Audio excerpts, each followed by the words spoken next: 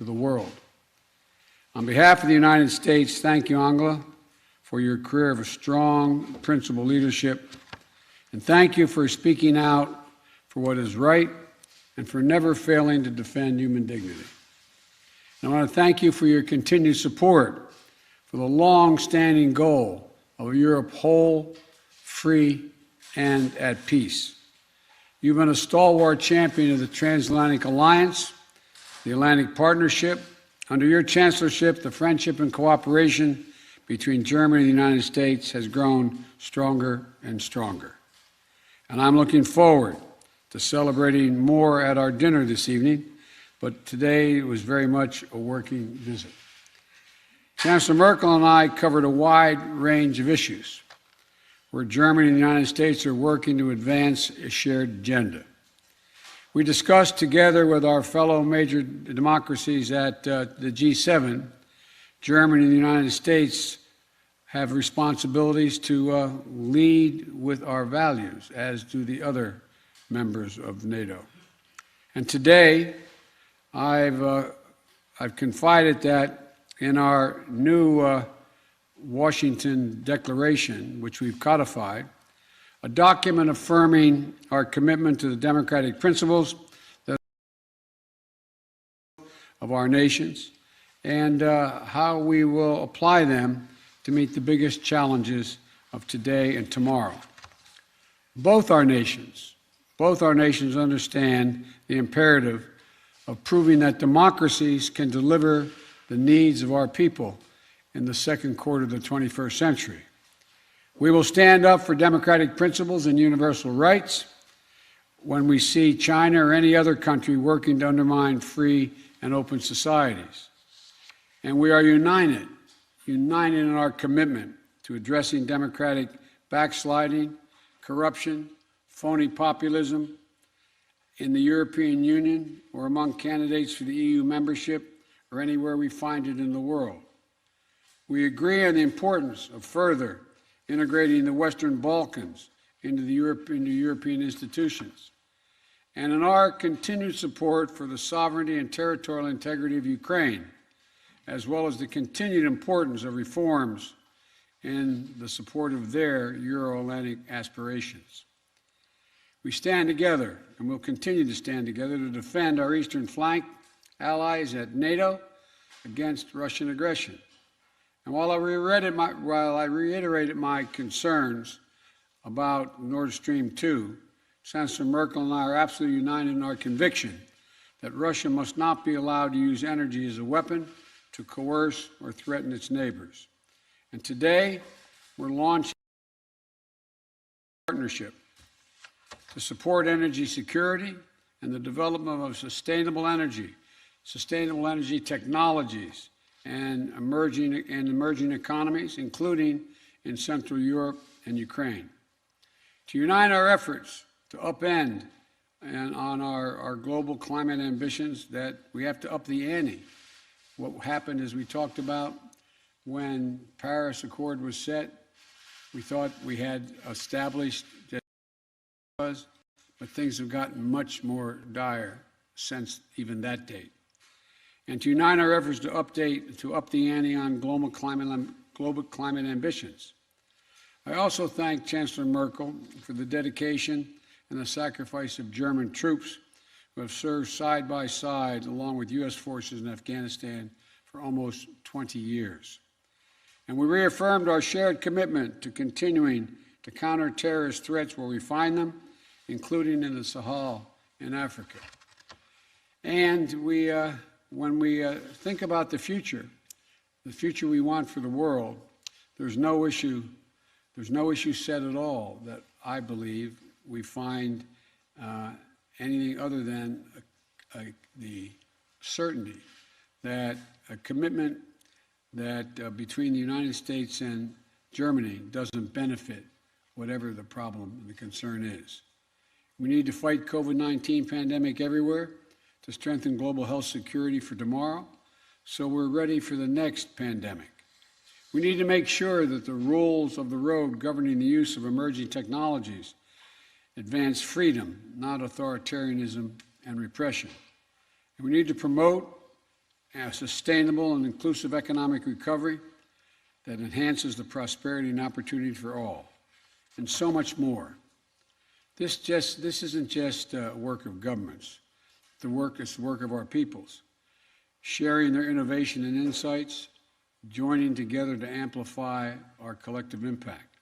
So today, we're launching a Futures Forum between our two countries, which will bring together top experts across business, academia, civil society, and more to collaborate as we shape our shared future. Madam Chancellor, I know that the partnership between Germany and the United States will continue to grow stronger on the foundation that you have helped to build. But on a personal note, I must tell you, I'll miss seeing you at our summits. I truly will. So thank you again, Angela, for making the journey, for our productive meeting today, and for your friendship.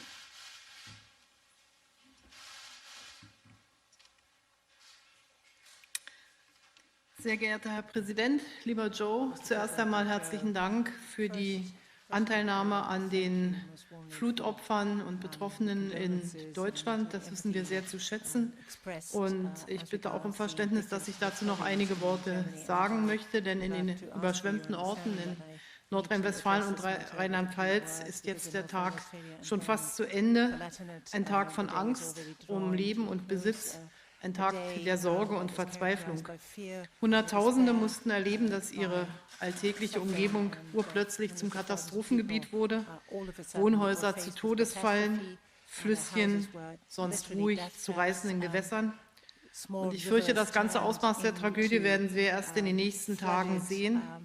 Und mein tief empfundenes Beileid gilt allen, die in dieser Katastrophe Angehörige und Freunde verloren haben oder die jetzt noch um Vermisste bangen. Und ich schließe auch die Menschen ein in den Überschwemmungsgebieten von Belgien, Luxemburg und den Niederlanden. Die Einsatzkräfte leisten Enormes unter schwierigsten und gefährlichen Bedingungen. Ich danke Ihnen dafür und darf sagen, dass mir das Leid der Betroffenen sehr nahe geht und ich weiß, dass es Millionen Menschen in Deutschland genauso geht. Ich habe mich den ganzen Tag über die Lage auf dem Laufenden halten lassen, mit dem Ministerpräsidenten Dreyer und Laschet gesprochen, mit dem Innenminister und dem Finanzminister Seehofer und Olaf Scholz. Und ich darf den Menschen in Deutschland sagen, wir werden sie in dieser schwierigen, schrecklichen Stunde nicht alleine lassen und werden auch helfen, wenn es um den Wiederaufbau geht. Lieber Präsident, lieber Joe Biden, vielen Dank für die Einladung nach Washington, für die intensiven Gespräche. Es ist mein erster Besuch wieder hier seit 2019 und Austausch. Wir, und das haben wir heute wieder festgestellt, sind nicht nur Verbündete und Partner, sondern eng befreundete Nationen und ich bedanke mich auch für den freundschaftlichen Charakter unseres Austausches. Uns einen gemeinsame Werte und der Willen, die Herausforderungen unserer Zeit zu bewältigen. Und ich bin tief davon überzeugt, dass einfach das Bekenntnis zu den Werten natürlich nicht reicht, sondern dass wir in einer ganz entscheidenden Zeit leben, in der an Beispiel immer wieder neuer Herausforderungen natürlich das Ganze in praktische Politik umgesetzt werden muss. Deshalb bin ich sehr dankbar, dass wir unsere gemeinsamen Grundlagen, aber auch zukünftige Projekte in der Washingtoner Erklärung zugrunde gelegt haben. Und ich freue mich, dass wir ein deutsch-amerikanisches Zukunftsforum haben werden, das sich genau mit diesen Fragen auch auseinandersetzen wird. Unsere Gesellschaften werden diskutieren und gemeinsame Lösungen finden. Ich halte solche Strukturen für sehr wichtig. Das große Maß an Gemeinsamkeit, Bewältigung der Pandemie gesprochen. Wir sind der Überzeugung, dass dies nur gelingen kann, wenn nicht nur unsere Länder geimpft sind, die Menschen dort, und wir wollen ja auch, dass möglichst viele sich impfen lassen, sondern dass wir alle Länder auf der Welt unterstützen müssen mit Impfstoffen. Wir arbeiten mit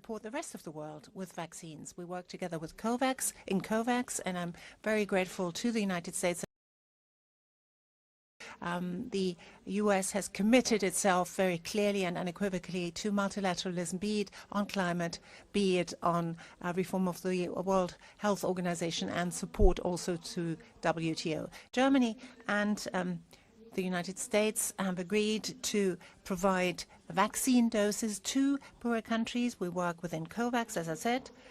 We talked about the challenge of climate change, and I am very happy that the United States are now back again with us in the Paris Climate Agreement, and that for Glasgow, that provides us with a totally different basis in order to work among the parties to the treaty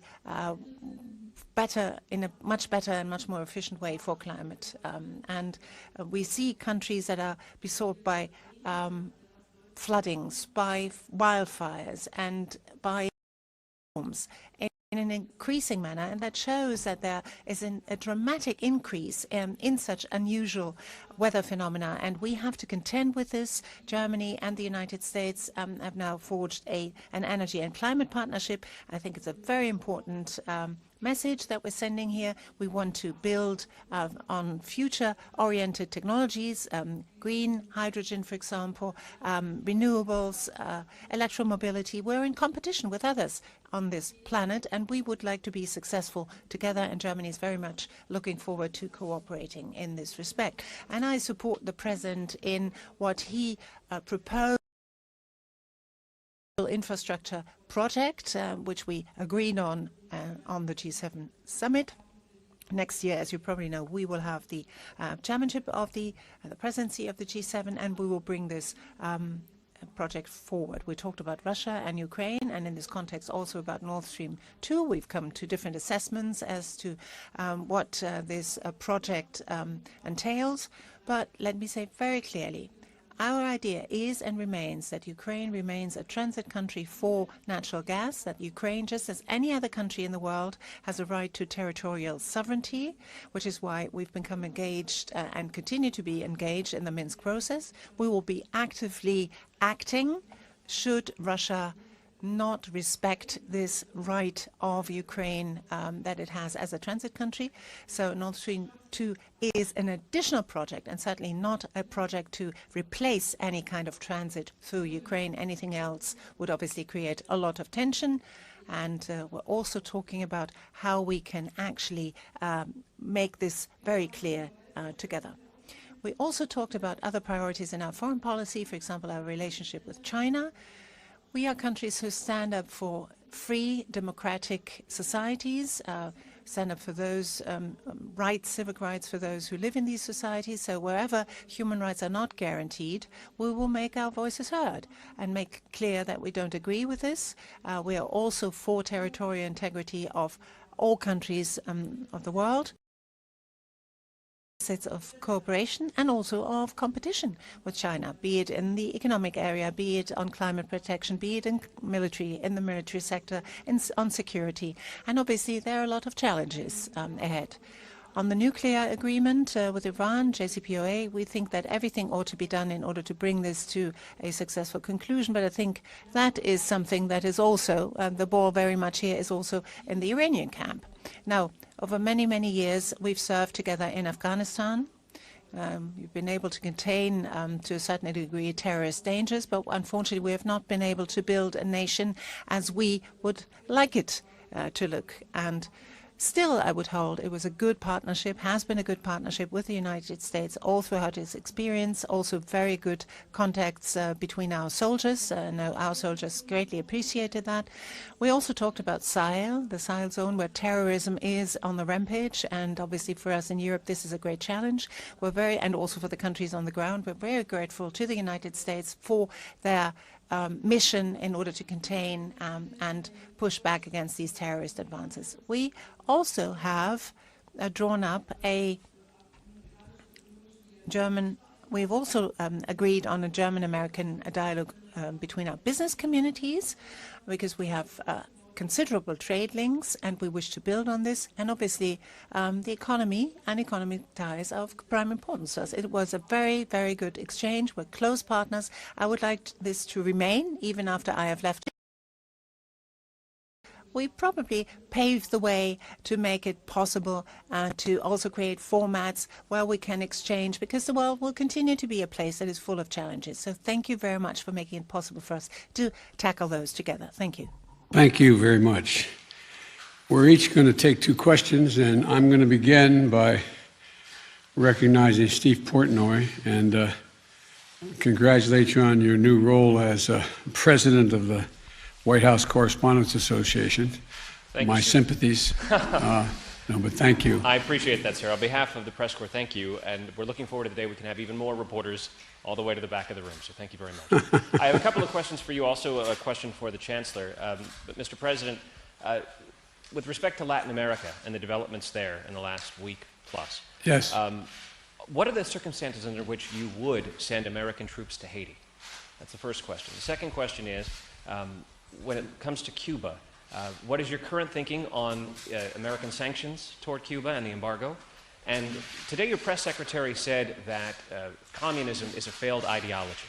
I assume that's your view. I was wondering if you could also give us your view on socialism. And then for the Chancellor, the question is, Madam, the President said that you know the Oval Office as well as he does. I'm wondering if you could reflect on your exchanges with American presidents over the last 16 years, and particularly contrast the current president with his most immediate predecessor. In 2 minutes or less.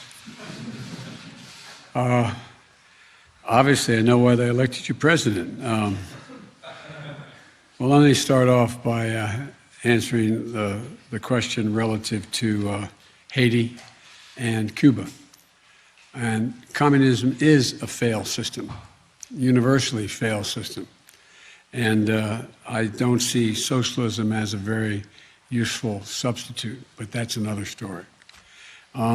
With regard to whether the circumstance in which we would send military troops to Haiti, we're only sending American Marines to our embassy to make sure that they are secure and nothing is out of whack at all. But the idea of sending American forces into Haiti is not on the agenda at this moment, number one. Number two, with regard to Cuba, Cuba is unfortunately, a failed state in repressing their citizens. There are a number of things that we would consider doing to help the people of Cuba, but it would require a different circumstance or a guarantee that they would not be taken advantage of by the government. For example, the ability to send remittances back to Cuba. I would not do that now because the fact is it's highly likely that the regime would confiscate those remittances or big chunks of it. With regard to they need COVID they have a COVID problem in Cuba, I would be prepared to give significant amounts of vaccine if in fact I was assured an international organization would administer those vaccines and do it in a way that average citizens would have access to those vaccines. One of the things that you did not ask, but we're considering, is they have cut off access to the internet. We're considering whether we have the technological ability to reinstate that access. And I think I've answered your questions. Thank you. Ja, ich will Allow me, if I may, to elaborate on 3 different points. Any German chancellor has a vested interest to talk, and that's very much in the vested interest of Germany, to work and talk together with any American president. We've always had contacts, and you've been able to. It was, I think, very transparent, and today it was a very friendly exchange. Ach so, ich muss Herrn Künast auf. Oh, sorry, I have to call Mr. Künast and his German question. Ja, vielen Dank. Thank you very much, Madam Chancellor. Mr. President, allow me, if I may, to ask a question as regards Nord Stream 2. Madam Chancellor, you just said that you would act actively should Russia be in breach of its commitments, for example, interrupt gas transit through Ukraine. What do you mean in concrete terms? Will Germany then switch off Nord Stream 2 from the German side, and what sort of legal grounds would you be sort of claiming? Mr. President, you have fought so many years, the US has fought so many years against Nord Stream 2. Now there will be only a few days left until this pipeline comes into operation. why will you allow it to go ahead, to put it in operation, or will the people who operate this system actually have to contend with sanctions on the horizon? Well, Mr. Kühner, says the Chancellor, you know that we've worked a lot, not only Germany, incidentally, but the whole of the European Commission, for talking to Russia and Ukraine, negotiating a treaty that ensures until 2023 the gas contract, and after that gas deliveries must be possible as well. That is what I've heard, at least. Let me be very careful here in my wording. And then go ahead. We have a number of instruments at our disposal, which are not necessarily on the German side, but on the European side. For example, sanctions as regards Crimea, or breach of the Minsk Treaty, has shown that we have those sanctions, these instruments at our disposal. We have possibilities to react. We are in contact with our European friends on this, but at the point in time of which I hope we will never have to take those decisions, you will then see what we do. My view on Nord Stream 2 has been known for some time. Good friends can disagree. And but by the time I became president, it was 90% completed. And imposing sanctions did not seem to make any sense. It made more sense to work with the Chancellor on finding out how she would proceed based on whether or not Russia tried to essentially blackmail Ukraine in some way. And so the Chancellor and I have asked our teams to look at practical measures we could take together, and whether or not Europe energy security, Ukraine security are actually strengthened or weakened based on Russian actions. And so this is a, we'll see. Ms.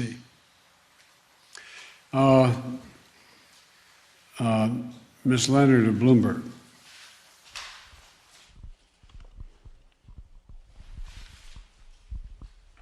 Can I hold it? Okay.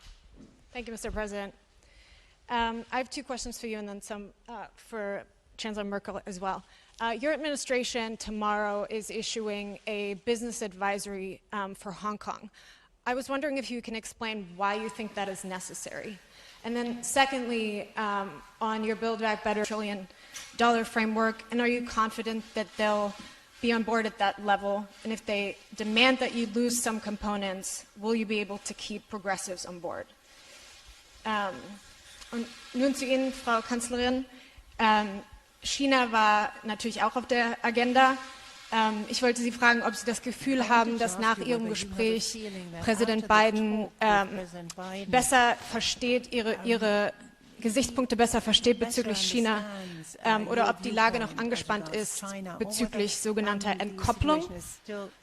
Und zweitens, ob Sie denken, dass die USA genug dazu beigetragen hat, die Welt zu impfen, oder ob Sie denken, dass es angebracht ist, dass hier in den USA nun Kinder unter 12 Jahren geimpft werden, während Erwachsene in anderen Ländern noch auf ihre erste Dose warten.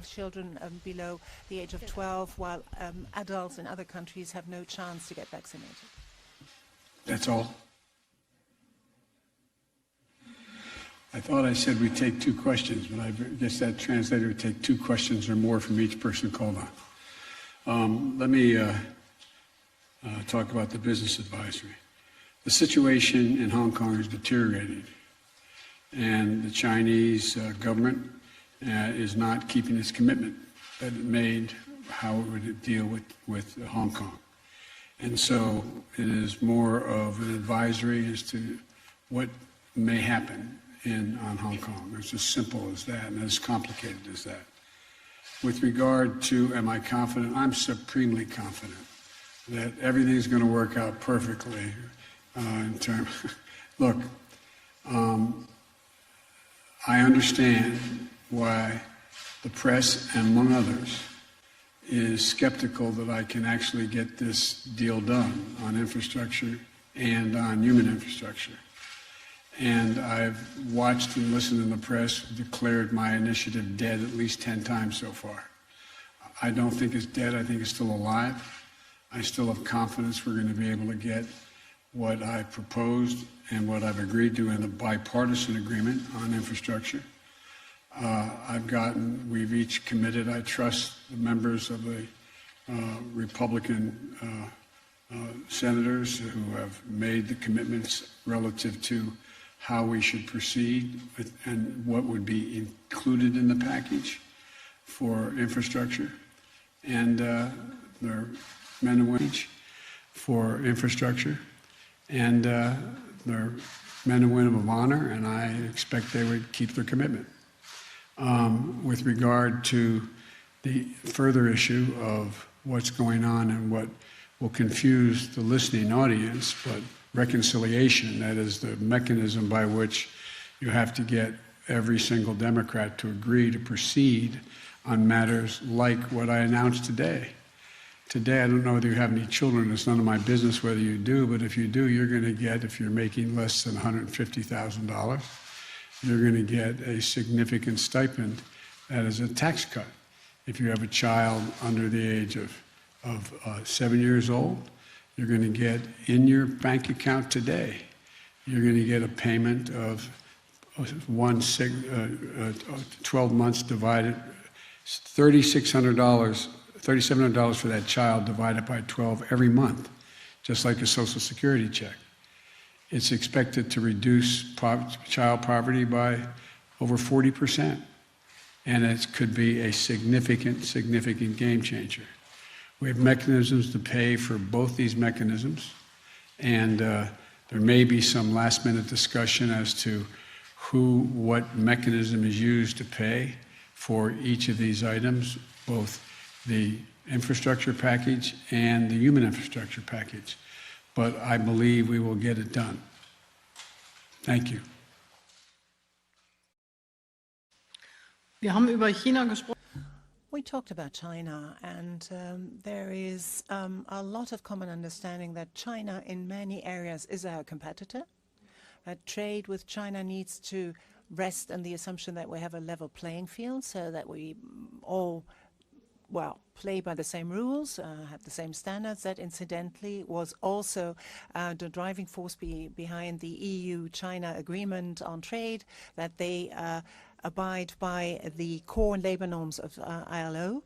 And we are convinced of ours needing to be technological leaders for our countries, our two countries, in many areas. Obviously, it's legitimate for China wishing to do this as well. But for example, we will cooperate in many technological, state-of-the-art technologies, for example, chips. I think the act that the president launched is fundamental in this respect and crucial.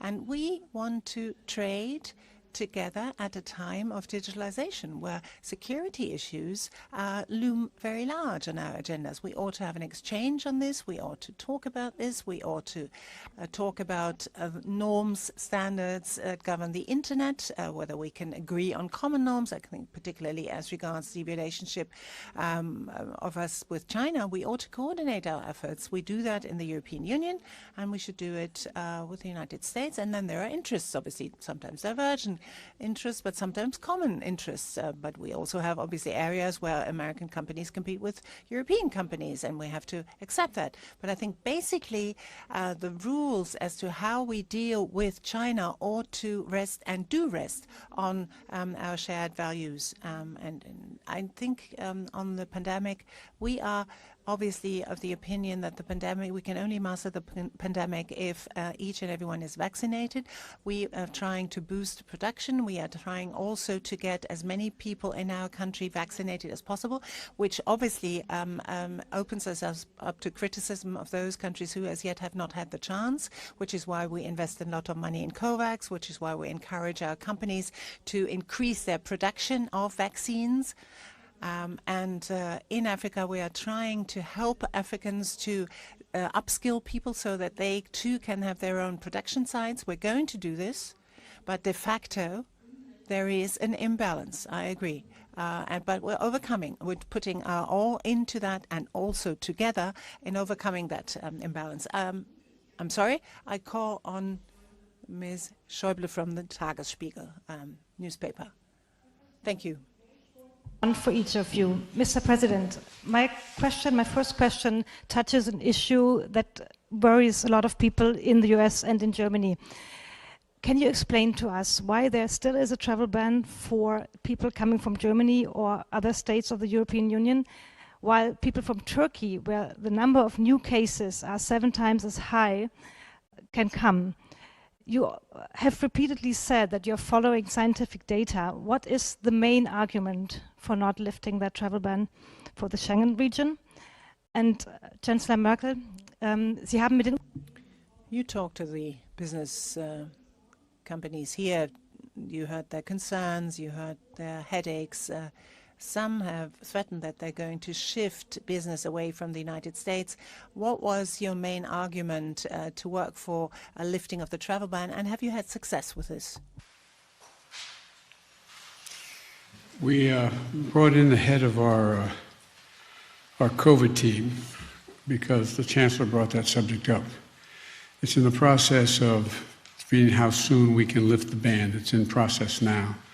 And I'll be able to answer that question to you within the next several days, what is likely to happen. I'm waiting to hear from our folks in our COVID team as to when that should be done. And the Chancellor did raise it. I did raise the issue, yes, and got the same answer that the President gave you just now. The COVID team is evaluating the matter. We had an exchange on, in both areas, the Delta variant actually being on the increase. That is, again, a new challenge to both of us. And obviously, before such a decision, one has to reflect, and it has to be a sustainable decision. It is certainly not sensible to have to take it back after only a few days. So I have every confidence in the American COVID team. Having been here many times, if we don't leave right now, we're going to miss dinner. Chancellor and I have a dinner with a number of folks, and very shortly. So thank you for your attention, and thank you for your questions. Thank you. Thank you.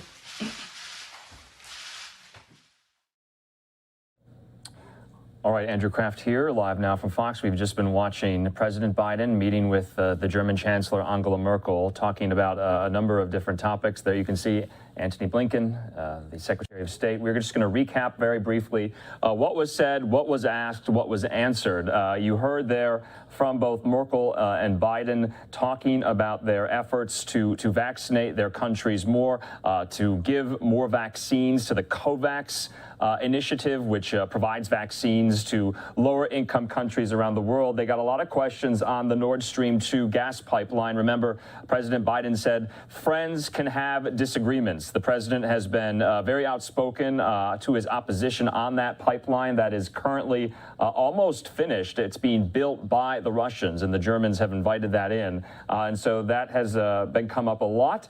He also said that they discussed Afghanistan as well, the U.S. withdrawing after 20 years, thanking the German people and German troops that were part of the NATO coalition alongside American troops. Some other news, though, as well. They said that they're launching what's called a Futures Forum. It's going to be consisting of members from business, academia, civil society to collaborate on what the future will be for the two countries and the alliance. But most notably, President Biden was asked about the situations both in Cuba and Haiti. He was asked if the U.S. will be sending military troops to Haiti. He said that is not on the agenda. The only presence of U.S. security forces will be to secure and shore up the diplomatic mission there in Port-au-Prince. He was also asked about the ongoing situation in Cuba. He committed to sending vaccines to the Cuban people conditionally with the help of international organizations. He also committed to trying to restore internet access at the moment to some of the Cuban people who have been denied access. Obviously, that makes a huge difference when you're trying to organize protests there in the Cuban nation. And so he said that they both said they support the efforts of the Cuban people to speak out and gain some more freedoms. We also learned that he was asked repeatedly as well, and this was brought up in their bilateral meeting, why will the U.S. not lift the travel ban on not only Germany, but members of the European Union and the European bloc? He said that it's in the process right now of how soon that ban can be lifted. He said we should have more on that in the next several days. But as you know, since the start of the pandemic, members of the European Union, people who live there, have not been able to travel into the United States. Now, the opposite is not true. The European Union has lifted some of the travel restrictions for members here at home to travel there. And so that was just a whole host of a number of different topics there as the Biden White House hosting German Chancellor Angela Merkel. So we'll have more on that to come. We're going to take just a quick 2-minute commercial break. When we come back, we're going to be talking about universal basic income, some major moves out of the state of California. We'll see you in 2 minutes.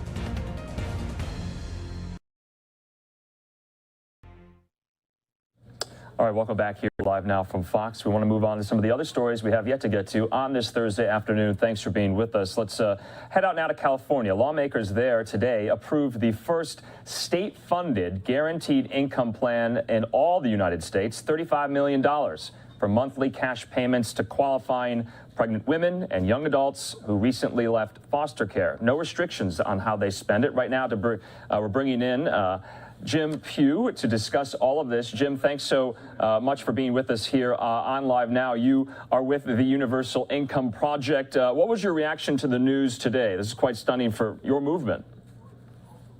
Yeah, thanks for having me, Andrew. The news today is really great, that we're excited that this program is moving ahead. And this program is really building on the success that we've seen out of privately funded guaranteed income and universal basic income pilot programs, both in California and around the country.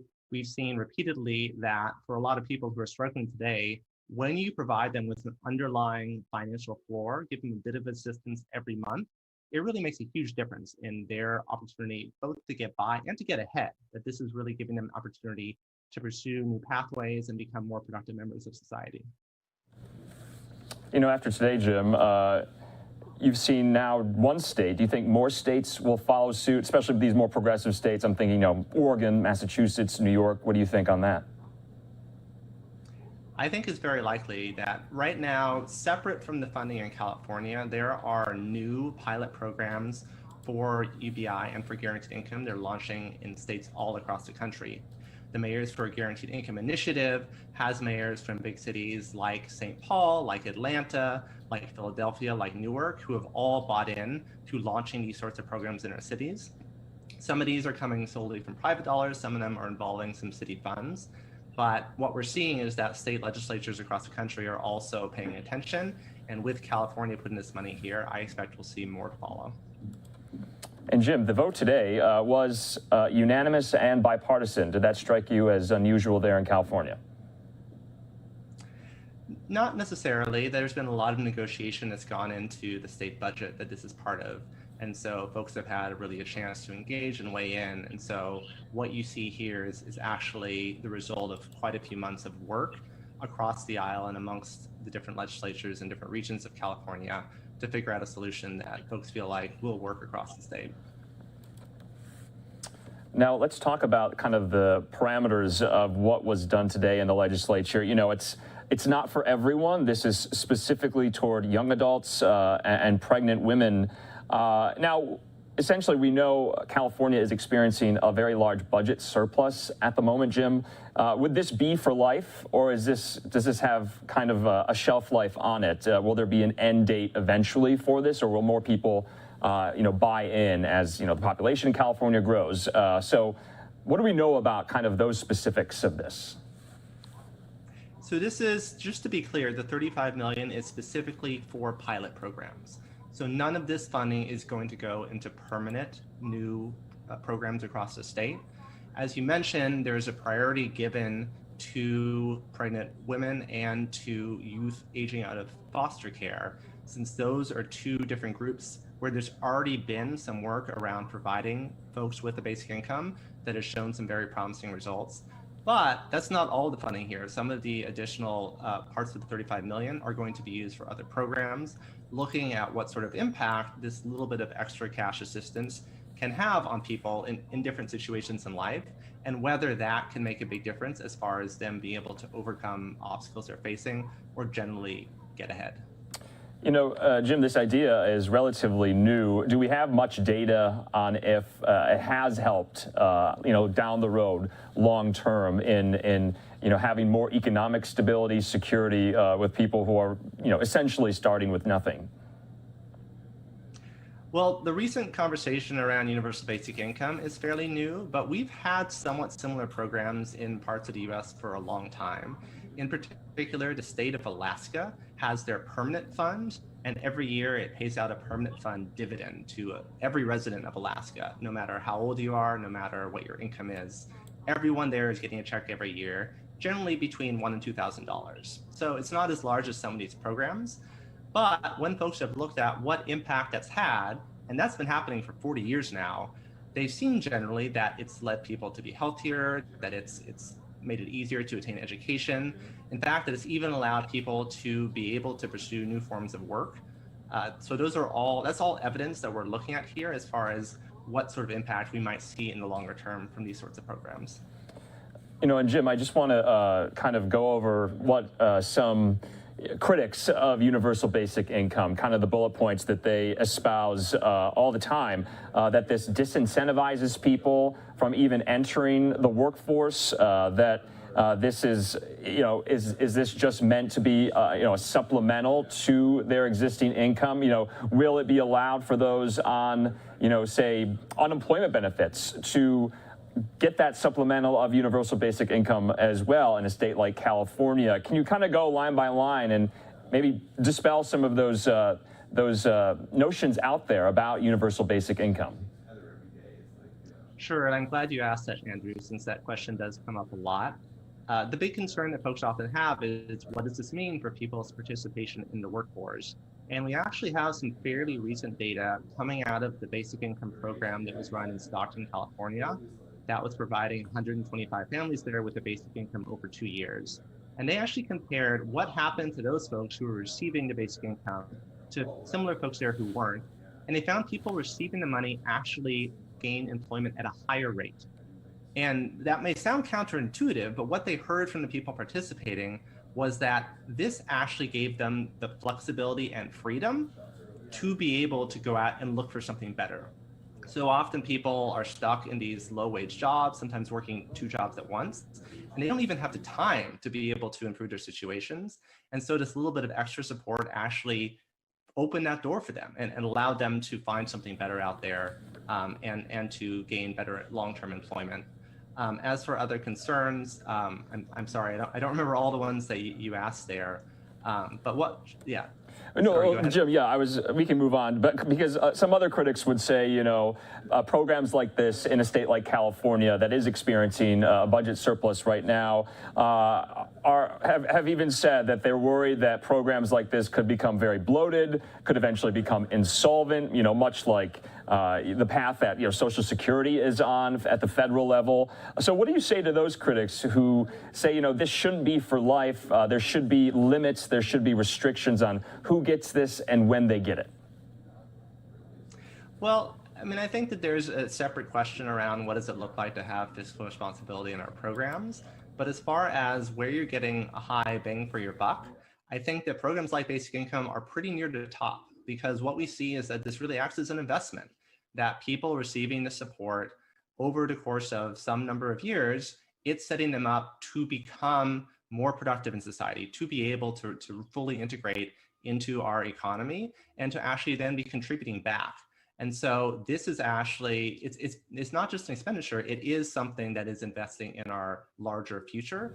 And so that if your focus really is the financial side of this, that this is actually a great place to be putting your energy. And just a few more questions, Jim. Thanks so much for being with us. But, you know, you mentioned Stockton, California, and that was kind of this first really case study and test.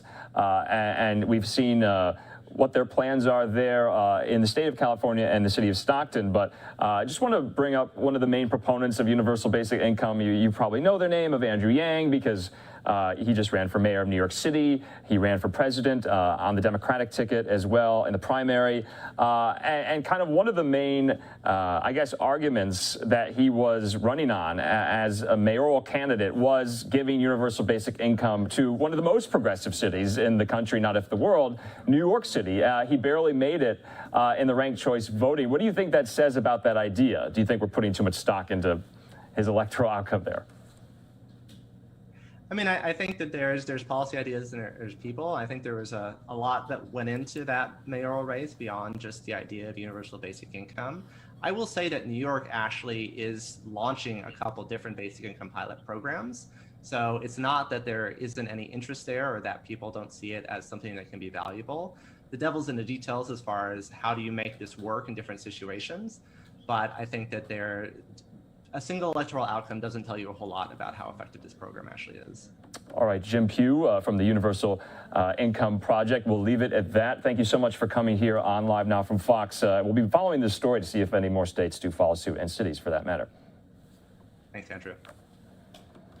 All right, we do want to take just a quick 2-minute commercial break. When we come back, we will be talking about the NCAA rules about name, image, and likeness for college athletes. Some of these laws have gone into place already in several states allowing for that. So we'll bring on a sports legal expert to break that all down in 2 minutes. We'll see you then.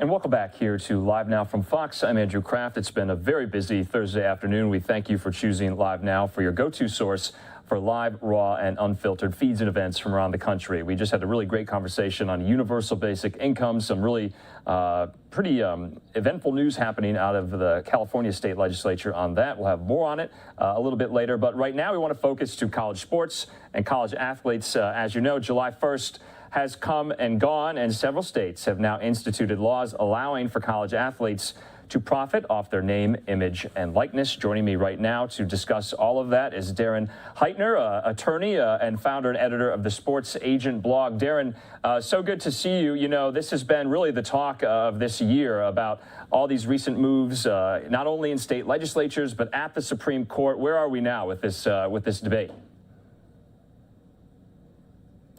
As of about 4 p.m. Eastern on June 30th, is NCAA for the first time is allowing college athletes to benefit from names, images, and likenesses. They are able to command dollars off the field, off the court, in connection with autograph signings, with camps and clinics, with doing endorsement deals for brands and endorsing their products and services. And there's no cap onto the limit as to what they can earn. As long as there's quid pro quo, as long as they're not doing deals that require that they go to a specific university, and as long as their compensation isn't contingent on them performing in a certain way on the field or on the court, they are now able to earn money, irrespective of whatever state they're in or whatever school they're attending. And you know, Darren, I was also curious too, because that recent Supreme Court ruling, the justices did not touch on the name, image, likeness debate. They essentially ruled that, you know, college athletes can get certain education-based benefits, you know, laptops, money for internships, things like that. So they really sidestepped the issue. And like you mentioned, I thought it was so interesting that before July 1st, the day before, the NCAA comes out with these new guidelines and these new policies. Do you think they're playing catch up? Oh, absolutely. They basically shoved this issue to the side, hoping that the federal government would pass legislation prior to July 1. And when it came to the afternoon of June 30th, and that had not yet happened, and in conjunction with the Supreme Court decision that you just mentioned, the NCAA had no option other than to remove its prohibition and allow athletes to benefit. And as you mentioned, the Supreme Court case in Alston v. NCAA, it was a unanimous decision, 9-0. And the Supreme Court did not touch on name, image, and likeness. It was related to academic-related benefits and whether there can be any restrictions whatsoever on them. And the court noted, look, the parties were not putting anything other than that in front of them. But if you look at Justice Kavanaugh's concurring opinion, which I understand is persuasive and not binding, he really attacked the NCAA and went beyond simply talking about academic related benefits and indicated that maybe no restrictions are relevant and justified by the NCAA. And while name, image, and likeness was not mentioned at all, this decision absolutely played a role in the NCAA's policies. It's trying to be as hands-off as possible because it doesn't want to be in the same situation it was with Alston. You know, Darren, can we kind of go into how universities, especially athletic departments, are handling this as well? Do you think they're prepared for this? And what is their message to incoming student athletes? You know, I think that universities were as prepared as possible, and it was somewhat dependent on the state that they're in. So for instance, in a state like Florida, we were the first to pass name, image, and likeness legislation back in the beginning of 2020 with the July 1, 2021 effective date. Governor Ron DeSantis signed that bill into law in June 2020. So schools in the state of Florida had ample time to prepare for what was to come. But I felt a little bad for those schools in states that did not have laws in place as the July 1 approach, and where they did not yet know exactly what the NCAA was going to do. As we sit here today, schools have had the time, they've instituted their own policies, and athletes are well aware of what they can and can't. You know, the biggest critique of this whole debate is that, you know, the idea of a student athlete is no longer, that they're essentially just, you know, paid amateurs or professionals, depending on their skill level. What do you make of that? You know, honestly, I think amateurism as a concept has been dead for quite some time. Okay. These are not individuals amateurs at all. In fact, I honestly believe they're closer to employees than they are students. It's due time that they have these rights. But the bottom line is, this isn't going to change the product on the field and on the court that we all really enjoy with college sports. This is not the quote unquote college sport. If anything, I think it actually brings to light stories of these athletes and makes it a bit more interesting. It allows fans to learn more about the individuals who participate for the teams that they so much enjoy and cherish. Darren, just a couple more questions. This is such a fascinating debate, but, at the moment, a lot of people are saying, would this prevent college athletes from going to the pros sooner, essentially shoring up talent at the college level longer for fans, of college teams? What do you make of that? I think we'll see that on a case-by-case basis. The most talented players in football, basketball, et cetera, will absolutely still go pro as soon as possible because they have the potential to earn hundreds of thousands, if not millions of dollars right away by way of the salaries that they'll command from the professional team. And because by staying in college, they run the risk of being injured and jeopardizing their professional careers. So I think those top athletes still will be coming out early. But I think maybe like the 4th through 7th rounders in college football and maybe the potential 2nd round picks in basketball may stay around in school for a year or two longer. And Darren, lastly, this is one of the, if not the only, bipartisan issue, really, at the federal level. Let's take the 30,000-foot view of this, because there hasn't really been much traction at the federal level. Do we expect to see something like that in the months to come? It's a great question. And shockingly, the federal government has actually taken an issue that's completely nonpartisan and bipartisan, as you mentioned. I mean, we have 27 states today that have passed and had their bills signed into law by their respective governors on this very subject. And yet the federal government has still managed to make a completely bipartisan issue quite partisan. You have mainly on the Democrat side, a lot of individuals on Capitol Hill who want to add to the name, image, and likeness bill and make it more about health and safety of the athletes and provide additional benefits to them. And perhaps there's justification for that, but my argument is, if you really think that something should be done on the federal level, get it done in the same way that the states have. Focus on name, image, and likeness, make it a broad federal right, and deal with the other issues later on. And then I'd say on the other side of the aisle, there's a lot of questions as to whether or not the NCAA should have some indemnification for issues of the past, obviously when it wasn't providing these rights to college athletes. And my personal opinion is, there should, if the NCAA has exposure, it is what it is. Yeah, definitely. It does seem like the NCAA has become kind of the villain in this whole debate and this whole story. Darren Heitner, thank you so much for coming on Live Now from Fox to discuss what's such an interesting topic, very dynamic as well. We'll talk to you again. Thank you. All right, and we are going to be moving on to some of these other stories that we have yet to get to. We do want to head out as well because, as you know, many Western states are being ravaged at the moment, not only by extreme heat, but by wildfires. Arizona leading the way right now with the amount of acres burned, but that is because it is getting hotter and drier earlier. We are being joined right now by Fox's Stephanie Bennett. She is live for us in Arizona, somewhere in the desert. Stephanie, I believe we have you. 1 second. Stephanie, so good to see you.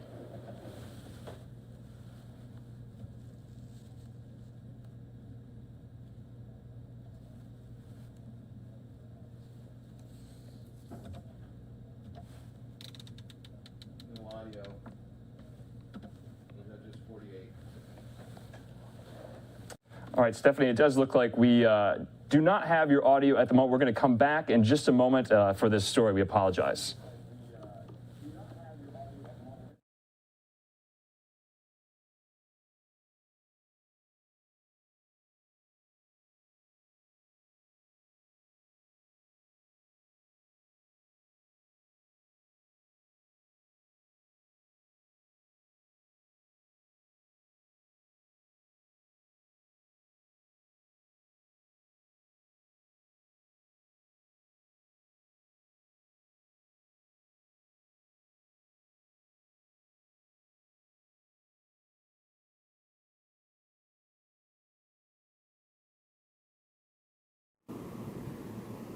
We do have you back. We apologize there, but as you were saying, the wildfire season, not only in Arizona but in some of the states out west, is quite out of control at the moment. Isn't that right? Yeah, exactly. In fact, it's on track to be one of the worst wildfire seasons ever. Last year was already really bad, and we're already either on par or almost surpassing those numbers. Take a look at this map of the current wildfires out west. These are just the large ones. This doesn't even include all of them, all the small little ones. These are just the ones that get named. In fact, over in Oregon, the bootleg fire is burning more than 227,000 acres. To put that in perspective, that's about the size of Dallas, and it's becoming the largest in the nation right now. As of Tuesday, more than 54 structures and 21 homes were burned in that fire. At times, the heat and wind gusts actually forced crews to back off for safety reasons. And in California, their wildfire season last year broke records, and this year they're on track to be even worse, with more than 4,000 fires already burning. And here in Arizona, more than 1,200 fires have burned more than 600,000 acres.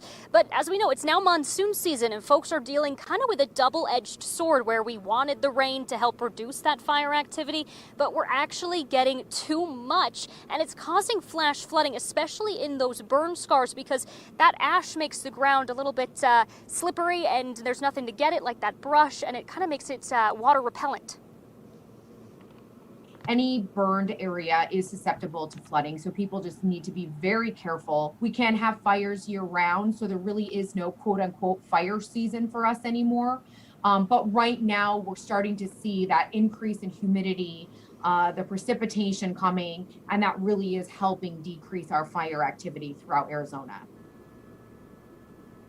Now, even though all that rain and flash flooding, it does cause quite the mess, but it does help a little bit control those fires. And because of that, fire officials say some of those out-of-state crews who have been here helping out are now returning home, or they're actually returning to other states to help. In fact, the Arizona State Department of Forestry and Fire Management have recently sent 3 of their own engines over to Montana. And I don't know if you can see behind me, but the skies are clouding over a little bit here in Phoenix over by South Mountain. And it looks like we might have a little bit of rain, or it could be a mix of rain and also smoke coming over the state.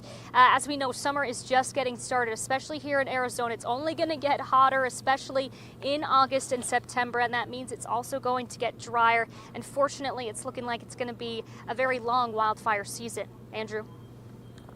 Yes, Stephanie, and as you know, we saw some really terrible flash flooding up in northern Arizona just yesterday. A lot of harrowing rescue attempts up there by emergency responders as well. But this is definitely something to watch out for as we get into these later summer months. Stephanie Bennett, live for us in Arizona. Thanks for bringing us that story. Thank you.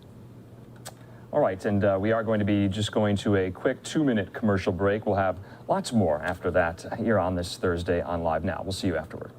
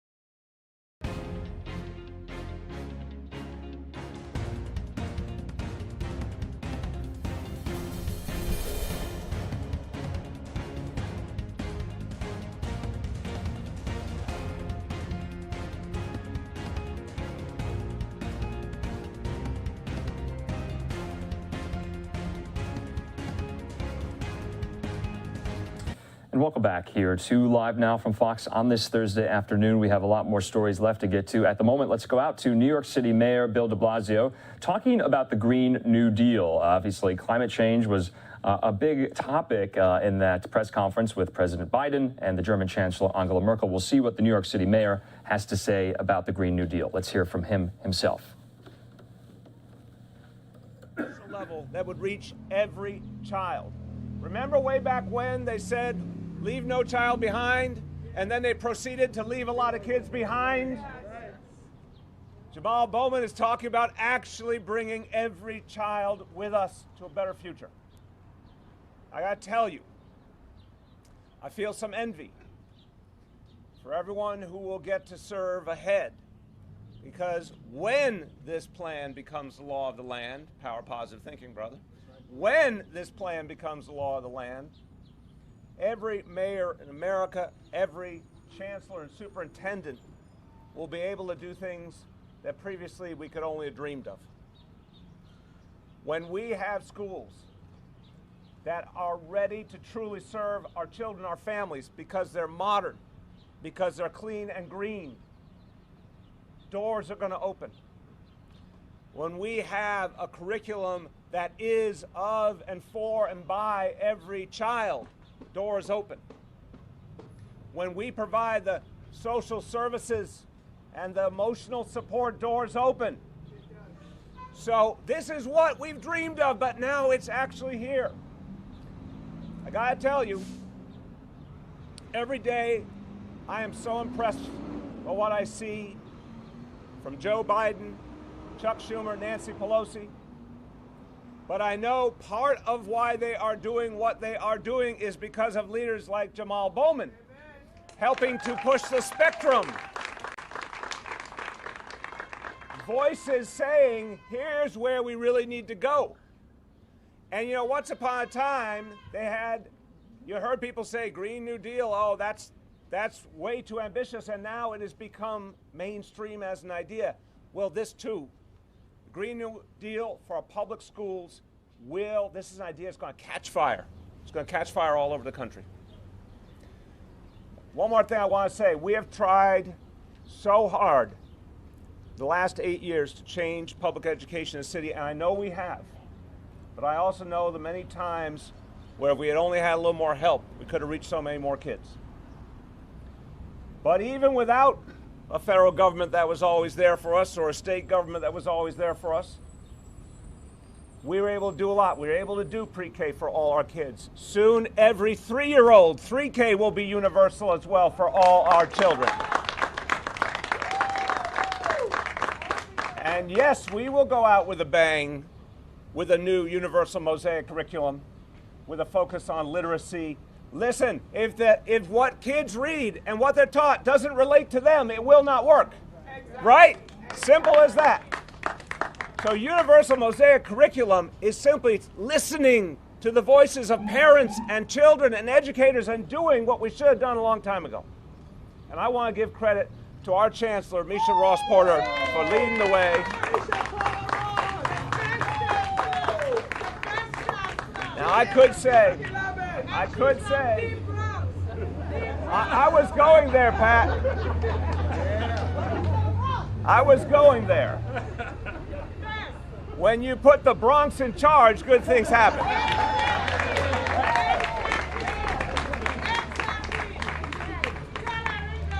And I want to say, I mentioned how in the past we didn't always have the support we needed and deserved. But I want to give Senator Bailey credit, because this last budget in Albany, and particularly the CFE funding, was literally what we all fought for 20 years, and now it's here. Thank you, Senator.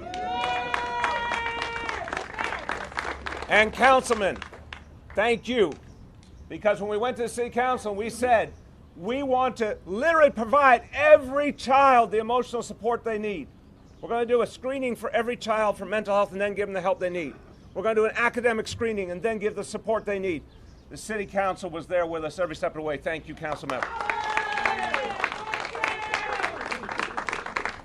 So everybody, I'll conclude with this.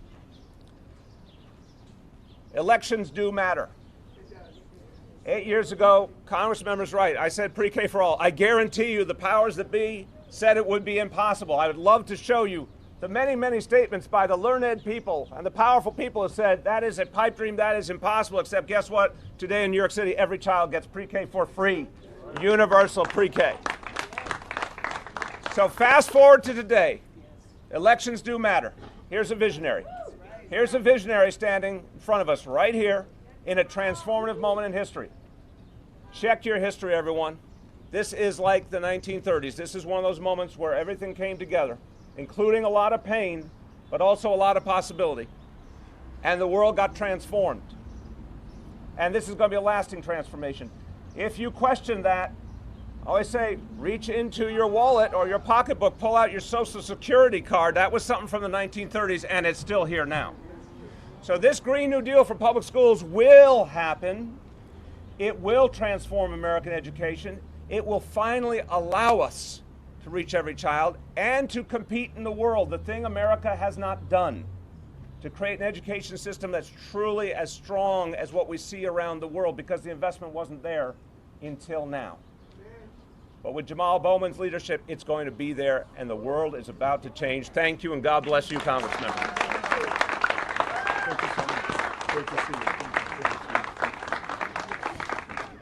So thank you so much, Mr. Mayor. Before I go to the next speaker, I just want to say a word about community organizing, community engagement, and democratic leadership. Because we organized across the country against the previous president, Joe Biden was able to win the White House. Because we organized across the country, but particularly in states like Georgia, Democrats were able to win. As a result of that, we were able to pass the American Rescue Plan, which is bringing much needed resources to historically ignored communities, particularly to our public schools. But also today, 90% of the children in this country are going to receive their child tax credit payments. And that's going to continue throughout the year. And that's because of democratic leadership across this country. The next speaker, I think, is perfectly positioned to work with the mayor to properly implement the American Rescue Plan money for our public schools. She's my former boss and former mentor, and is now, she was a good boss, and is now the boss of everyone in the whole New York City school system. It's my honor, and it's unreal. Like, we're here right now. Isn't it crazy? It's really crazy. It's kind of unreal that we're here right now, but it's my honor to introduce Schools Chancellor Misha Ross-Porter.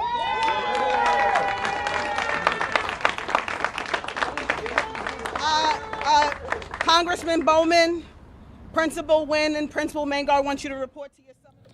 You've been listening in to this event out of New York City a little bit earlier today with the mayor, Bill de Blasio, talking about the Green New Deal and climate change. We're going to get back to that in a little bit, but I want to step into a story that's really fun, honestly. If you haven't seen it on social media yet, you're going to see it right now. Take a look at this. Watch out for flying fish. The Utah Division of Wildlife Resources releasing this video showing the process of aerial restocking. Planes drop thousands of fish known as fingerlings from the air into high elevation Utah lakes in an effort to restock the water with marine life. I'm going to bring in Faith Heaton. She is the spokesperson with the Utah Division of Wildlife. She joins us live here on video. Faith, thanks so much for being here with us on Live Now.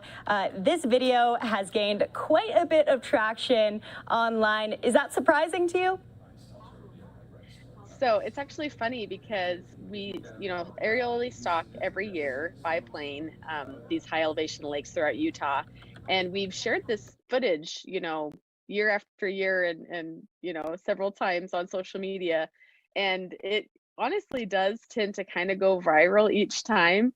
But this time has definitely drawn, I think, more attention than normal. So it's kind of funny because we're like, this is what we do every year. And for some reason, it's just going gangbusters this year, but it's been kind of fun to see the amount of attention it's gotten. So let's talk logistics of this. The main concern for everyone who watches this video is, how do the fish survive? What happens to them? That's too high. What's your answer to that? Yeah, that is probably the most common question that we get. And actually, so kind of the reason that we, aerially stock is because we can't access a lot of these areas by truck, which is our normal stocking method. So we use the airplanes because they're just really high elevation. There's not roads, there's no way to get there, but we still want to provide the opportunity for anglers, coming into some of these backcountry areas to be able to fish. And so we just make sure we're only stocking fish that are about 1 to 3 inches long. So these smaller young fish are so small that the air actually slows down their fall and leaves kind of floating through the air. So because they're falling a lot slower than maybe a bigger fish would, that allows them to survive. And there's actually really high survival rates from doing this type of stocking. And we're able to kind of monitor this because each year we do some surveys. We'll have staff that'll hike in and check it out and do netting surveys to see how the fish are doing. And there's always a lot of fish. And most of these areas didn't have fish before we started aerially stocking. So it kind of shows that, they are surviving, they're doing okay. It looks dramatic, but the fish are okay once they fall. When did you guys start doing this? I'm curious. What's the background behind all of this?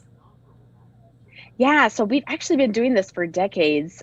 We started aerially stocking as early as 1956. It's anyway, and it's kind of unknown, like when it was first attempted, but that was kind of the first, successful one here in Utah, at least.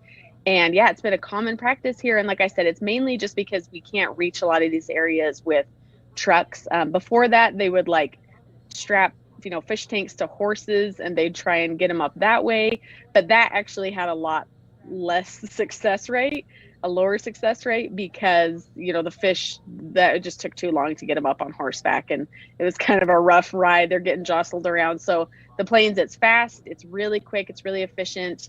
We're able to monitor their temperature, their oxygen throughout the ride, and so like I said, the survival rate. For just Utah, or do other states do this as well? That is a great question, and I'm actually not sure on the answer of that. I was trying to look and see, because I'm like, we can't be the only ones that do this. But maybe just because we're the ones that share it on social media and kind of promote it, we're the only thing that pops up when you're trying to research this. Wow. But I do think other states do this. Yeah, I don't think this is just unique to Utah. We just kind of are the ones that go viral with our footage. Yeah, it's really great footage, I have to say. The drop and everything, it is very aesthetically pleasing. But I saw this swirling all over social media today. How often do you guys have to do this on a year-to-year basis? Yeah, so typically we try to stock one region all at the same time just to make it more efficient. We'll kind of do one drainage area, and we rotate those on a 3 to 5 year basis. But some of the lakes within those drainage areas, there's obviously some that are more popular for fishing, and people will hike in and get out into the backcountry, go overnight camping. Some of those areas we end up doing on a yearly basis. So moral of the story is, if someone is out and about in Utah and they see flying fish coming in from the sky, the world's not ending, it's just restocking season. Exactly. Yeah, they could just witness something that's really unique that keeps going viral. But yeah, nothing to be alarmed about. We're just providing more fish for people to enjoy a fun afternoon fishing in the high elevation areas. All right, Faith Heaton, thank you so much for being. Any other messages to all the people who are watching this, curious about this video? Yeah, just, once again, the fish aren't harmed. This is a safe practice. We wouldn't do it if it wasn't effective. So yeah, we're just, again, trying to provide a fun, kind of unique opportunity for anglers to get out and enjoy some fish in some of these higher areas that they might not have been able to otherwise. All right. Thank you so much for, softening all of our fears about these fish and their safety. You guys are taking care of them. We appreciate that. We'll maybe speak to you soon, maybe next season. Okay. Sounds great. Thanks. All right. And we are going to go back into that press conference with Bill de Blasio earlier out of New York City, as he is speaking about climate change and speaking about the Green New Deal. Let's listen in. Congressman Bowman, Principal Wynn and Principal Mangard want you to report to your summer school duties. Because welcome back home to the Bronx. Welcome to your summer school site. And Santos, I have to tell you, I remember hot summers, both as a student and as a leader. And so welcome, welcome, welcome. It's always good to be back home in the Bronx. Our friends welcomed us, and our friends at home, are so good to see you all. You know, Congressman Bowman, I want to thank you for championing a plan that puts children and underserved communities first and at the center. Two groups that we know are dear to your heart and to all of our hearts. I am so heartened to have a representative like you in Washington showing up for our families and our kids, just like you did as a principal here in District 11 in the Bronx. And here in New York City, we know the feeling well when people show up for us. This administration is constantly thinking outside of the box, constantly thinking about putting in the work to build more equitable schools. Whether it was being the first major district in the country to offer universal pre-K, our new universal mosaic curriculum, which ensures that all of these beautiful young people see themselves in the experiences they have every day in classroom, and that it is a curriculum, yes, developed for young people, by young people, with teachers, with families, with communities. That is what this moment is about. I also know that this moment that Congressman Bowman is presenting to us, this moment is about building the schools that sit in communities that we all deserve. Schools are second homes for our children, and they need to reflect that. And so this is an absolutely vital investment to protect our schools and recognize the threat of climate culture, because y'all looking hot out here today. And so this is just building on, like Congressman Bowman said, the initiatives we've already started to build on. We have an Office of Sustainability at the Department of Education. We look forward to partnering on this in this moment. Our commitment to make our school bus fleet fully electric by 2035. Don't get me to do the electric slide out here. It's too early. And the mayor's dying to dance with me again, I hear. And expanding our teacher pipeline to recruit and train new teachers, teachers of color, teachers from our communities, teachers who represent the students they serve and can speak to their experiences. And working to make our school buildings more energy efficient, including installing solar panels, reducing water waste, as well as our Meatless Mondays and our Zero Waste School programs. And I know there's a principal wondering how we're going to make this building more green today. And so there's no doubt the new Green Deal for public schools will help New York City and districts across the country, and will continue to ensure that New York City and New York City public schools chart the path forward for this nation to strengthen academics, build greener schools, and combat climate change. And so I thank you for your time, Congressman Bowman. You know the principals are very serious about you reporting for summer school duties. And anyone else here? Summer is rising. Thank you so much. It is such an honor and a pleasure to be here.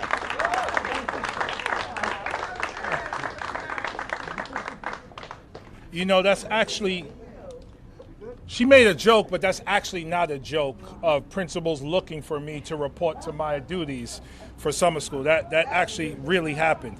Okay, you've heard enough from the adults. I want to bring up a couple of students because a lot of this work is already happening in our schools. So the first student I want to bring up is Julian Ortiz, who's representing Groundwork out of Yonkers, New York. Julian, come on up. Hi, I'm Julian Ortiz. I go to school in Yonkers Public Schools. I'm 17, and I just want to say a quick few things about our schools themselves and what's in them.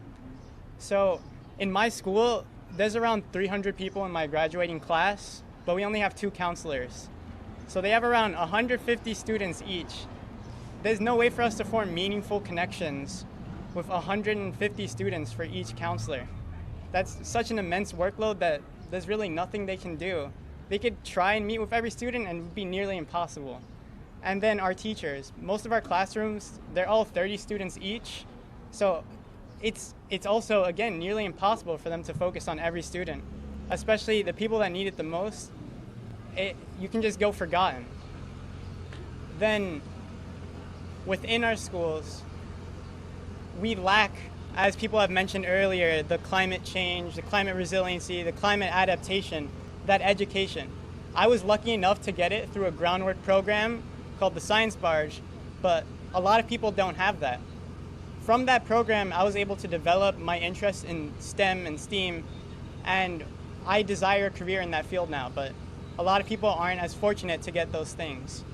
So developing school curriculums with that in mind, with that climate adaptation, the climate resiliency, the climate change, just all of that education, I feel would be a wonderful addition, and working with those local groups and local organizations like Groundwork to bring that about.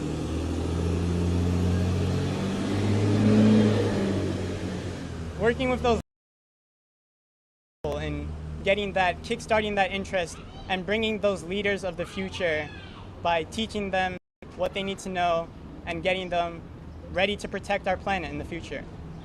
And like we've mentioned, and like some of our signs portray, I know we have one about the clean water or something over there. So my school, our water quality reports, they were pretty bad, and in a lot of our rooms you can look up and see the mold on the ceilings.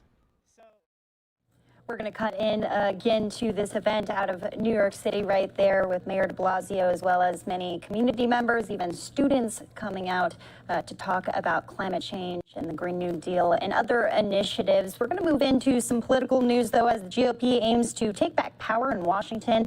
Heading into 2022, Christian conservatives are expected to play a big role in determining the GOP's path forward. Fox's Robert Sherman reporting live for us right now out of Des Moines, Iowa with the latest. Robert, thanks for being here. Daytona, greetings from the heartland, and as many of us in the political universe know, the state of Iowa, known for its robust evangelical Christian population, conservative Christian voting blocks. But in terms of what kind of candidates those groups would like to see going forward and where they would like the party to go, depends who you ask. In the 2016 and 2020 elections, former President Trump powered through the traditionally purple state of Iowa en route to solid victories, largely thanks to the help of Christian voters, the beating heart of the heartland. One of those voters, Bonnie Reinders of Sioux Center. I was very impressed with his ability to say clearly what he planned to do and then execute it. Reinders saw a candidate who stood up for her Christian values, especially the issue of abortion. On the other hand, lifelong Republican Sandy Orth of Des Moines felt the way he carried himself in office contradicted her Christian values. So she voted for now President Biden, despite liking some of the former president's policies. In my mind, it didn't overcome his demeanor and his character. The Pew Research Center found over 80% of white evangelical voters broke for Trump in 2020, a demographic with large populations in other key swing states such as Wisconsin, Michigan, and Georgia, meaning Christian voters nationwide will help shape the future of the GOP. A lot of them were very excited about President Trump's leadership. On the other hand, there was some real consternation with some of the persona, some of the rhetoric. Orth fears the GOP is heading in the wrong direction. I feel the Republican Party has left me. I hope the Republican Party gets a heart. Reinders would like less political noise too, but above all, wants a leader who relentlessly fights for her values. Someone who is absolutely willing to speak the truth regardless of cost, and that is probably the contradiction of what a politician is. So the party is working to keep these issues top of mind, and as it so happens, a few 2024 GOP potential nominees are going to be here in the state of Iowa Friday. That includes Mike Pompeo, Mike Pence, Kristi Noem, who will be here for the Family Leadership Summit. The main focus of that event is, you guessed it, Christian conservatism. Daytona? Robert, I'm curious, having spoken with several voters out in Iowa, are you getting any inklings of who they're leaning towards, who they're favoring for the next election? Once again, it's depends who you ask type of situation. We were just over in Sioux Center yesterday, which is without question one of the deepest red portions of the state of Iowa. We still saw a lot of support for former President Trump out there. We also have heard people talk about Mike Pence and the values that he brings to the table as a potential name. Mike Pompeo, another name. This will be Pompeo's second stop here in the Hawkeye State. So there are a number of these names that we have seen thrown around. Another name, Florida Governor Ron DeSantis, this is definitely, we just saw that at CPAC, the amount of robust support that he has throughout the party. It's really pervading to this point. Those are some of the big names that we're hearing, but that list can be pretty long depending who you ask. Yeah, absolutely. You bring up CPAC right there. We know that abortion is definitely going to be a topic of conversation with all of these lawmakers. But anything else that you think they'll be touching on will definitely be brought up? We definitely know that the ideas of faith and Christian conservatism are going to be front and center, and a distinction to be made. Not only will those conversations be taking place in regards to politics and how those ideologies play into our political structure, but also outside of politics and how this plays into the family and how these ideas can pervade throughout our whole society. So they have tried to expand that conversation a little bit. That is something that we are expecting to come up tomorrow. But three big names, Kristi Noem, Mike Pompeo, Mike Pence. All three of these elected officials have a proven track record of speaking very openly about their faith and how it impacts their policy and the way that they choose to lead. So it's going to be very interesting to see what those three individuals have to say tomorrow. All right, Robert Sherman reporting live for us out of Des Moines. We appreciate you. We'll speak with you soon. Thank you, Daytona. And we're going to go out to a commercial break, but before we do that, let's take a look at this. We're following a bit of breaking news out of Los Angeles. The Los Angeles Sheriff's Department responding to a major disturbance. No numbers yet on how many people are injured or how many people are involved. We're just told it is a disturbance of some kind at a detention center, specifically the North County Correctional Facility. The call coming in just within the past hour, around 3:11. It is almost 4 o'clock there out of California. We'll try to get some more information on all of that for you here on Live Now from Fox. We'll see you back here in 2 minutes.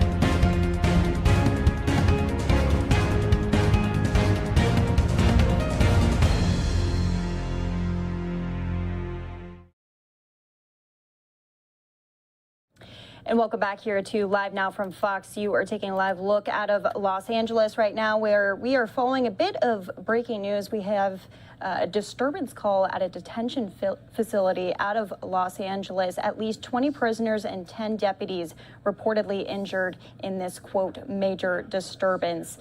It's the Pitchess Detention Center in Chesapeake, California. So we'll be keeping our eyes on this, all of the latest from officials down on the ground there, but you can see a chopper has landed, but that's really the only shot that we have at this point.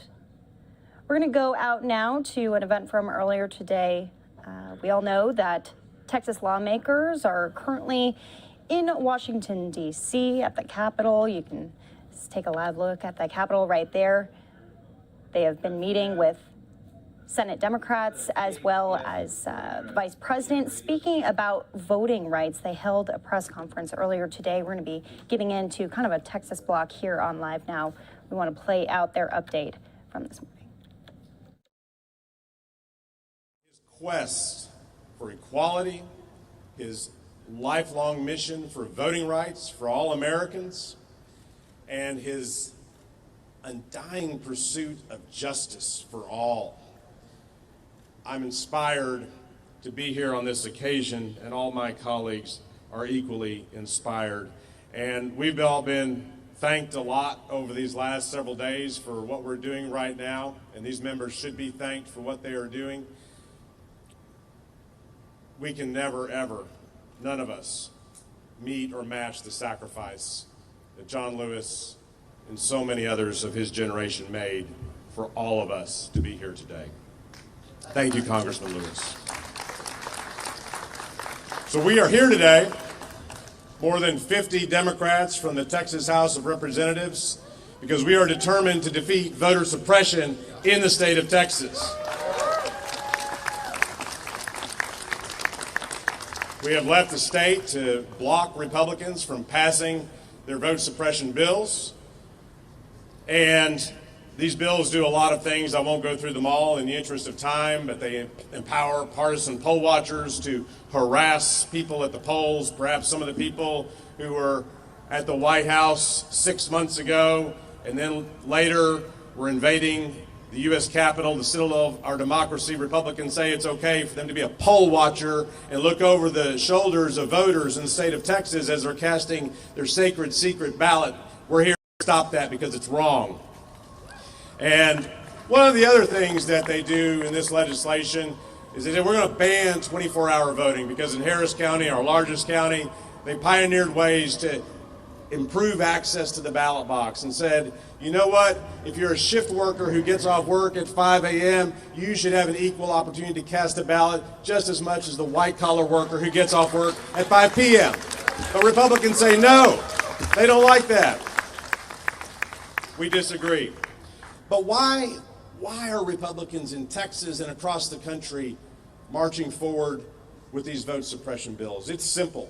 It's about hanging on to power because they fear the electorate. They fear the changing demographics of Texas. They fear younger voters. Why do they want to hang on to power? They want to hang on to power to prevent workers from organizing in the workplace. They want to hang on to power in Texas to block Medicaid expansion when we have the highest rate of uninsured of any state in the nation. They want to stop that. They want to keep the minimum wage in Texas at $7.25 an hour and oppose a living wage for Texas workers. They oppose paid sick leave policies. They oppose workplace safety policies that would save lives and improve the working conditions of employees in Texas. That's what this is about. Because the right to vote is how we cure those problems. People voting enables us to get good benefits for our employees, raise their wages, get health care, get better schools. Republicans want to block that, and that's why they move forward with these vote suppression laws. So our mission here in Washington is to use this time in this legislation between now and August the 7th to say to the U.S. Senate, we need to pass federal voting rights legislation, and we need it now. Not next year, not next month. We need it now. And we have colleagues on the Hill right now having those meetings, and we're going to continue to have those meetings, and we're going to continue to use every opportunity we have to implore the U.S. Senate to pass the For the People Act and to pass the John Lewis Voting Rights Act, which is essential, both of which are essential to voting rights in this country. And we're going to get into some good trouble as best we can while we're doing it. So, thank you for having us today. It's now my privilege, members, thank you for being here and joining us for this occasion. It's now my privilege to introduce the Secretary-Treasurer of the AFL-CIO, Liz Shuler. Representative Turner, thank you to you and your colleagues for your courage, for your fight, your resilience, your determination. I just want to say hello, everyone. It is an honor who are fighting for the rights and dignity of all working people.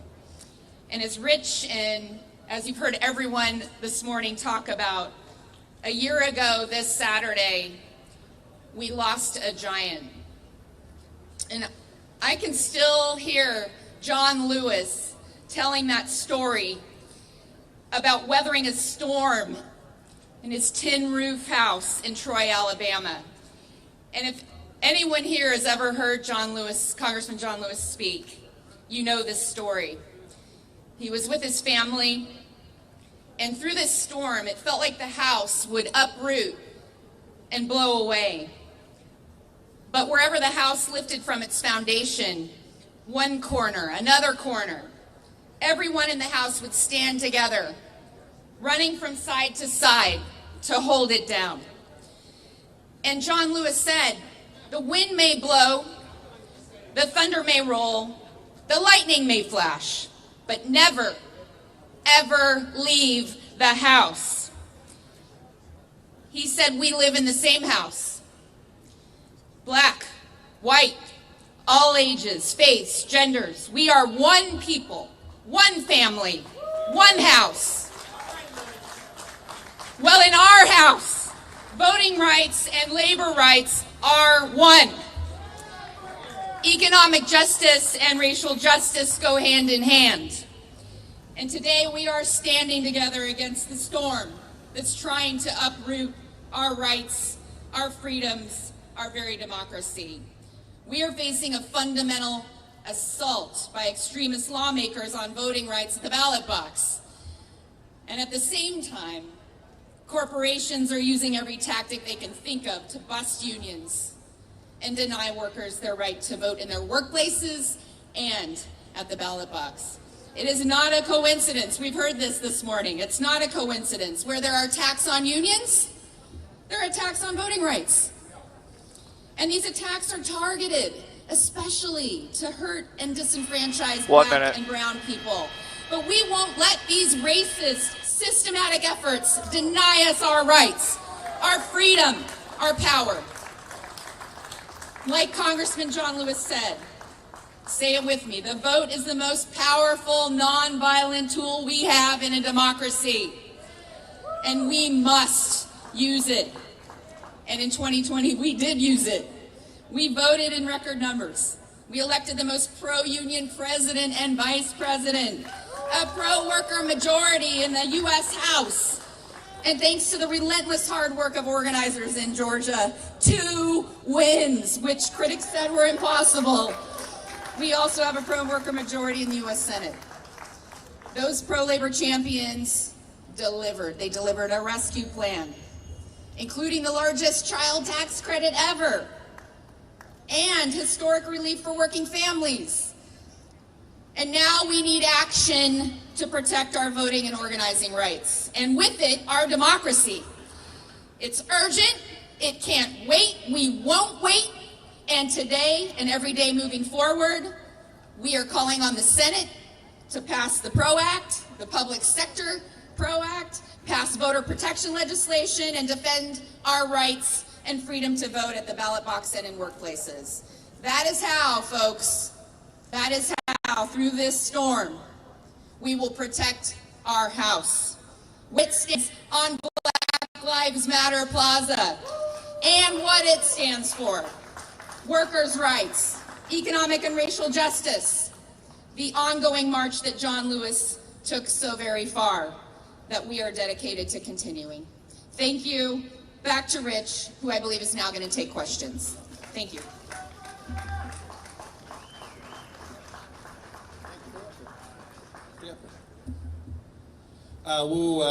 We will take a few questions right now. Mark? You must come closer. Representative Scott, House Education and Labor Committee Chairman, said yesterday that the PRO Act is part of the reconciliation bill. Yes, no, and if so, how? Parts of the PRO Act are part of the reconciliation bill.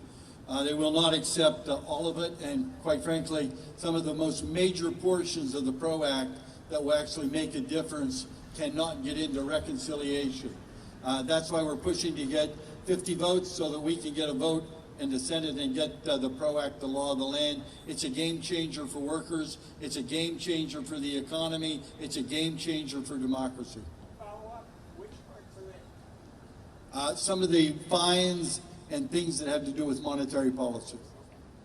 You bet. Anybody else? Sure. Yeah. Hi, NBC News. Can you come a little closer? Sure. I'll come over this way. And I will repeat the question if I can hear it. Sure.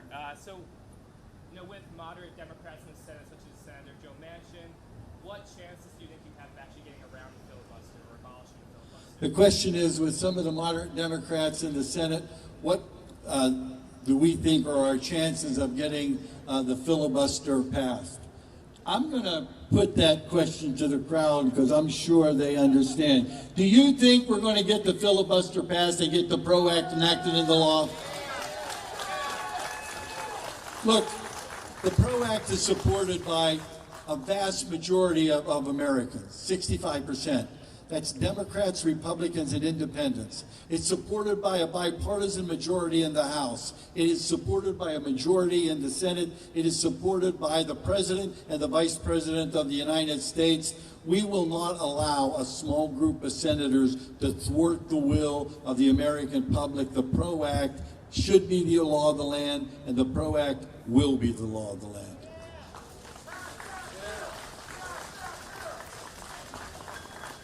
Anybody else?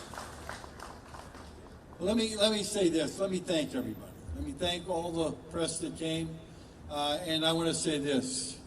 We all understand that a free press is essential for any democracy. Just as essential as the right to vote or the right to have a union, a free press is essential. And we want to thank you for being here, for covering us, and making this democracy stronger. I want to thank all of our brothers and sisters. I particularly want to thank our brothers and sisters from Texas, stood up for the democracy and showed everybody that we won't back down no matter what it costs. Look, Godspeed, stay safe, but most importantly, let's go get S1 and the PRO Act passed. God bless you.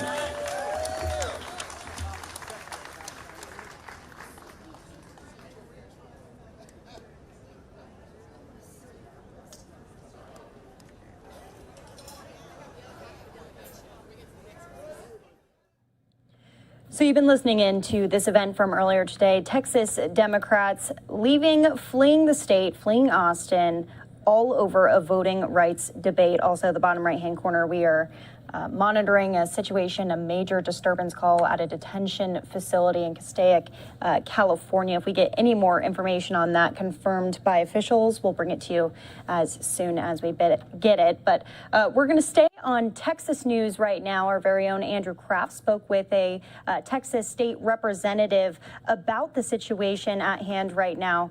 We're going to play out that conversation for you in full. We'd love to do it again. So yes, for sure. Thank you. From Fox is Democratic State Representative from Texas, James Tallarico. Thanks so much for being with us here. My first question, you and your colleagues have been in Washington, D.C. now for about 3 days, and you've called this a working trip. What do you hope to accomplish for the duration of your time here? It seems like we've been away from home for a lot longer, even though this is only day 3 or 4. I can't even keep track anymore, given how crazy this week has been. This was the last resort for me and my colleagues. Many of us are having to make some personal sacrifices to be here. We're leaving behind our kids in Texas. We're leaving behind our elderly parents in Texas, our sick loved ones in Texas. A colleague of mine actually had to cancel her wedding in order to break quorum and kill this voter suppression bill that Texas Republicans are trying to pass.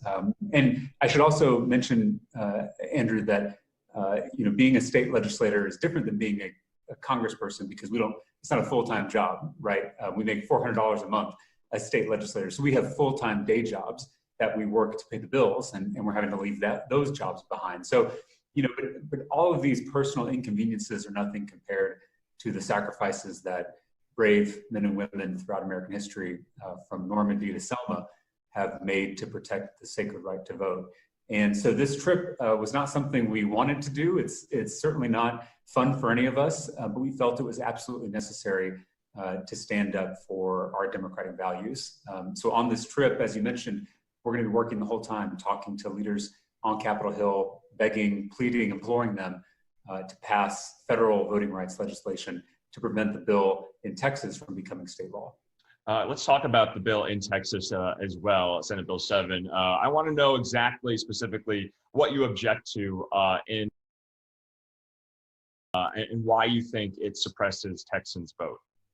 Yeah, it's a great question. And I should clarify, Senate Bill 7 was the title of the bill in the regular session a few months ago. Okay. Now it's even more confusing. There's Senate Bill 1 and there's also House Bill 6, but they're all kind of different versions, iterations of the voter suppression bill that is built on this myth that the last election was stolen and that former President Trump actually won the election.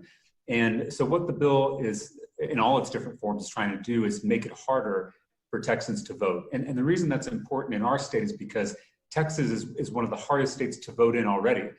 We have one of the lowest voter turnout rates in the entire country. And so this bill would just add on top of that. So it's almost like the straw that broke the camel's back, if you will. What the bill does is it reduces voting hours throughout the state of Texas.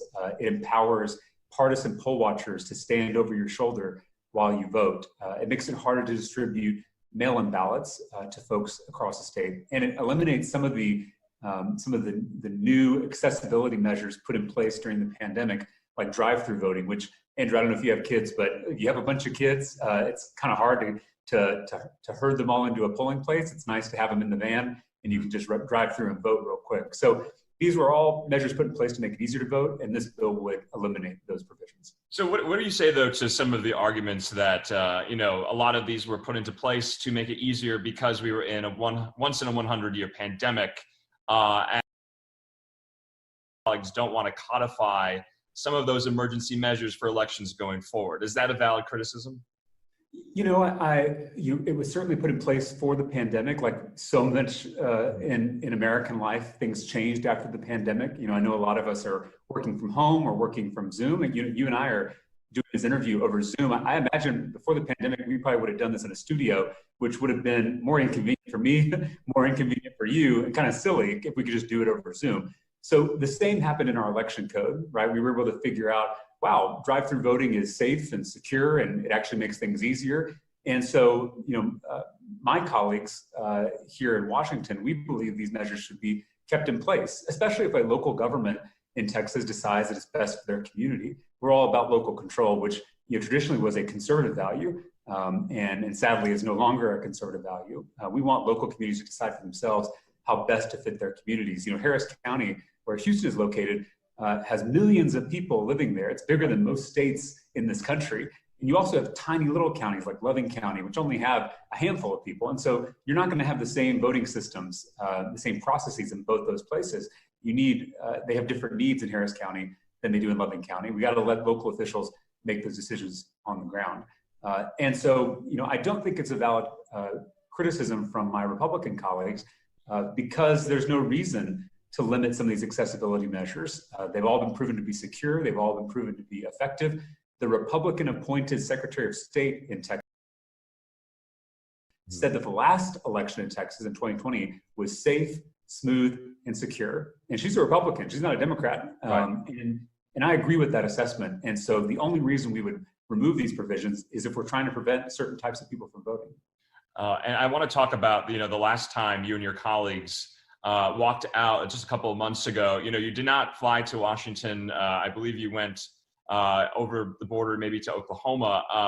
Why didn't you do that this time? Why making, that trip to DC, this display? And do you think, by not being in Austin, it takes taxpayer money to put on a legislative session and you're not being there? Do you think that's a waste of taxpayer money at this point? Your Republican colleagues are there. Some of your Democratic state Senate colleagues are there, but obviously they cannot get any work done. Do you think it's kind of stymieing that process? So a couple things, personally speaking, just you and I would love to be closer to Texas. It would make it easier for my family to come see me, be easier to do my job, my day job. So certainly I would have preferred to be in Oklahoma, New Mexico, Louisiana. But the reason we flew all the way up to DC, and by the way, this, I'm an 8th generation Texan, and this is only my second time in Washington in my life. So I'm not used to being here. The reason we came all the way up to our nation's capital was to implore our congressional leaders and our president to take action to pass critical federal voting rights legislation. That's the only way that we're going to stop this voter suppression bill in Texas from becoming law, because the Texas governor can call us back for special session after special session until he gets his voter suppression bill. So the only play we have is to beg Congress to act, and act now. That's why we're here and not in New Mexico or Oklahoma, even though that may be more convenient for us personally. Your second question is also a good one. Are we preventing our state government from functioning? The reason I say no is because the regular session ended in May.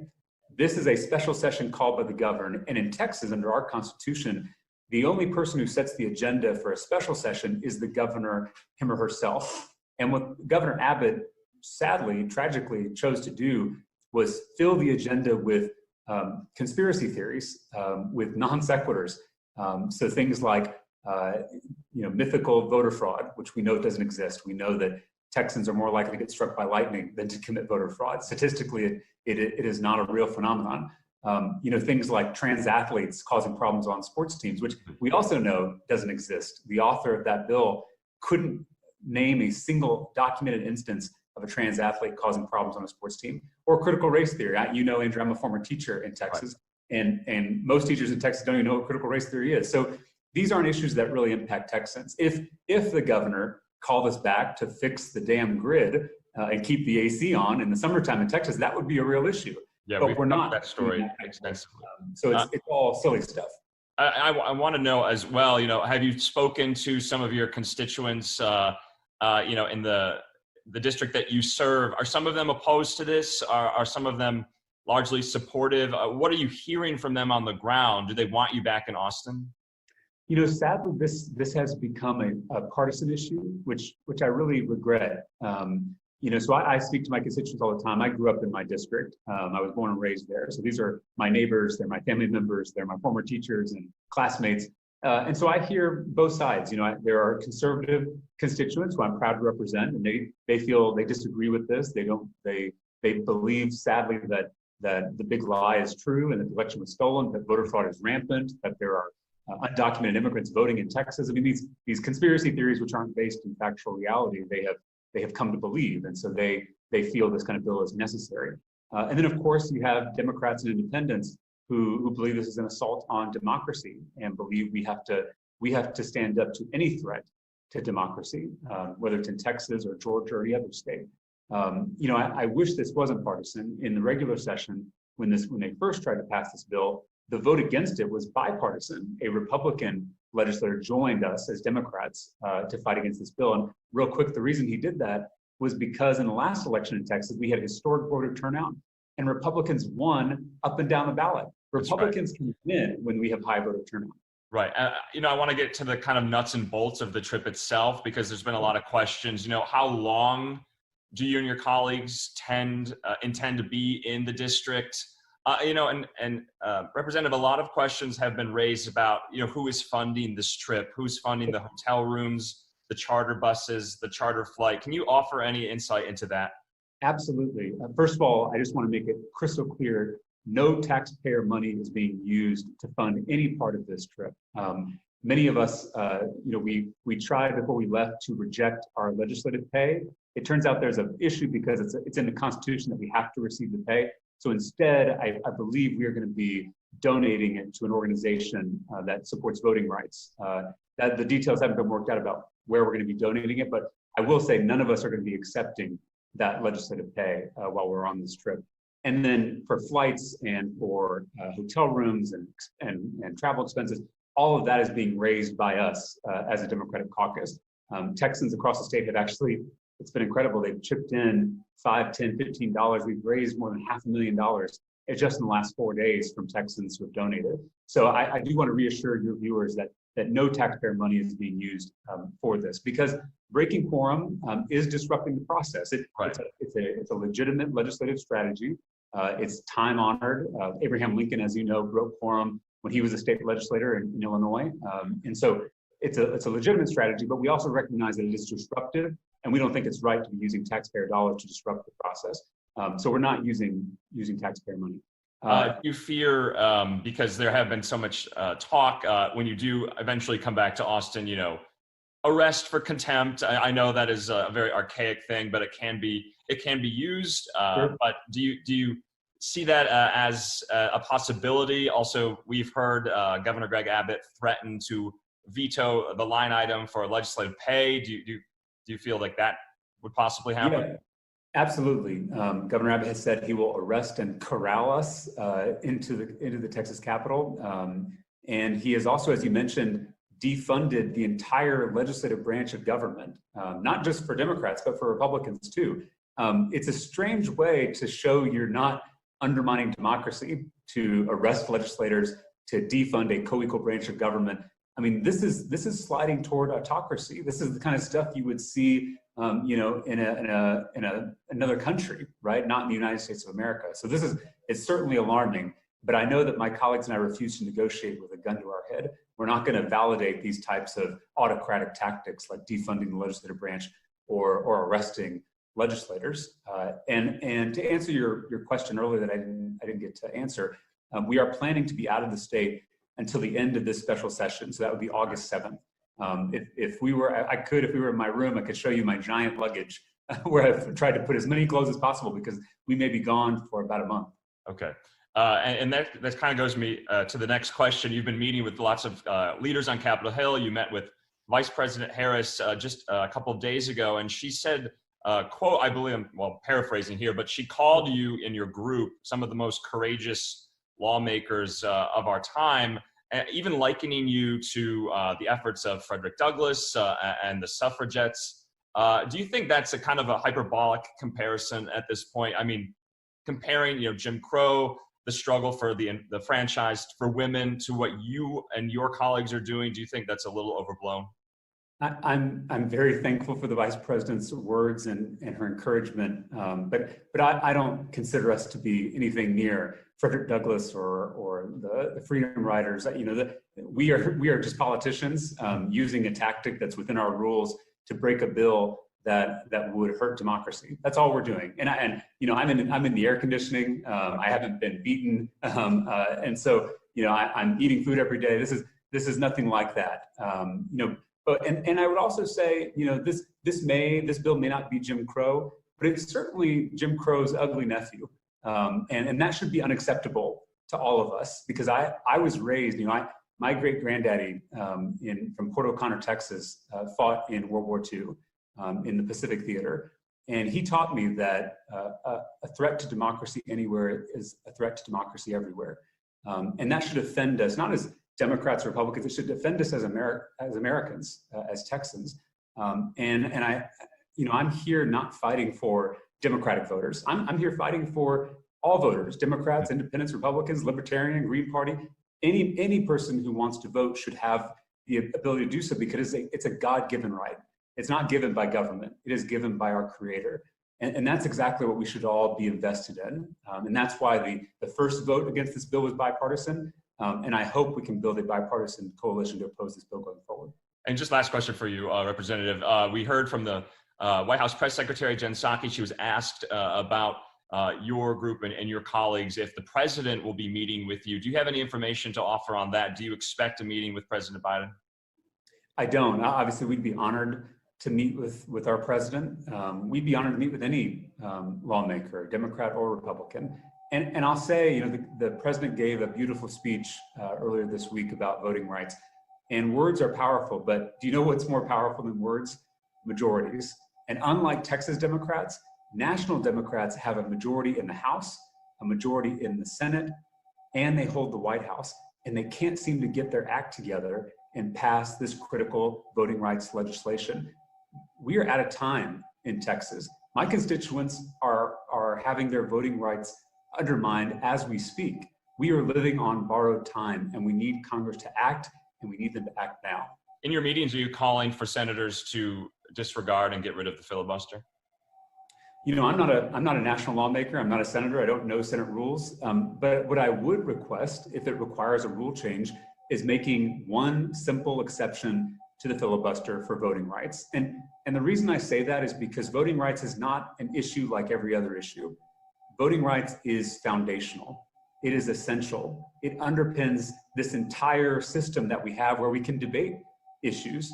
And if we start undermining democracy, we begin to lose our ability to have these discussions in the first place. You know, as Texas Democrats, I'll be very honest with you, Andrew, we lose a lot. We lose a lot on the floor of the Texas House. We lose votes on abortion. We lose votes on guns. We lose votes on immigration. And, you know, we're Texas Democrats. We dust ourselves off and we get back to work the next day. We fight the good fight.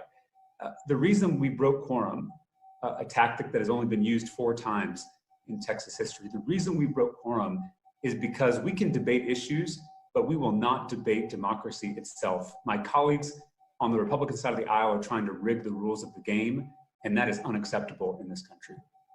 All right, State Representative James Tallarico, thanks so much for coming here on Live Now from Fox, and we thank you for your time. Thank you for having me, Andrew. Really great conversation right there between our very own Andrew Kraft and Texas State Representative Tallarico. It is an ongoing conversation at Capitol Hill as voting rights will continue to be pushed forth by several Democrats. We're hearing from everyone. Senator Schumer on the floor, that's been his main focus, although today has been mostly focused on the child tax credit for the White House as President Biden came out and spoke to all the parents out there who need details on how to get it and what it looks like. Today being the first day. We'll be getting into that later, but I want to bring everyone out to some coronavirus news. LA County is saying, don't throw those masks away, put them back on. They are initiating another mask mandate starting at 11:59 p.m. on Saturday, July 17th. You can see the tweet from LA Public Health right there saying that wearing a mask indoors with others reduces the risk of both getting and transmitting the virus. They say that they're requiring masking for everyone while indoors at public settings and businesses, regardless of vaccination status, so that they can stop the increased level of transmission that they're seeing. This is being met with quite a bit of opposition from even people who have been vaccinated. We'll be speaking about this. We reached out to the LA County Public Health officials out there to see if they wanted to come on the show. We'll be updating you on that if we get a response from them. We'll also be speaking with an infectious disease specialist later tonight about this topic. But when we come back after the break, we're talking about the Delta variant, a town hall being held in New Jersey, specifically about the new variant. So a lot more to get to here on Live Now. See you back here in 2 minutes.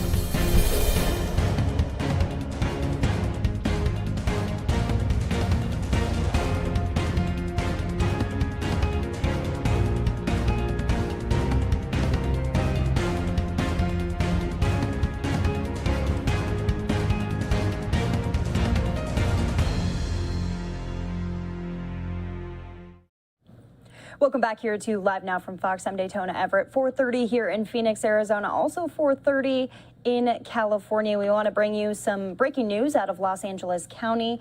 They are re-implementing the mask mandate in LA County as of today. Well, it's actually going to go into effect on Saturday, but we're hearing from public health that they want to reduce the risk of more COVID-19 cases in the county there, as we're seeing new variants hit across the country, including the Delta variant. And that was a topic of conversation at a New Jersey town hall today. We want to play that out for you, as it's very interesting. Lots of those public health officials, infectious disease specialists sitting down and speaking with the people of New Jersey about what this new variant entails,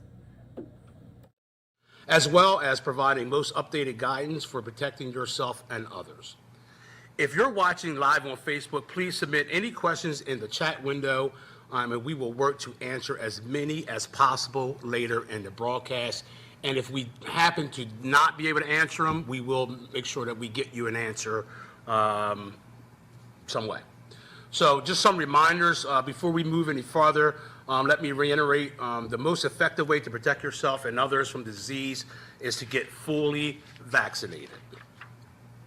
Vaccinations are safe, they're effective, and they have allowed us to return to normal life more than a year in some states of lockdown. So if you look at the state of New Jersey right now, and you look at some of the other states, when we start to look around and we question some of the things that we've done here in the state, even though this virus, I believe now is becoming more dominant here, but New Jersey is pretty much holding their own because of the safe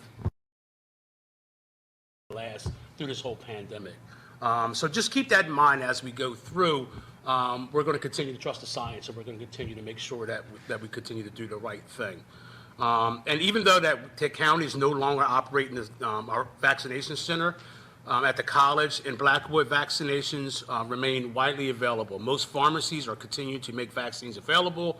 A variety of additional community organizations can give you your shot. Additionally, the Camden County Health Department is continuing to host pop-up sites throughout Camden City and other parts of the county.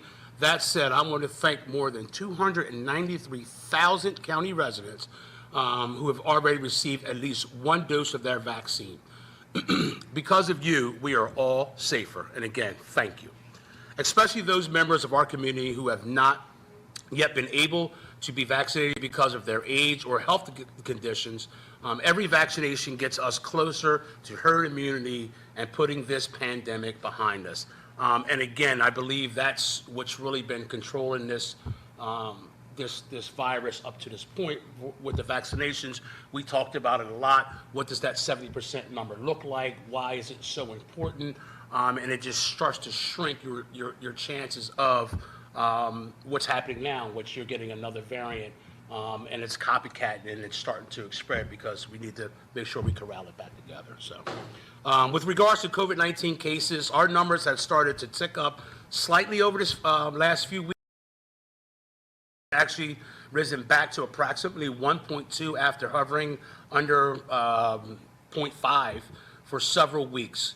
We are seeing more cases each day than we were a month ago, and should be made clear that the vast majority of the area of 99% are unvaccinated people. The rate of breakthrough cases of vaccinated people testing positive for COVID-19 remains extremely low, and I'll ask our guests to speak more about that a little later in the program. As Governor Murphy has said before, this is increasingly a pandemic for the unvaccinated. But people are still getting sick from COVID-19, and unfortunately, people are still dying. There have been 3 deaths caused by COVID-19 in the past week. That brings our county-wide number to 1,236 of our beloved residents. Our thoughts and prayers continue to be with the victims and their families, as well as everyone battling this disease. As always, give you a couple numbers for our assistance, because that's what we do. We're in the business of helping folks. So before I bring our guests in, I'd like to remind the residents that we recently launched a new round of assistance for renters facing eviction due to the pandemic. If you lost income or employment due to COVID-19, then you will be eligible for assistance back rent on and unpaid utilities. You know, we've been saying it before, that moratorium on evictions is not going to hold forever. So please take advantage of the programs that we have. The federal government has sent us a lot of money in order for us to take care of you. So make sure that we're able to do that, and you can receive your grant information from www.camdenrentgrant.com. That's www.camdenrentgrant.com for more information regarding eligibility requirements and how to apply. You can also call 856-389-6704. That's 856-389-6704 for more information or any questions about about your application. What I'd like to focus on the topics at hand and ask Cariel and Dr. Condalucci here, so Doc, explain to us a little bit about the Delta variant. Mm-hmm. Sure. I think that was wonderfully stated, by the way. Yeah. So let's see if I can add to that. So just to put it into context, variants happen. We've been talking about this intermittently throughout the course of the year. It happens with viruses, and in the overall context, viruses don't like to be killed off, of course, and so they try to mutate. And when you hear folks saying that it's a single mutation, double mutation, it's a little simplistic for this one. It's essentially it's had multiple mutations. Typically, for variants, when they mutate, it's to the detriment of the virus, meaning that when the virus mutates, it's usually a weaker form of the virus, and it eventually putters out, and we don't worry about it anymore. This has changed. It's not necessarily going that pathway. So this Delta variant, it's been shown to attach to cells a little bit more readily. It's been able to avoid our natural defenses just a bit more readily, and then it's communicated a bit easier. So that's what makes it such a variant of concern, if you will. And as you know, how we're naming them now, or how the folks who name these do so, they're using the Greek nomenclature, so alpha, beta, delta. Whereas the alpha variant is still the dominant strain in New Jersey. But this delta, which originated elsewhere, has, encircled the globe essentially. And it is in New Jersey. And last I saw, it was about 26% of the new cases in New Jersey. It might even be a little bit more at this point. So it's catching on. And so what allows it to spread, as you stated well and correctly, it's really folks who are not vaccinated. The wall to prevent the spread really starts with the mitigation factors, but also vaccination. I'm sure that this will be a question. How well do the vaccinations work against this variant? Overall, well. They work well. The mRNA vaccines, the Moderna and the Pfizer, are really effective against this vaccination, or against this variant, excuse me.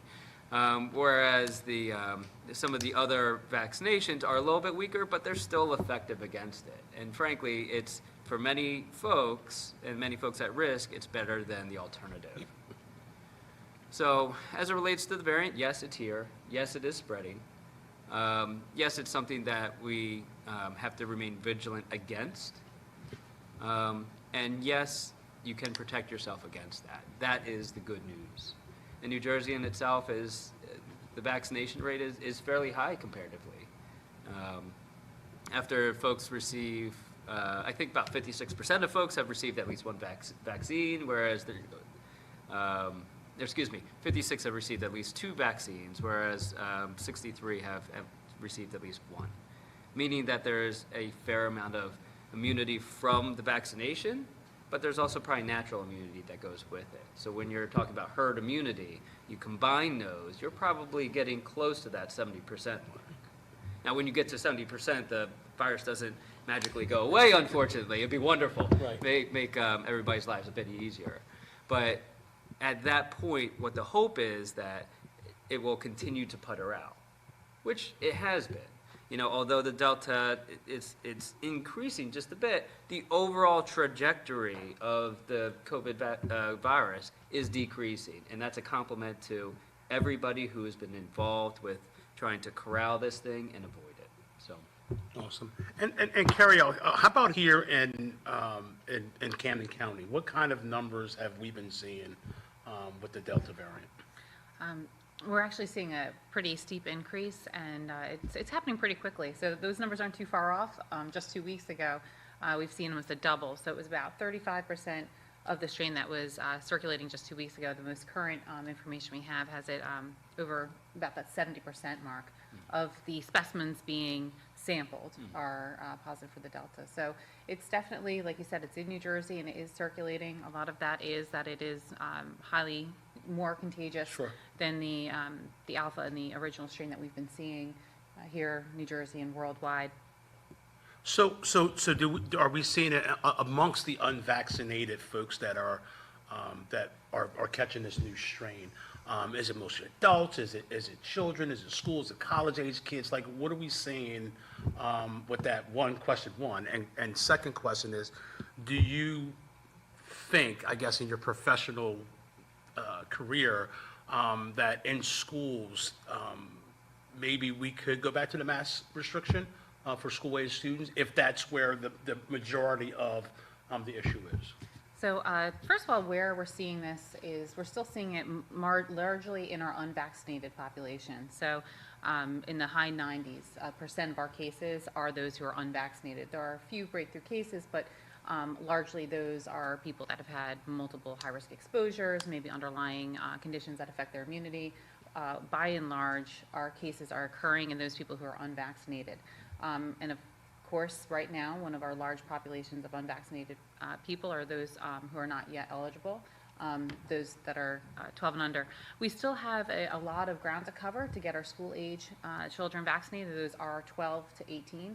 We still are seeing cases there.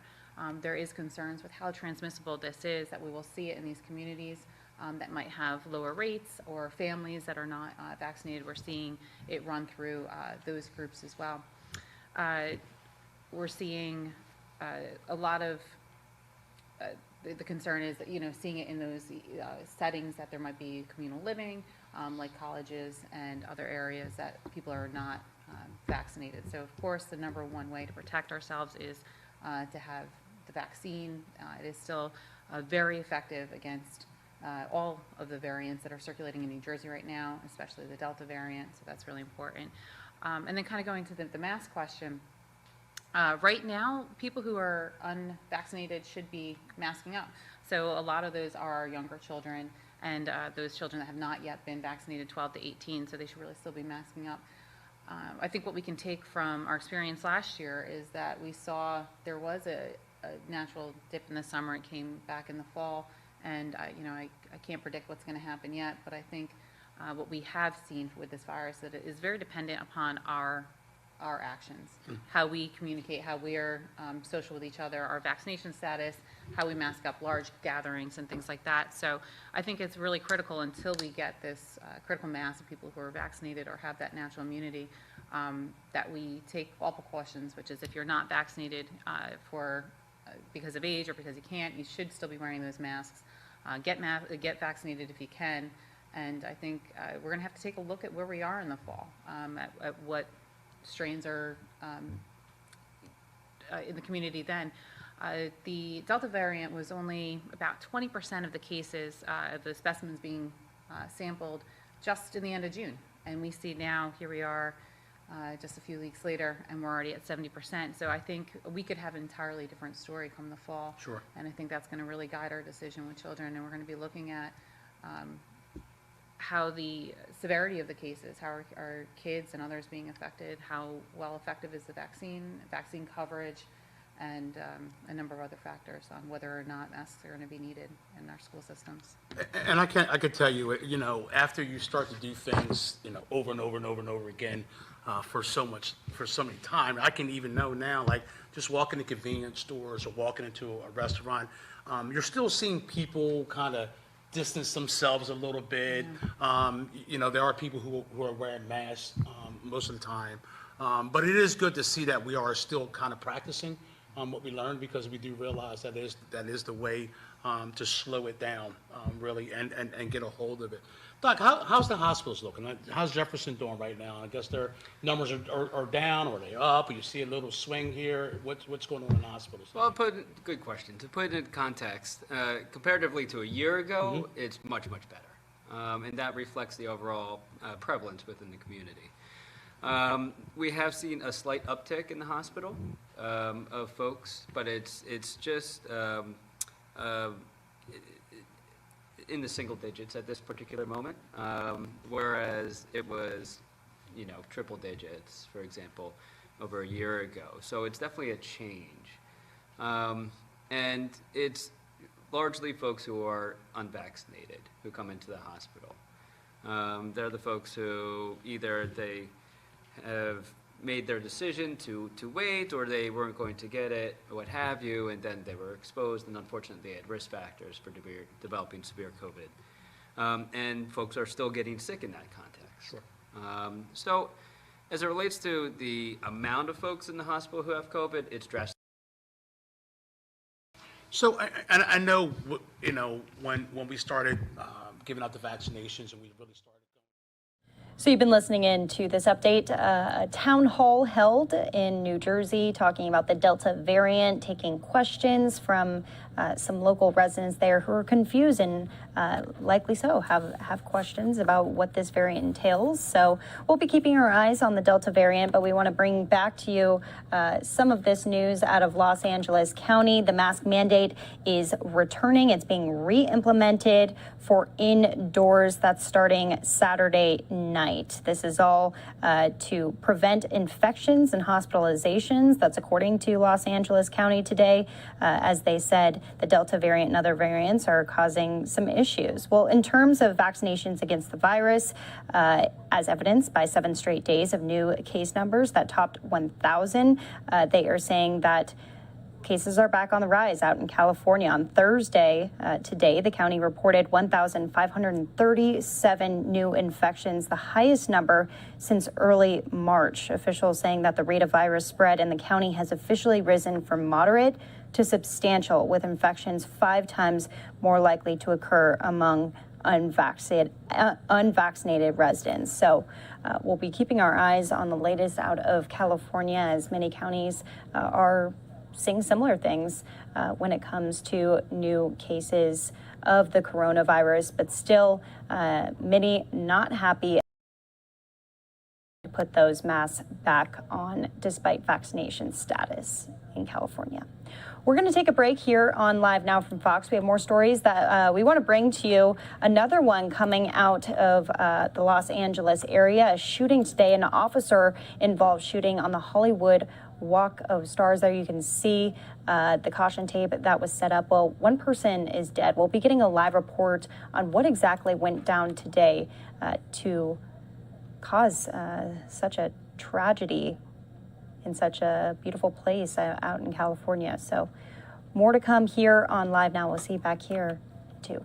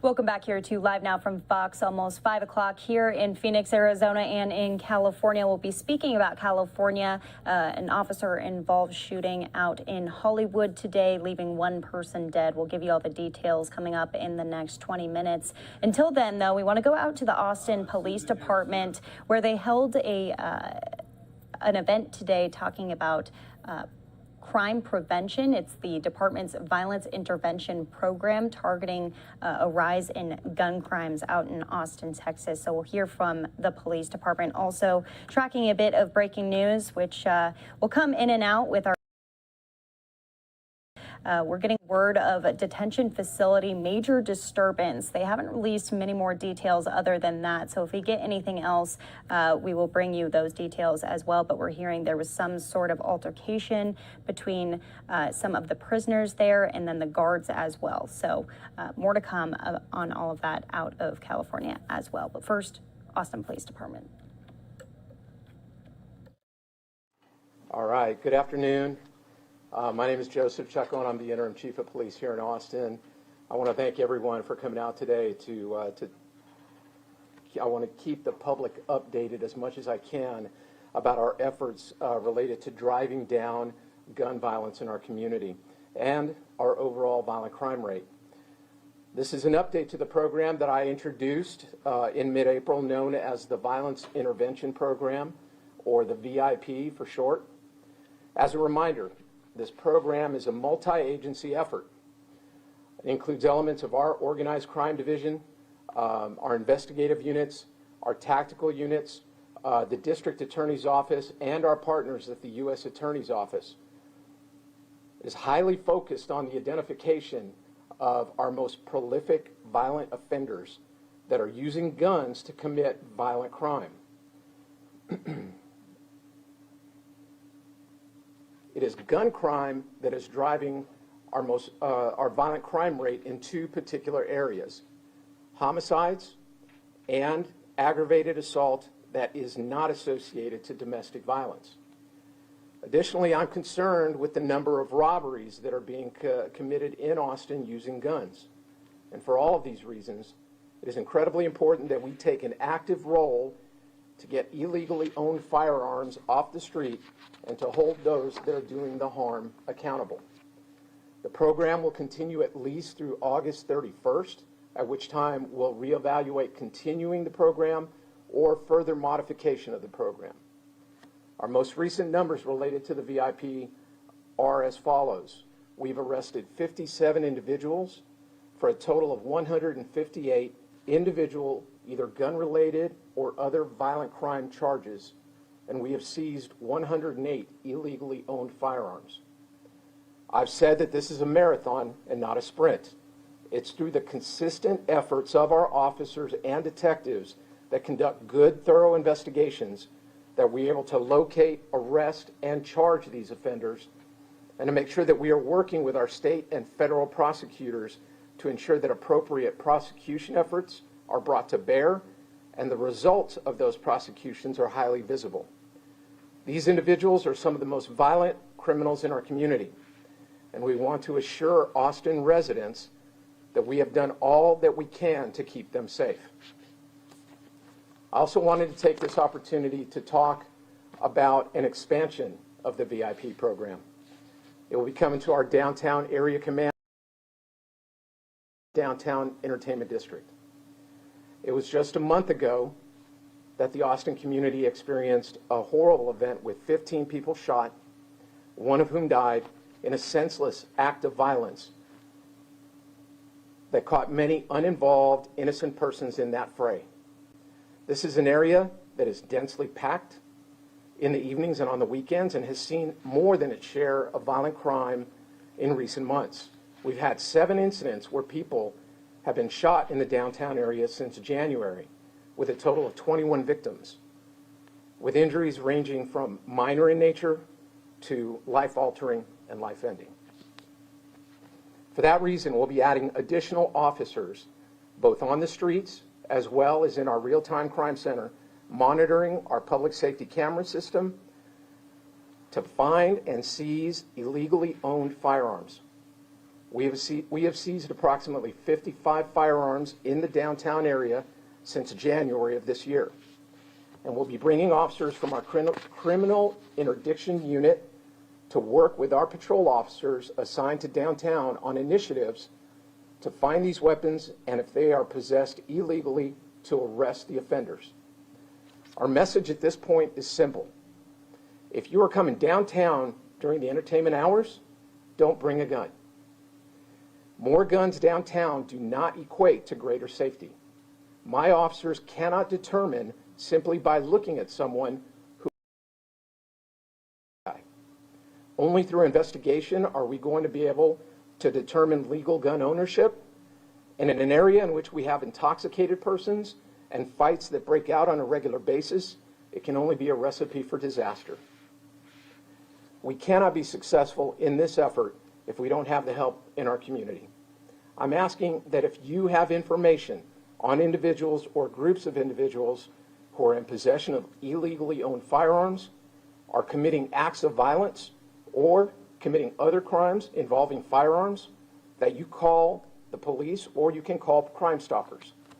You can call 911, you can call 311, or you can call the Crime Stoppers tip line at 512-472-TIPS. You can earn a reward of up to $1,000 if you call Crime Stoppers, and you can remain anonymous.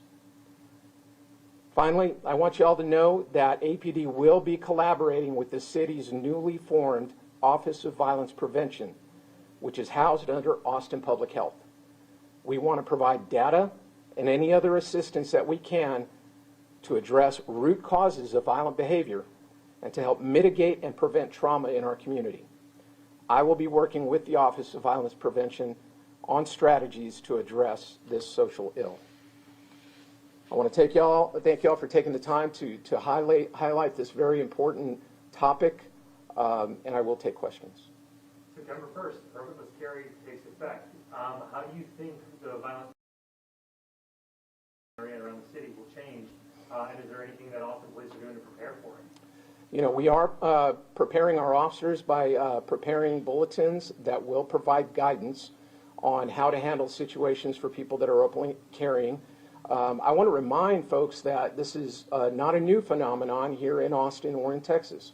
The open carry law has been in place for some time, and I'm not sure, and we'll have to wait and see how much permitless carry is actually going to change that. But we will be prepared to have our officers handle those type of situations. But as I stated earlier, it's, you know, bringing more guns into these type of situations does not make it any easier for our officers to successfully de-escalate them, and we wouldn't want innocent people getting caught up in everything. Will any of the funding from the new budget approved going toward the APD Effective program the city approved recently? I'm sorry, could you say that again? The city budget that was approved for the next fiscal year, the funding that was designated for APD, is any of that going to this program specifically? You know, we are, by me assigning these units and kind of starting up this whole program, we are expending funds towards it through salaries, through our efforts, sometimes through overtime, to keep this going. So yes, that will be part of the budget going into the next budget season. Could you share a little bit about kind of the day-to-day, either on the street or in the office, what this violence intervention program, what's started? You know, it's really focused on from an intelligence-led, evidence-based kind of approach to finding those, identifying those offenders who this is not the first time that maybe they've done something, but that they are you know, doing things on a more regular basis, more prolific. Then once that person is identified, in making sure that we get them arrested as they continue to commit those offenses, and then working with our prosecutors, whether it's going to go federally for a federal firearms charge, or it's going to stay local with DA Garza's office. Either way, in both offices, they have prosecutors that are assigned to this project. Seems like a lot of the resources are focused downtown after we've seen so much violent crime. How does that hurt response times for areas where outside of downtown? I'm thinking about Homicide 46 You know, I think that we've always kind of staffed and done things downtown a little bit differently based on the way that it's laid out because of the entertainment district. I have many, many officers that are on foot. They might be on bicycles, they might be on all-terrain vehicles, or they might be on horseback. And so we will continue those efforts and make sure that we have the appropriate staffing downtown while still maintaining staffing in other parts of the city. And that's something that we have maintained and continue to do in months past and will continue to do. Regarding the homeless camping enforcement, 0 citations so far, but camps are starting to get cleaned up. What, Chief Chacon, would constitute giving someone who's experiencing homelessness a citation, and what would constitute an arrest? So right now in phase 3, we have not had to write citations yet because we are gaining voluntary compliance. As people are approached, they are packing up and they are moving. If they fail to do that in this stage, then we will be issuing citations. If they are clearly in an area that is dangerous because it's subject to flooding or wildfire, and they refuse to move, then an arrest might be made. But we're doing everything we can to make that the absolute last resort. I'm going to keep going here as long as I can. There has been some talk about the shortage of staffing here. Is there anything APD can do in the meantime? Council hasn't approved those 2 cadet classes for the proposal. 1 cadet class is already underway, but they're not going to graduate for some time now. Is there anything that Austin Police can do to try and increase staffing in the meantime? Whether it's look to outside agencies, create a different cadet class, anything? You know, some of the things that we're looking at right now are retaining, providing benefits for our folks that are eligible to retire, and retaining those retirement eligible officers for longer periods of time, as well as looking at those who have resigned in recent, last couple of years that are eligible to come back to our department to see if we can hire them back. These wouldn't be reserve officers, they'd be full Austin police officers. If they resigned in good standing, then they're eligible to be rehired. And how badly do we need additional officers, Chief Chacon? You know, I've called it a crisis because it's a crisis. We are down about 150 positions that are vacant right now, which has caused me to move officers from specialized units to back to patrol. That has me greatly concerned because as I reduce those other specialized areas, it makes it very difficult, and that is not good for our overall crime rate in Austin.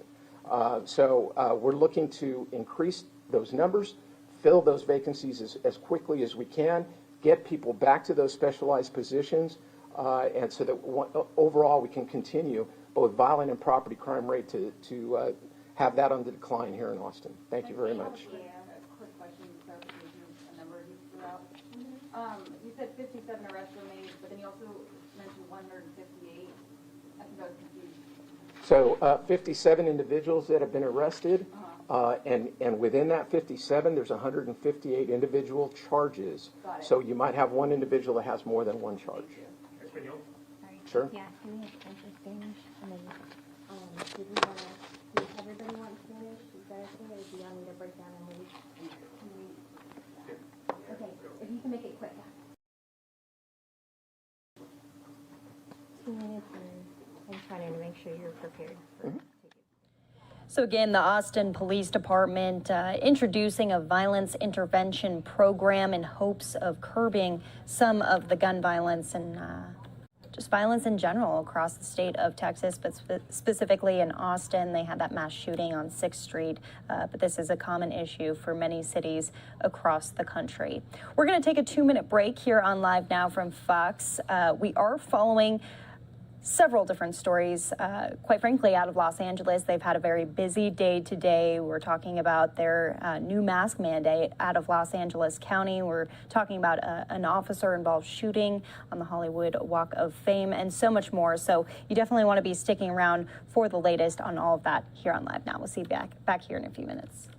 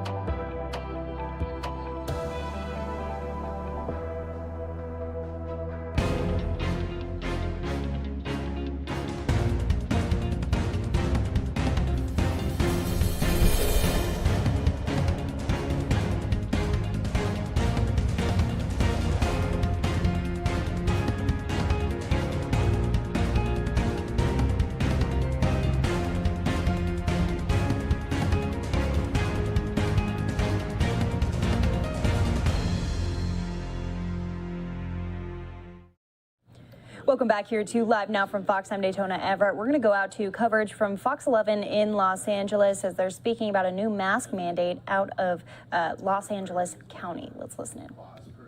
Now, this is the Fox 11 News at 5. Breaking news, the mask mandate is coming back. LA County re-implementing the requirement as COVID. That mandate beginning late Saturday night, like 11:59 p.m. late, and comes after cases topping 1,000 for a 7th straight day in a county of 10 million. Good evening. Welcome to Fox 11 News at 5. I'm Alex Michelson. And I'm Christine Devine. It was breaking news this afternoon. The county reported 1,537 new infections today. That is the highest since early March. Team coverage of this breaking update begins with Phil Sherman with reaction from residents. And first to Marla Tejas with why the county says they're bringing the mask back. Marla. Christine and Alex, get ready to mask up again when you head to any indoor public space. This is regardless of your vaccination status. Today, the LA County Public Health Department making this announcement as COVID cases surge and vaccination numbers lag. Masking indoors must again become a normal practice by all, regardless of vaccination status, so that we can stop the trends and level of transmission we're currently seeing. LA County Public Health reinstituting its indoor mask mandate for every resident, even the 61% who are fully vaccinated. This new order taking effect 11:59 Saturday night. Health Officer Dr. Muntu Davis, that's who you just heard from. He says to blame is substantial community transmission of the coronavirus, including its more contagious and dominant Delta variant.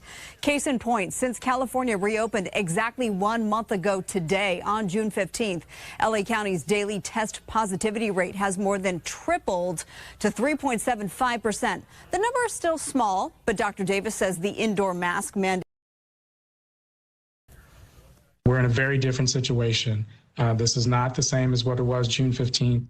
You can see we have, over 1,500 cases today.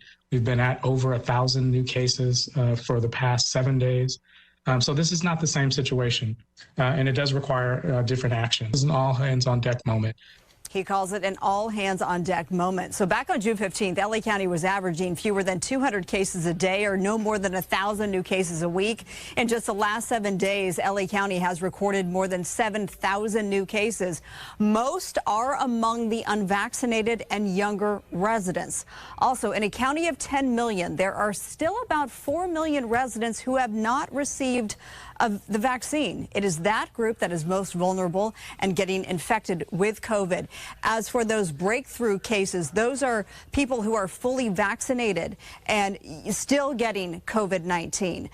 Of the 61% who are fully vaccinated in LA County, 0.09% have gotten COVID, so still a very small number of people. I asked about the enforcement issue. How is this going to be enforced?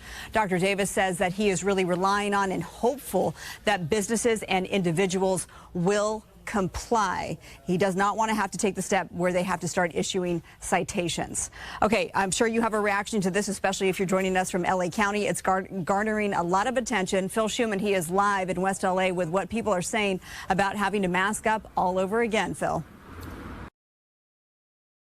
People checking their phones, checking our website when this announcement came out this afternoon, Marla. And here in West L.A., an admittedly unscientific sample, but we did speak with a number of people, and it was about 50-50. Some said yes, they'd put it on, and some said no. What do you think about putting the mask back on? No, I don't want to do that. Not at all. I've got the vaccine. I'm good. They're saying vaccine or not. Okay. Make me. They could try. Yeah. We'll see.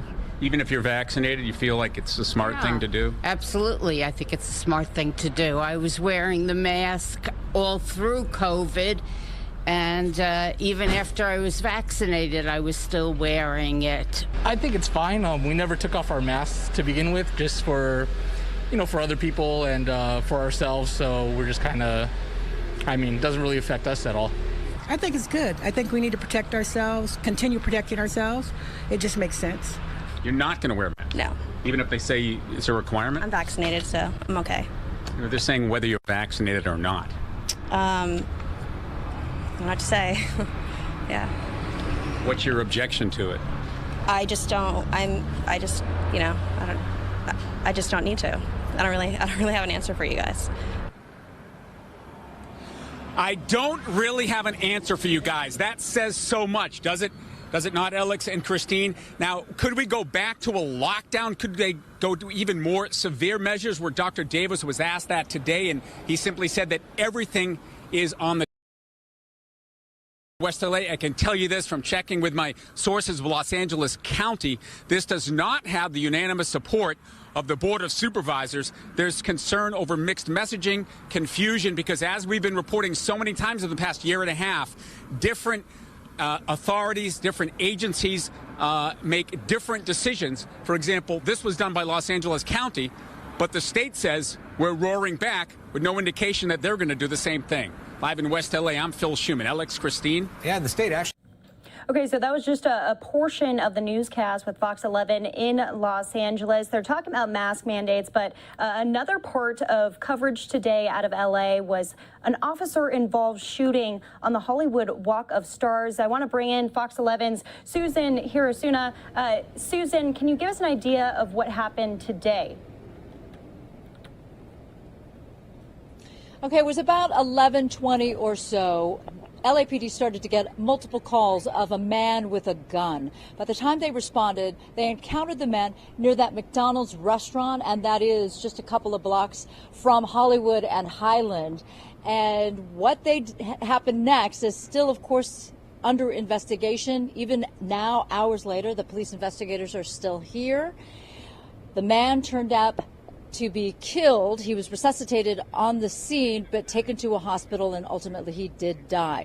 So that man is described as an unidentified man, 40s, 50s. The gun that he allegedly had turned.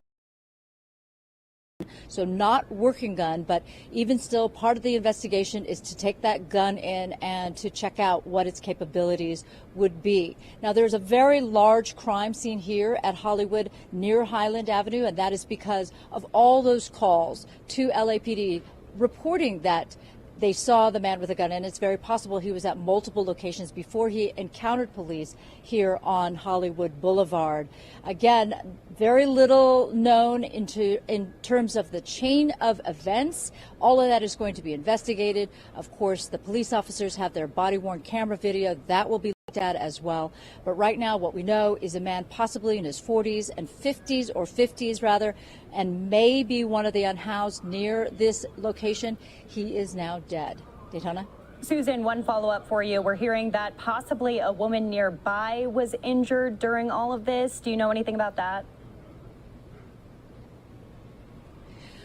We did indeed capture the moment when a woman, she looked as if she was a possible tourist, was rolled into the ambulance. She seemed alert. She seemed mostly fine. The way it was described to us by LAPD is that she was injured in the lower extremity, so on her legs most likely. There was some suggestion it could be a graze wound, but LAPD wouldn't confirm that to us. But right now, she is said to have suffered non-life-threatening injuries. But yes, she was taken from the scene in an ambulance. All right, Fox 11's Susan Hirosuna reporting live for us. Thank you so much for being with us, and we'll keep following this alongside you. Thank you. And we're going to take a quick break here on Live Now from Fox. When we come back, we're getting the latest news of Richard Sherman, the latest on his arrest as he was supposed to appear in court today. We'll be hearing from his attorney. That's in 2 minutes here on Live Now.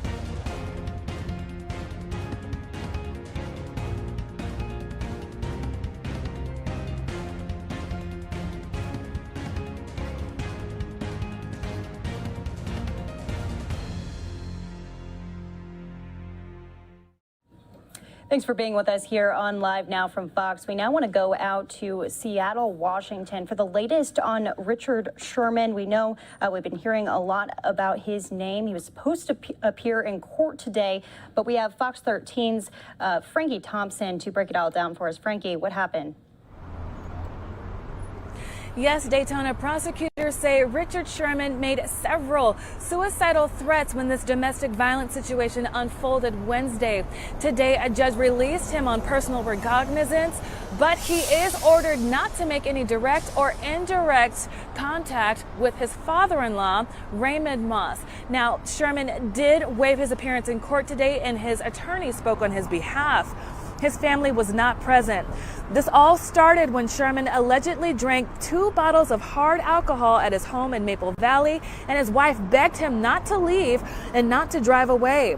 Officials say on his way to his in-laws' house in Redmond, he crashed into a construction zone on Highway 520 eastbound. Washington State Patrol found Sherman's empty car abandoned at a parking lot. Redmond police say once he arrived to the Moss home, he tried to break down a door to get inside. We now know his father-in-law fired bear spray in Sherman's face when he tried to bust in. Officers arrested Sherman and was booked into King County Jail before a judge granted his release today. We heard from Sherman's attorney earlier during this court hearing. Let's listen to what he had to say.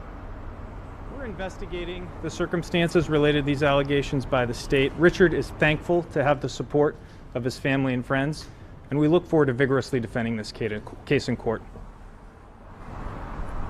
Now, Sherman's attorney says this is his first encounter with law enforcement and the judicial system. He says the beloved former Seahawk has a long history of philanthropy and community service in Western Washington. A judge says Sherman could face a number of charges, including domestic violence, DUI, and resisting arrest. Now, Sherman's next court hearing is scheduled for tomorrow morning at 8:30. Daytona? Now, Frankie, we know that some of those 911 calls have been obtained by TMZ, by Fox now. Have we heard anything from the wife of Richard Sherman who made some of those calls?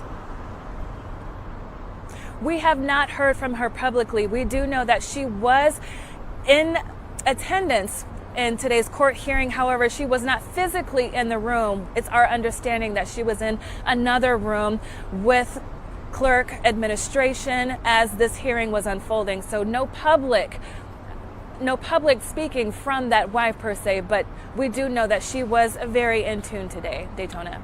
All right, Q13's Frankie Thompson reporting live for us. We appreciate you, and we'll be following this story on Richard Sherman as he was a beloved NFL player out in Washington. Thank you.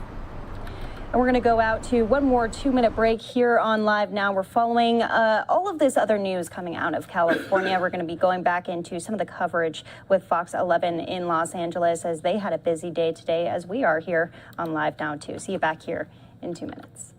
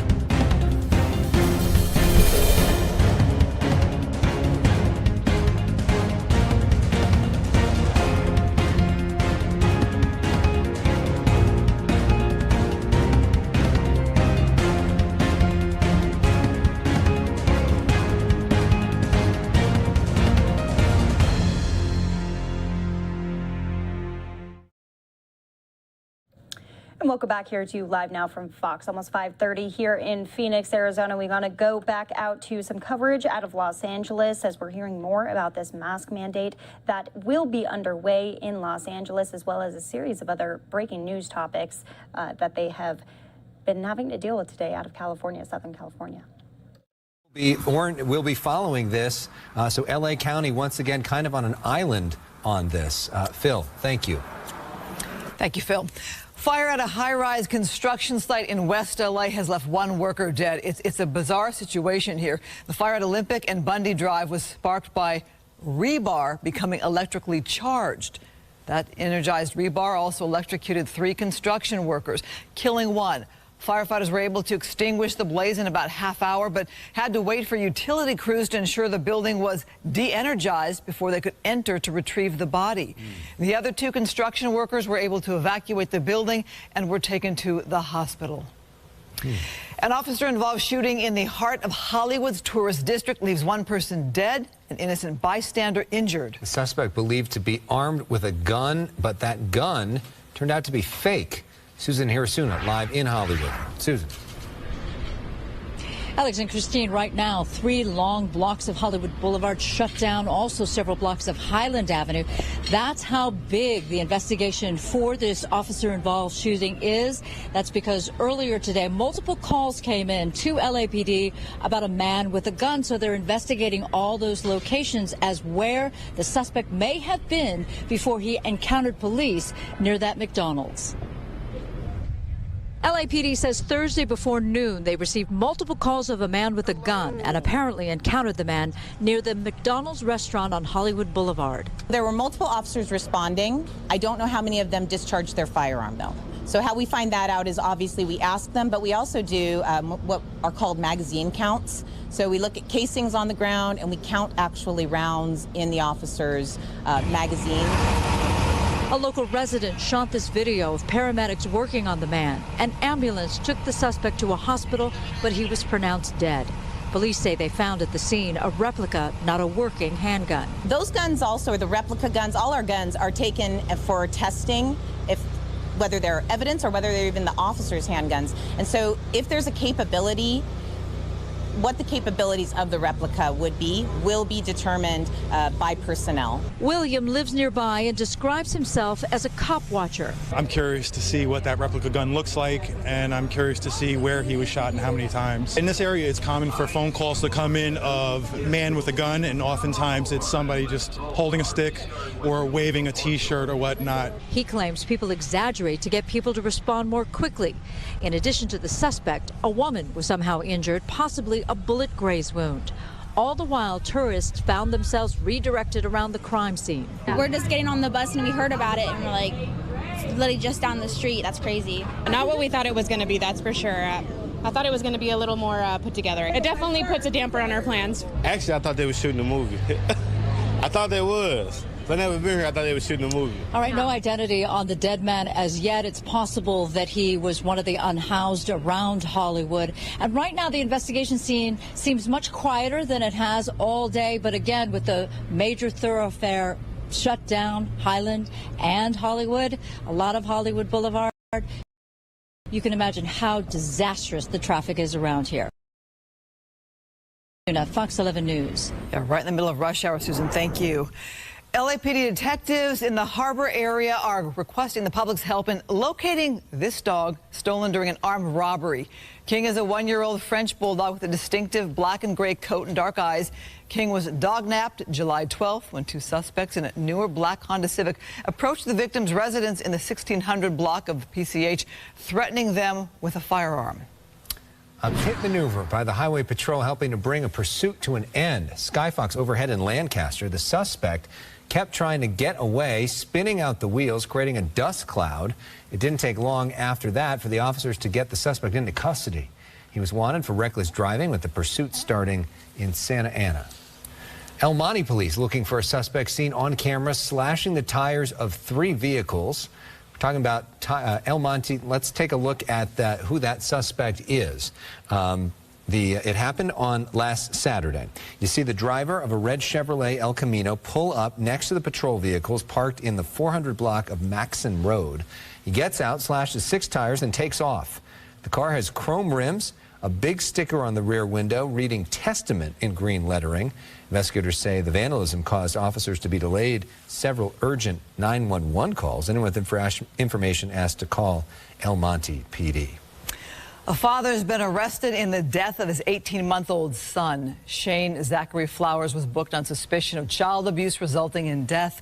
He's being held on $100,000 to Roosevelt Motel on Southwestern Avenue. 18-month-old Diego Alexander Jones was transported to a hospital where he was pronounced dead. The exact cause of the child's death is unknown. Johnson & Johnson recalling sons. As they go into other coverage there on Fox 11 in Los Angeles, we're going to go into some other stories. Millions of parents woke up to more money in their bank accounts today as the IRS sent out the first of monthly payments tied to the expanded child tax credit. But Republicans say the payments could lead to some negative consequences. Fox's Madeline Rivera reports. To quote our dear friend, former Senator and current President Joe Biden, this is a big effing deal. Many Democrats are calling the expanded child tax credit transformational, saying the monthly benefit will lift millions out of poverty for generations to come. I think this will be one of the things that the Vice President and I will be most proud of when our terms are up. Until December, eligible families will get payments of up to $300 for each child under age 6 and up to $250 for each child ages 6 to 17. But critics say the benefit is also costly. For the first round of payments, the Treasury Department says roughly $15 billion were sent to families that include about 60 million children. So let's just be honest about what we're talking about here. Yes, American families are going to wake up with some cash in their pockets this morning.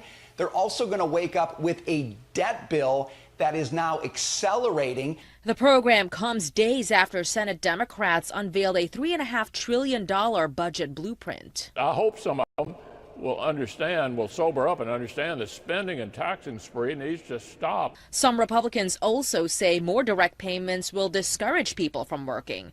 Still, others say it's too early to tell whether the expanded child tax credit will have that effect. Time will definitely tell whether or not people are making it a point to not come out to the workforce. The payments are set to end in December, but there are ongoing talks on Capitol Hill to extend or even make the expanded credit permanent.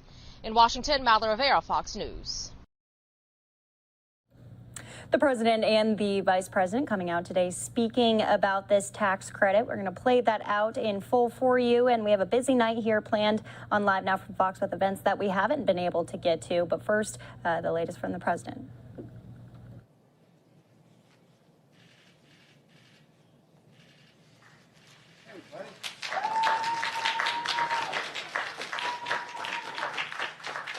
I came up to see the kids. Vice President speaking.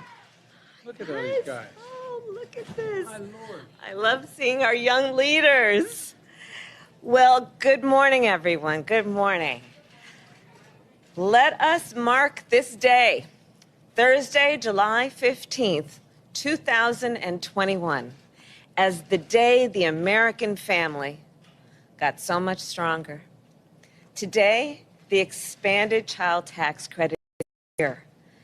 Today, for families all over our country, for children all over our country, help is here. It is a good day, America. And I'll tell you, my mother, she worked hard at being a mother.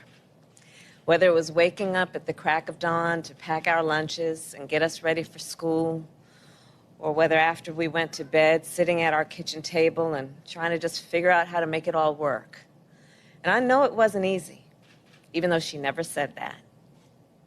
My family's story is not all that remarkable. It is the story of the American family.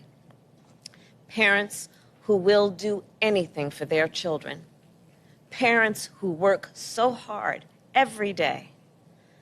Parents who deserve their government and their leaders to really see them, to really understand them as they juggle all their responsibilities every month.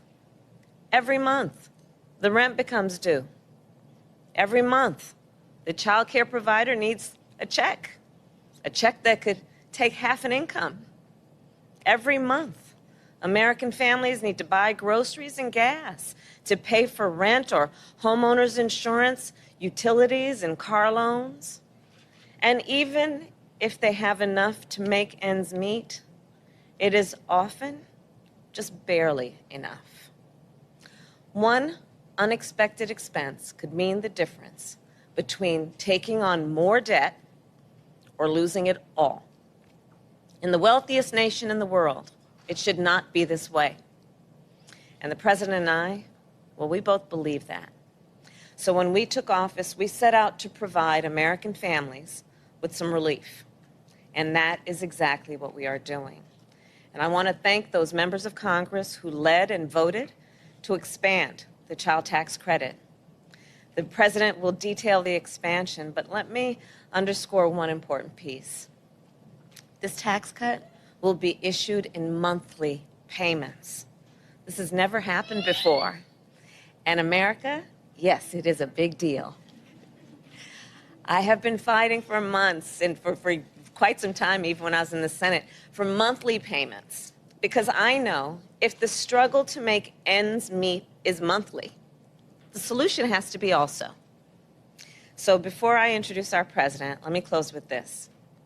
The payments may be monthly, but the impact of this child tax credit will undoubtedly be generational. Indeed, it is the largest middle-class tax cut in generations and will lift up half of our nation's children who are living in poverty out of poverty.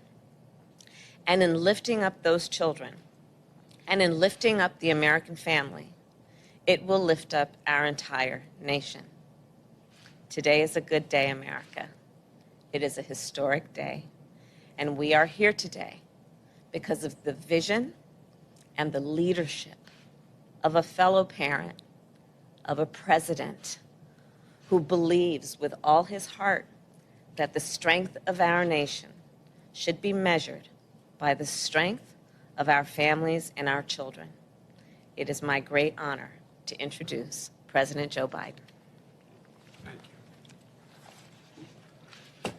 Thank you. Well, for you, anybody under the age of 13, this has got to be boring for you. Right?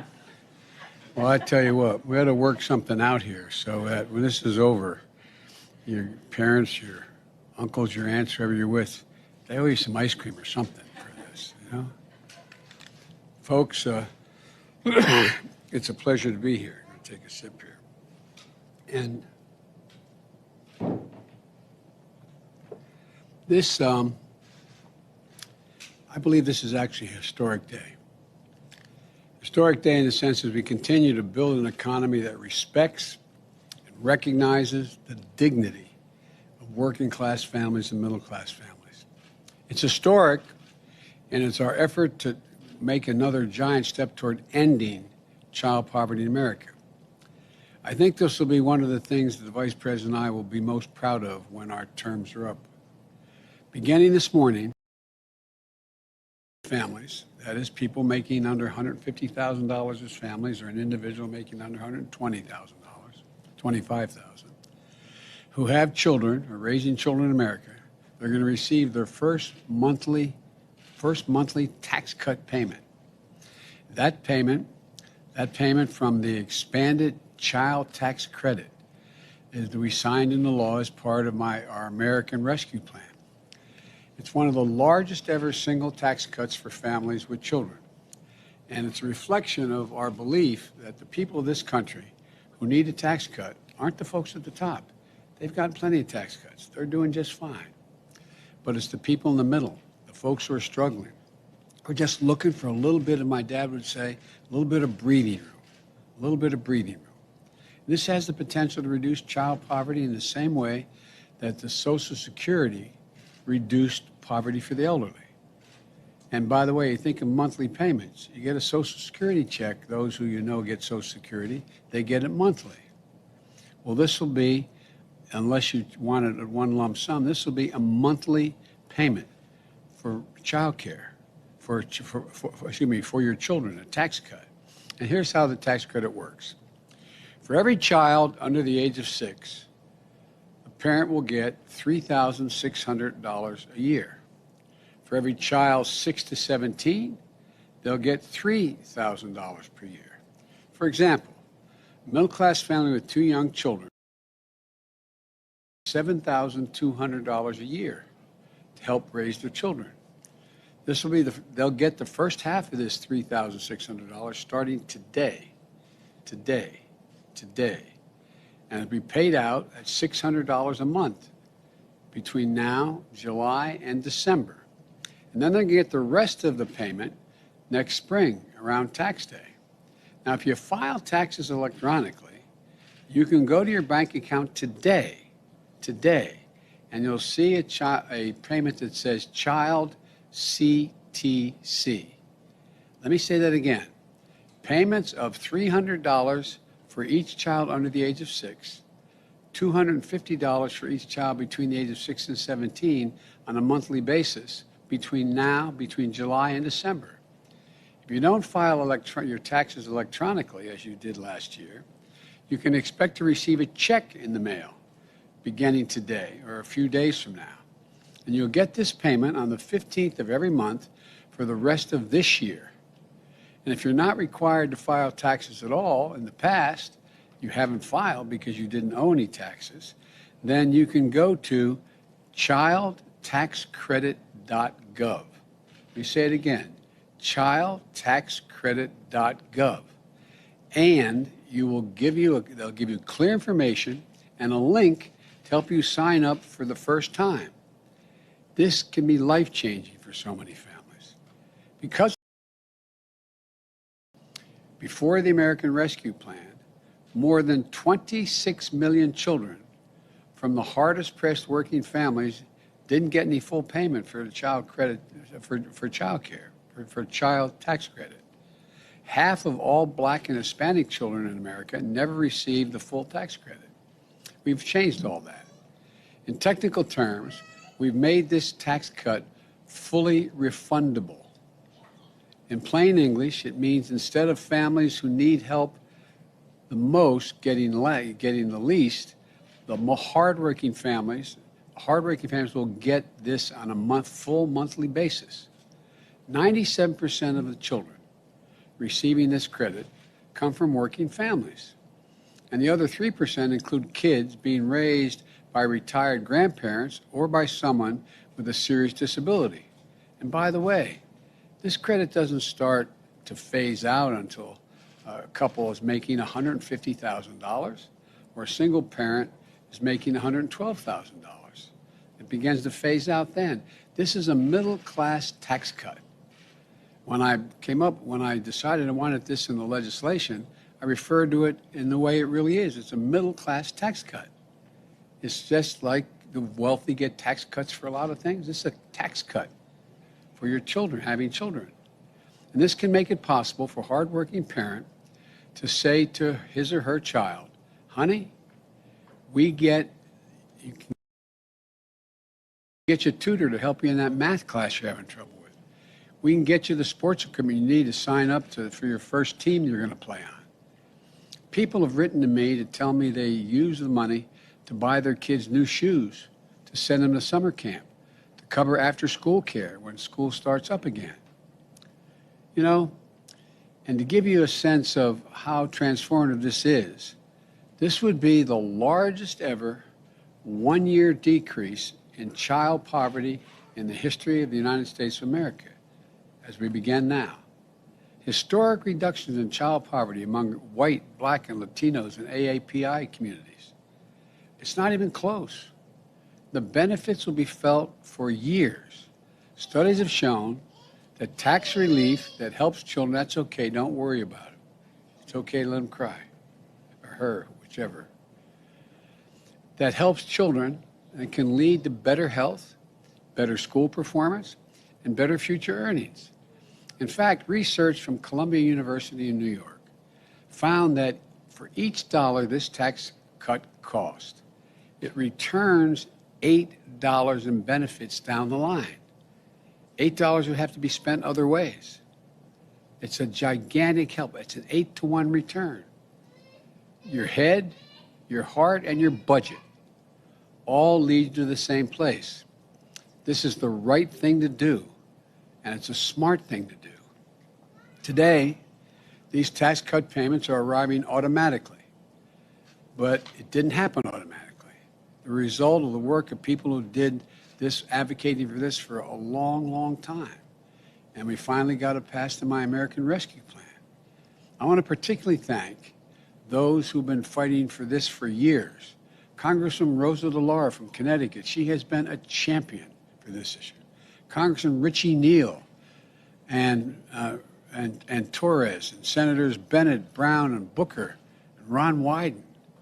We'll probably hear from our Republican friends, all who voted against this, but they'll tout the success as it helps working families in their states and their districts. But in the coming days, we're also going to hear from them saying, I want to now extend this tax. It's only for 1 year now. It's all I could get it for the first time. And so I want to extend it into the future now. I have another piece of legislation we voted on soon, saying we're going to continue this.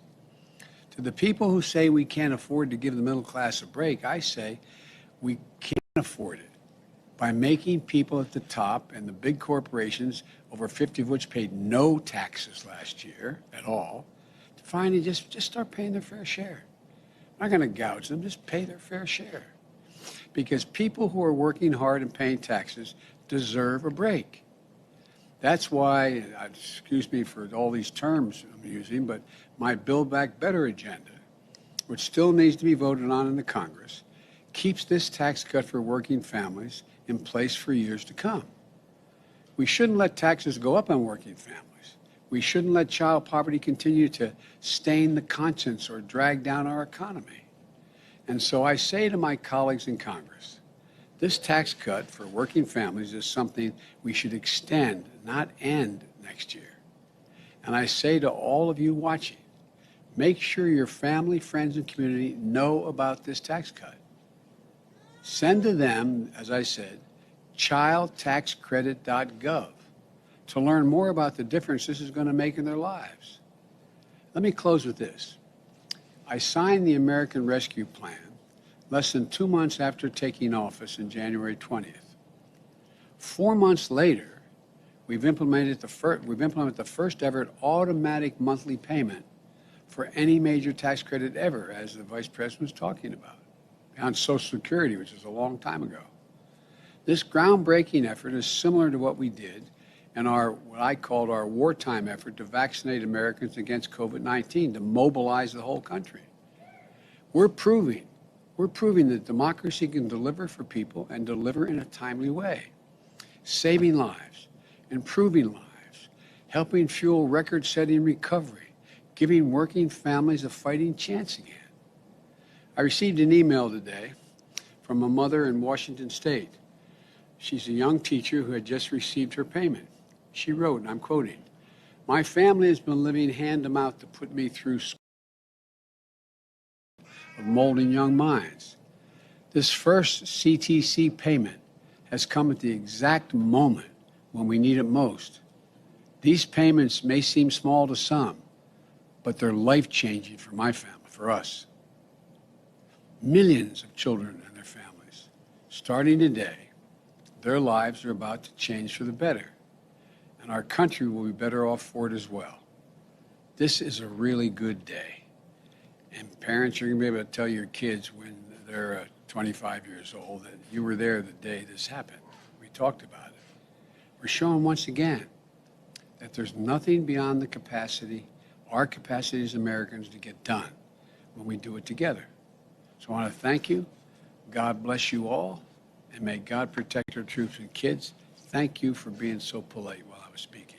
You're very, very nice. Thank you, thank you, thank you. See you all. Bye-bye. All right, the president there, joined by the vice president today, announcing that the first payments will be going out today for the child tax credit there, part of the president's American Rescue Plan, touting that many families around the country will be getting those checks very, very soon. So we want to go out on the same topic yet again, because Speaker Pelosi was also touting this accomplishment for Democrats as well, speaking on the child tax credit. We're going to play some of those remarks right now for you. But as the president said, this is just for 1 year. That's all that he could negotiate. And so he hopes to eventually extend that to be more than 1 year, but that's where it is right now. So it'll eventually expire if he does not. So, but first, let's hear from Speaker Pelosi about this today. This was some of the big news this morning. So I think she's speaking in California, but here are her remarks about the child tax credit. I said there are VIPs. This is what this is all about, as well as our friends gathered here. Thank you all. Thank you all for being here. This is a very special day. This is a day when it's a promise fulfilled. President Biden in his campaign said that help is on the way. Today, help is here.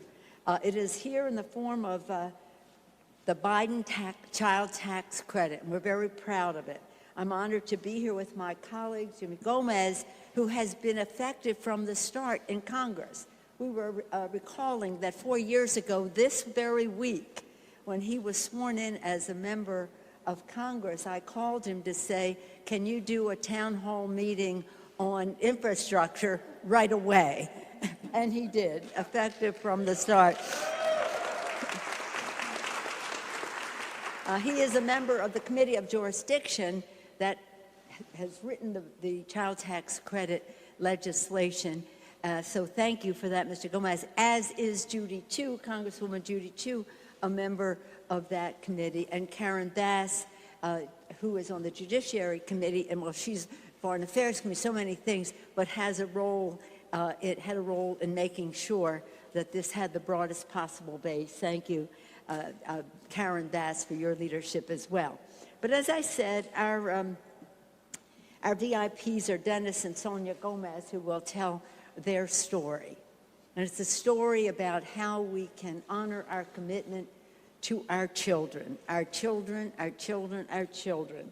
And across America today, Democrats are hosting meetings with the nonprofit groups who are our messengers to the families to make sure they know how to avail themselves of the benefit, because it doesn't work unless you. We want to make sure that everyone knows how to do that. So I thank our nonprofit groups, and in California, Conway Collis has been a champion on this issue for a long time. But in Democrats in Congress had this expanded child tax credit both as an economic and a moral imperative, helping families recover and grow coming out of this bad year that Mr. Gomez described. That's why we fought and won not only this. Let's just think about this for a minute. 27 million families in America, particularly, will directly benefit, especially communities of color. Will cut, as Mr. Gomez said, child poverty in half. In half. And 90% of children will benefit, with over half of them lifted out of poverty. And in California, 34, and he used this as a model to make sure that other children benefited as well, tens of thousands of children will be lifted out of poverty. Checks are being mailed or electronic transferred as we speak, because with President Biden in the White House and Democratic majorities in the Congress, as I said before, help is here. We know more needs to be done. Our theme has been Build Back Better, but we keep saying build back better with women and families. Therefore, we want people to have the flexibility, the liberty to participate. So this will be part of something where we have expanded access to child care, early education, the tax credits, of course, again, as I said, family and medical leave, but also child care to the nth degree. It's a transformed care economy for the children, for the children. And when people ask me the three most important issues facing the Congress, I always say the same thing. Our children, our children, our children. Their health, education, the economic security of their family, a safe environment in which they can thrive, and that means safe from gun violence as well as air pollution and the rest. We must build back better, putting families first, and that's why we need our grassroots leaders to help do that so that everyone who is eligible can participate. And when we talk about families, again, the Gomez family is here to make their presentation. But in order to present them, it is now my privilege to yield back to the distinguished gentleman from California, representative of this district. As I do so, let me say again what an honor it is to be at Barrio Action. Isn't this a beautiful place? Here we are in the gym for the children. We started out in a room with music surrounding us on the walls, just respecting the dignity of the children and the community that it serves. Thank you, Tammy, for your tremendous leadership for decades, her leadership for decades again, at Barrio Action, Youth and Family Center. That's what today is about, youth and family, a champion for youth and family, Congressman Jimmy Gomez. Thank you, Jimmy.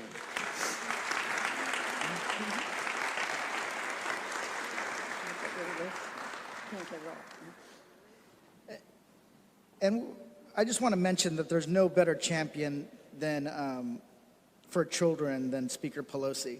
It's no secret that every time she is sworn in as Speaker, she invites all the kids that get to go to see the swearing in up to the podium. And it's always a beautiful shot, and she always reminds the caucus, this is for the children in everything that we do. And we have a family here who is much like, no relation, but much like my family growing up. They work hard, tried to make ends meet and put a roof over their head and food on the table for their children. No matter the obstacles, they're always working. But a little bit of help can change not only the course of their future, but the course of the future of their children. So I'd like to invite up the Gomez family. I'd like to invite up Dennis and Sonia Gomez.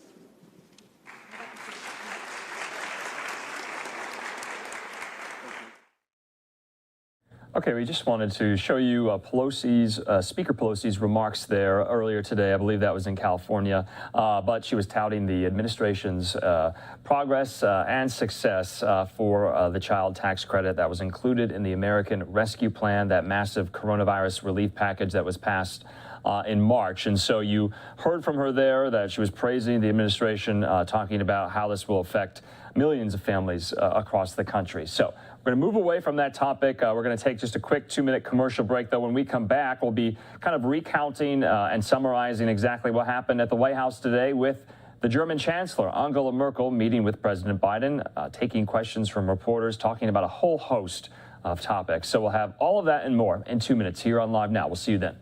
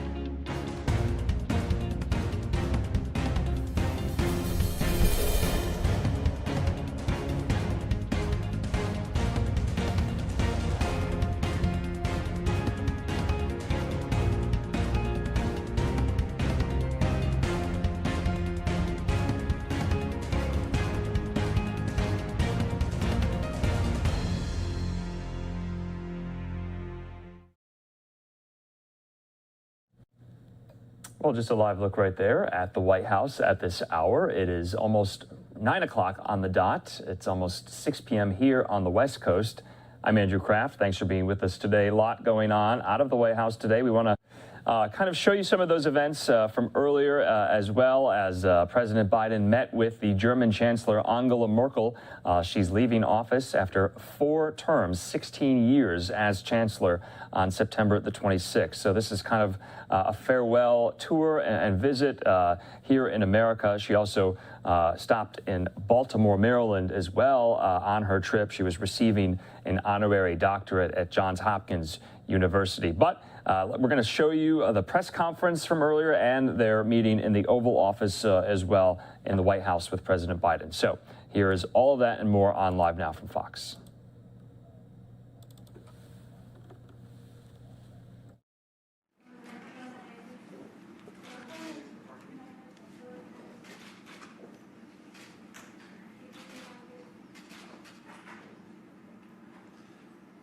Ready?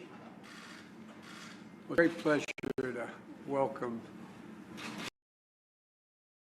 House, where she's been in the Oval Office many times. She's been a great friend. I consider her a personal friend as well as a great friend of the United States. And we saw each other at the G7, and then we saw each other again at the NATO meeting. And today we're talking about further advancing strong U.S.-German relationships, which has been strong and it's getting stronger.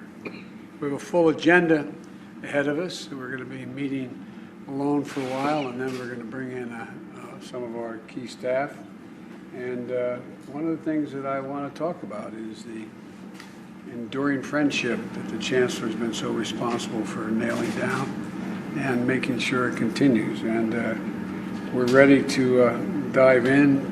Cooperation between the United States and Germany has been strong, and we hope to continue that, and I'm confident we will. Ja, thank you. Lieber Präsident, lieber Joe Biden, ich freue mich, hier zu sein. Danke für die Einladung, und nach den Treffen, die wir in der Tat bei G7 und bei der NATO hatten, ist es heute eine gute Gelegenheit, über die deutsch-amerikanischen Beziehungen zu sprechen, natürlich im Kontext von Europa und seinen Nachbarn und über die geopolitischen Herausforderungen. Ich schätze die Freundschaft sehr. Ich weiß, was Amerika für die Geschichte eines freien und demokratischen Deutschlands getan hat, und das ist auch das, was unsere Gespräche treiben wird, und wir werden Ihnen ja später noch berichten können. Danke für die Einladung. Well, thank you, Mr. President. Thank you very much for the invitation. I'm delighted to be here. We met, that is true, at the G7, also at the NATO meeting, and now we have an opportunity to talk more about our bilateral relationship, about the relationship between Germany and America, obviously always in the context of European matters. We can also talk about and address matters that relate to our immediate neighbors, geopolitical issues. That's going to be on our agenda. I'd like to say here that how much I value the friendship with the United States of America. I'm more than aware of the contribution of America to a free and democratic Germany, so I'm very much looking forward to a deepening of our relations yet again through our talks today, and I think we will be able to elaborate more on that as we go on. Thank you. Thank you all. Mr. President, why do you think Mr. President, thank you so much. Mr. President, we're going to have plenty of time to answer your questions in a few moments. Thank you, guys. Thank you. Let's go. Thank you. Thank you, guys. Thank you. All right, obviously, all the reporters in the room really want to get their questions in, but just a few hours after that photo spray right there, the German Chancellor and President Biden held their own joint press conference. First, they made remarks, then they took questions from some of the reporters in the East Room of the White House, and so we're going to show you that in its entirety. They brought up a whole host of topics, including the Nord Stream 2 pipeline, Haiti, Cuba, Russia, and China as well. And so it was full of a lot of information and news that the president made. So here's this from earlier from the White House.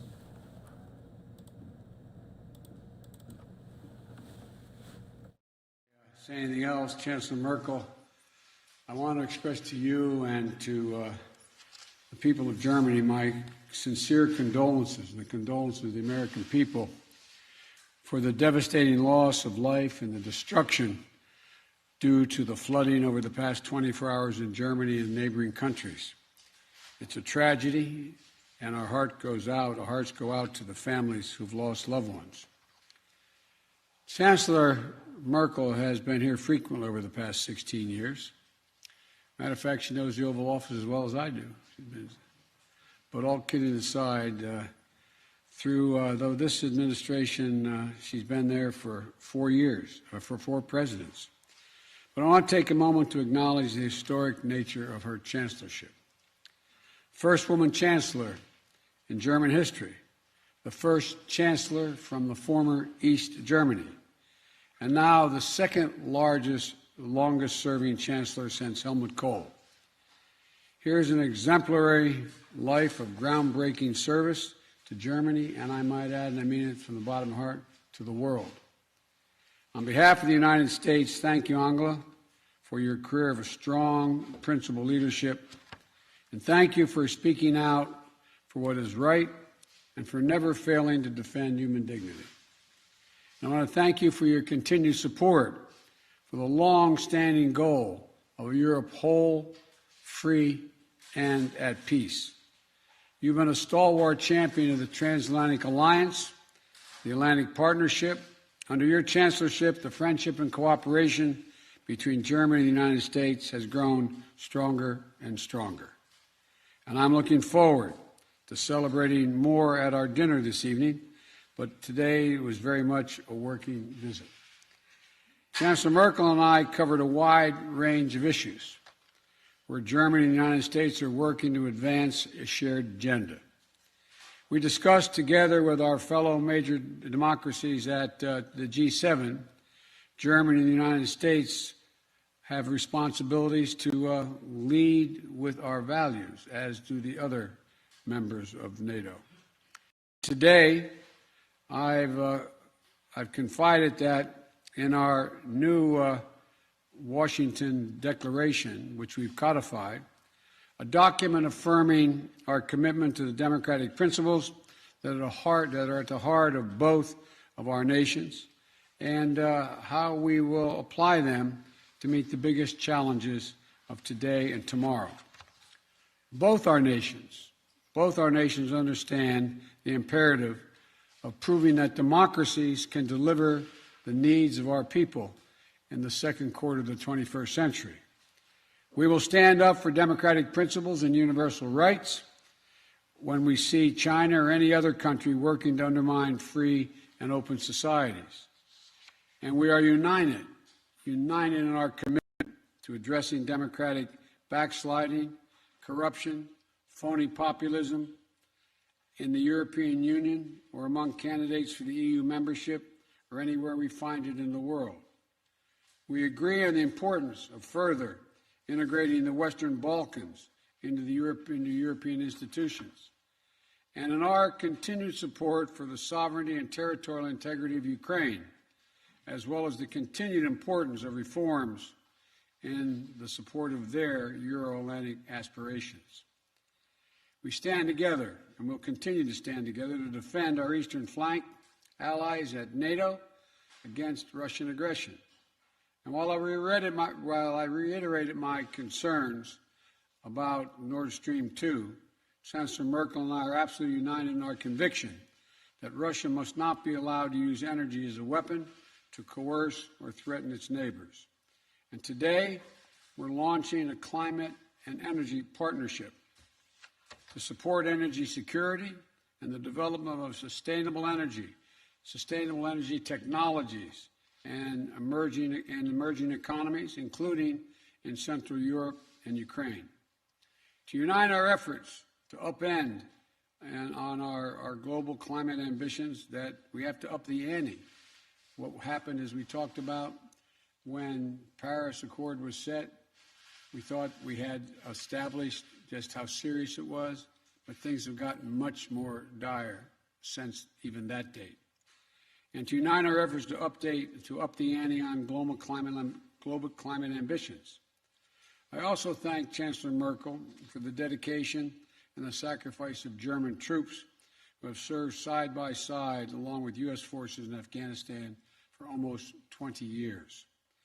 And we reaffirmed our shared commitment to continuing to counter terrorist threats where we find them, including in the Sahel in Africa.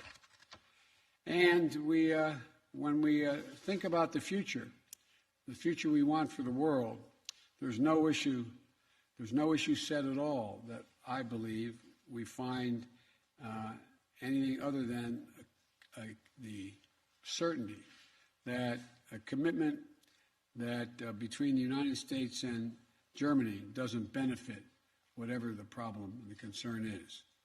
We need to fight COVID-19 pandemic everywhere to strengthen global health security for tomorrow, so we're ready for the next pandemic. We need to make sure that the rules of the road governing the use of emerging technologies advance freedom, not authoritarianism and repression.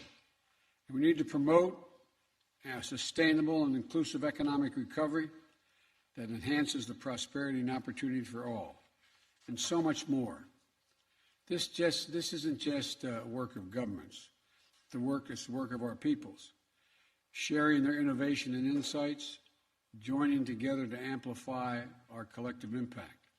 So today, we're launching a Futures Forum between our two countries, which will bring together top experts across business, academia, civil society, and more to collaborate as we shape our shared future. Madam Chancellor, I know that the partnership between Germany and the United States will continue to grow stronger on the foundation that you have helped to build. But on a personal note, I must tell you, I'll miss seeing you at our summits. I truly will. So thank you again, Angela, for making the journey, for our productive meeting today, and for your friendship.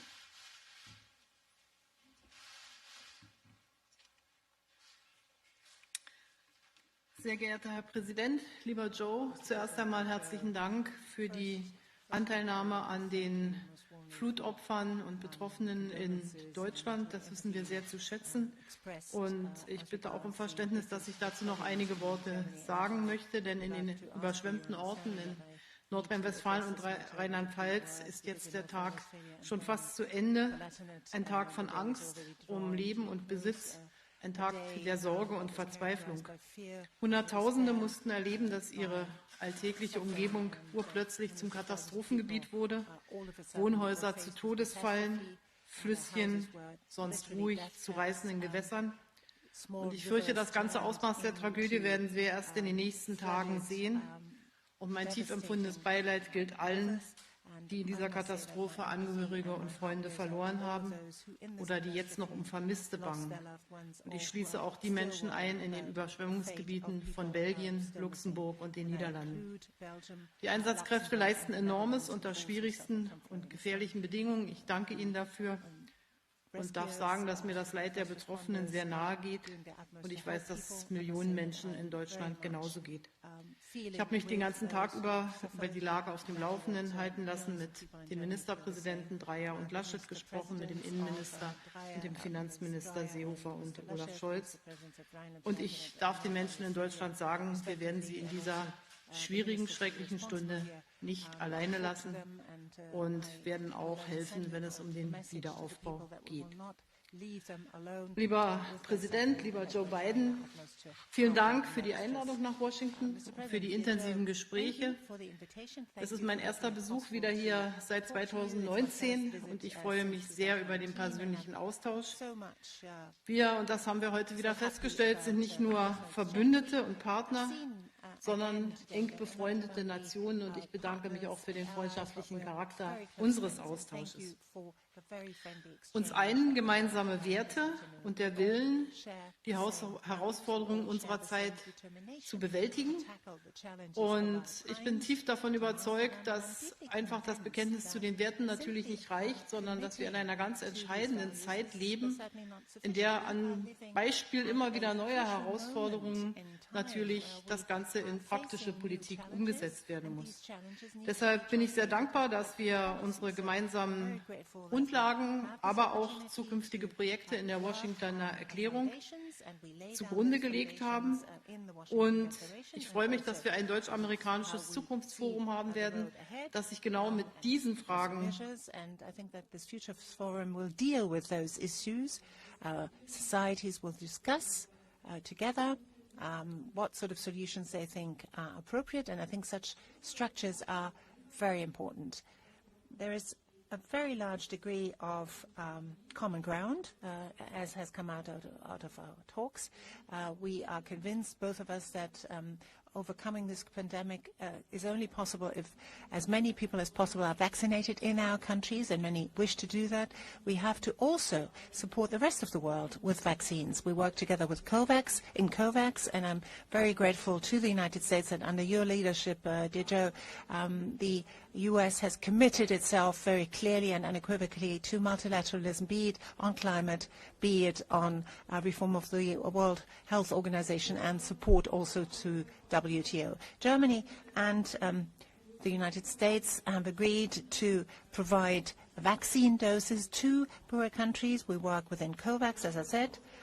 We talked about the challenge of climate change, and I am very happy that the United States are now back again with us in the Paris Climate Agreement, and that for Glasgow, that provides us with a totally different basis in order to work among the parties to the treaty in a much better and much more efficient way for climate. And we see countries that are besought by floodings, by wildfires, and by storms in an increasing manner, and that shows that there is a dramatic increase in such unusual weather phenomena, and we have to contend with this. Germany and the United States have now forged an energy and climate partnership. I think it's a very important message that we're sending here. We want to build on future-oriented technologies, green hydrogen, for example, renewables, electromobility. We're in competition with others on this planet, and we would like to be successful together, and Germany is very much looking forward to cooperating in this respect. And I support the President in what he proposed as a global infrastructure project, which we agreed on the G7 summit. Next year, as you probably know, we will have the chairmanship of the presidency of the G7, and we will bring this project forward. We talked about Russia and Ukraine, and in this context also about Nord Stream 2. We've come to different assessments as to what this project entails. But let me say very clearly, our idea is and remains that Ukraine remains a transit country for natural gas, that Ukraine, just as any other country in the world, has a right to territorial sovereignty, which is why we've become engaged and continue to be engaged in the Minsk process. We will be actively acting should Russia not respect this right of Ukraine that it has as a transit country. So Nord Stream 2 is an additional project, and certainly not a project to replace any kind of transit through Ukraine. Anything else would obviously create a lot of tension. And we're also talking about how we can actually make this very clear together. We also talked about other priorities in our foreign policy, for example, our relationship with China. We are countries who stand up for free, democratic societies, stand up for those rights, civic rights for those who live in these societies. So wherever human rights are not guaranteed, we will make our voices heard and make clear that we don't agree with this. We are also for territorial integrity of all countries of the world. We also talked about the many facets of cooperation and also of competition with China, be it in the economic area, be it on climate protection, be it in the military sector, on security. And obviously there are a lot of challenges ahead. On the nuclear agreement with Iran, JCPOA, we think that everything ought to be done in order to bring this to a successful conclusion. But I think that is something that is also, the ball very much here is also in the Iranian camp. Now, over many, many years, we've served together in Afghanistan.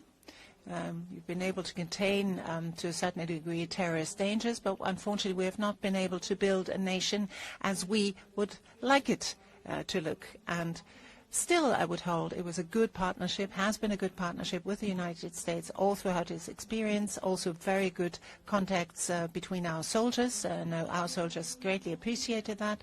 We also talked about Sahel, the Sahel zone, where terrorism is on the rampage, and obviously for us in Europe this is a great challenge. And also for the countries on the ground, we're very grateful to the United States for their mission in order to contain and push back against these terrorist advances. We also have drawn up we've also agreed on a German-American dialogue between our business communities, because we have considerable trade links and we wish to build on this, and obviously the economy and economic ties are of prime importance. So it was a very, very good exchange. We're close partners. I would like this to remain even after I have left office, and I think with this visit we probably paved the way to make it possible to also create formats where we can exchange, because the world will continue to be a place that is full of challenges. So thank you very much for making it possible for us to tackle those together. Thank you. Thank you very much. We're each going to take 2 questions, and I'm going to begin by recognizing Steve Portnoy and congratulate you on your new role as president of the White House Correspondents Association. Thank My you, sympathies. No, but thank you. I appreciate that, sir. On behalf of the press corps, thank you. And we're looking forward to the day we can have even more reporters all the way to the back of the room. So thank you very much. I have a couple of questions for you, also a question for the Chancellor. But Mr. President, with respect to Latin America and the developments there in the last week plus, yes. What are the circumstances under which you would send American troops to Haiti? That's the first question. The second question is, when it comes to Cuba, what is your current thinking on American sanctions toward Cuba and the embargo?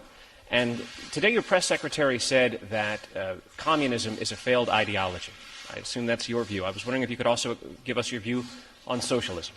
And then for the Chancellor, the question is, Madam, the President said that you know the Oval Office as well as he does. I'm wondering if you could reflect on your exchanges with American presidents over the last 16 years, and particularly contrast the current president with his most immediate predecessor. In 2 minutes or less.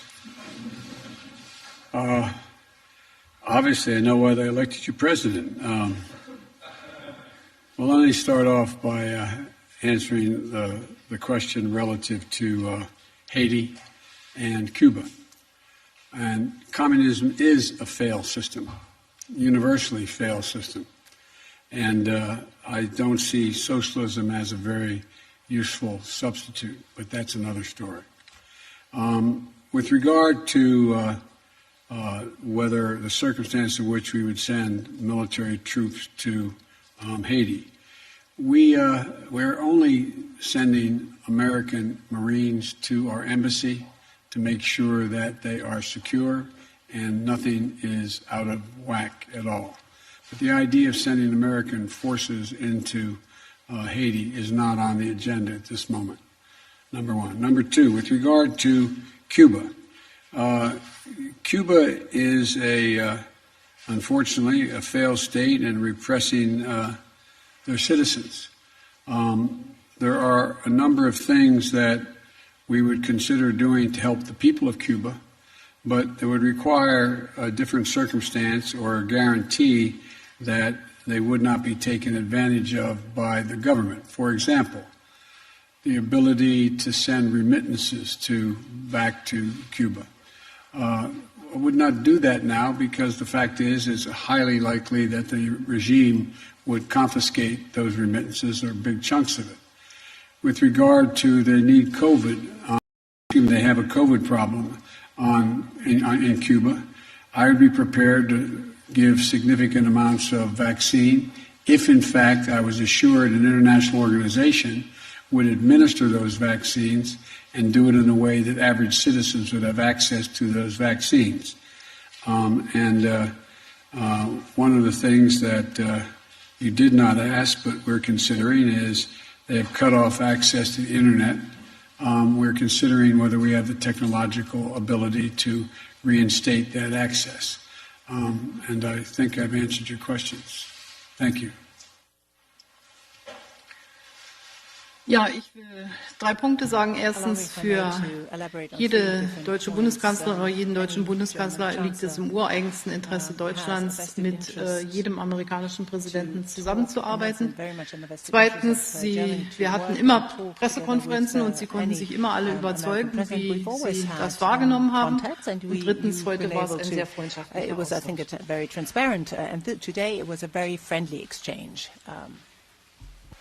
Ach so, ich muss Herrn Künast aufrufen. Oh, sorry, I have to call Mr. Künast and his German question. Ja, vielen Dank, Frau Bundeskanzlerin. Herr Präsident, ich habe eine Nachfrage zu Nord Stream 2. Frau Bundeskanzlerin. A question as regards Nord Stream 2. Madam Chancellor, you just said that you would act actively should Russia be in breach of its commitments, for example, interrupt gas transit through Ukraine. What do you mean in concrete terms? Will Germany then switch off Nord Stream 2 from the German side, and what sort of legal grounds would you be sort of claiming? Mr. President, you have fought so many years, the U.S. has fought so many years against Nord Stream 2. Now there will be only a few days left until this pipeline comes into operation. Why will you allow it to go ahead, to put it in operation, or will the people who operate this system actually have to contend with sanctions on the horizon? Well, Mr. Kühner, says the Chancellor, you know that we've worked a lot, not only Germany, incidentally, but the whole of the European Commission, for talking to Russia and Ukraine, negotiating a treaty that ensures until 2023 the gas contract, and after that gas deliveries must be possible as well. That is what I've heard. At least, let me be very careful here in my wording. And then, should that no go ahead, we have a number of instruments at our disposal, which are not necessarily on the German side, but on the European side. For example, sanctions as regards Crimea, or breach of the Minsk Treaty, has shown that we have those sanctions, these instruments at our disposal. We have possibilities to react. We are in contact with our European friends on this, but at the point in time of which I hope we will never have to take those decisions, you will then see what we do.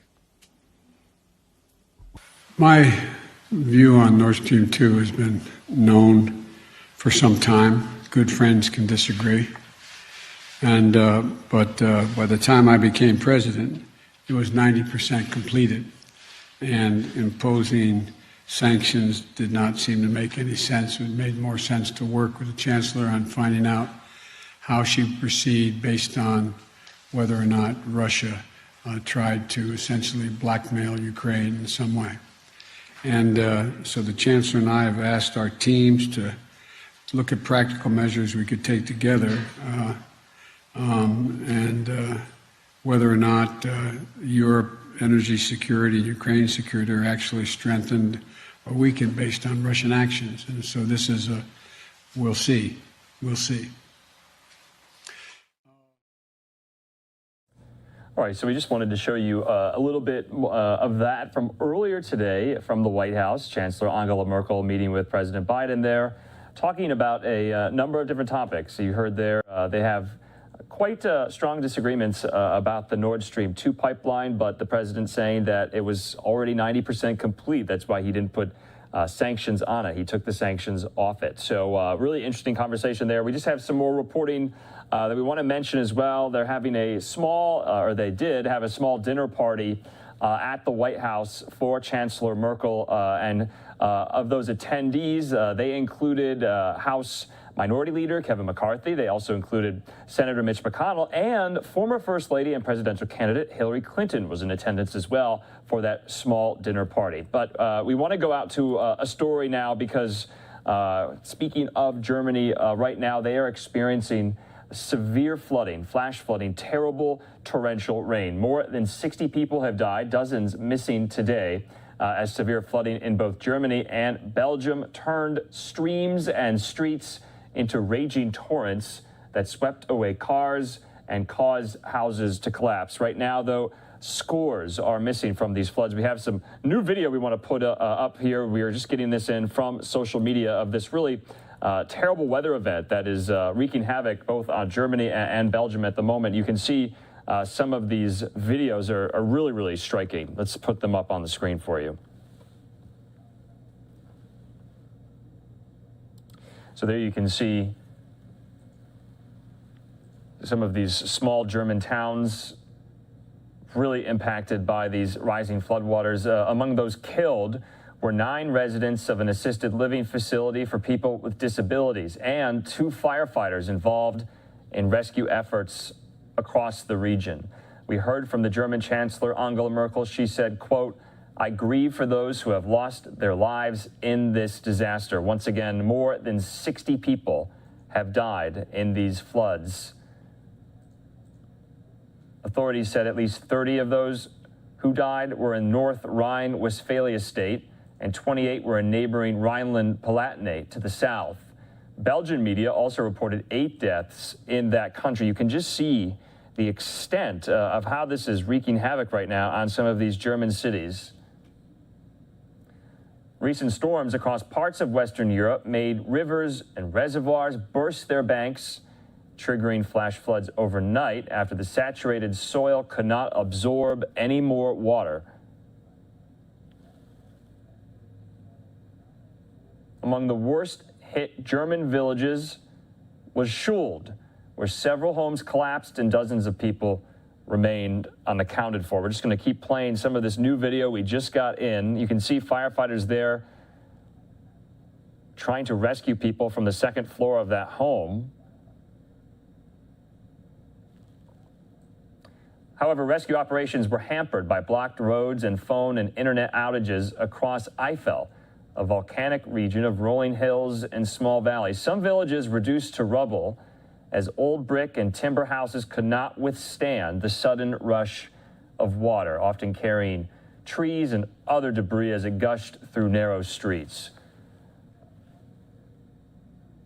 A lot of people had to be rescued from the roofs of their houses with inflatable boats and helicopters.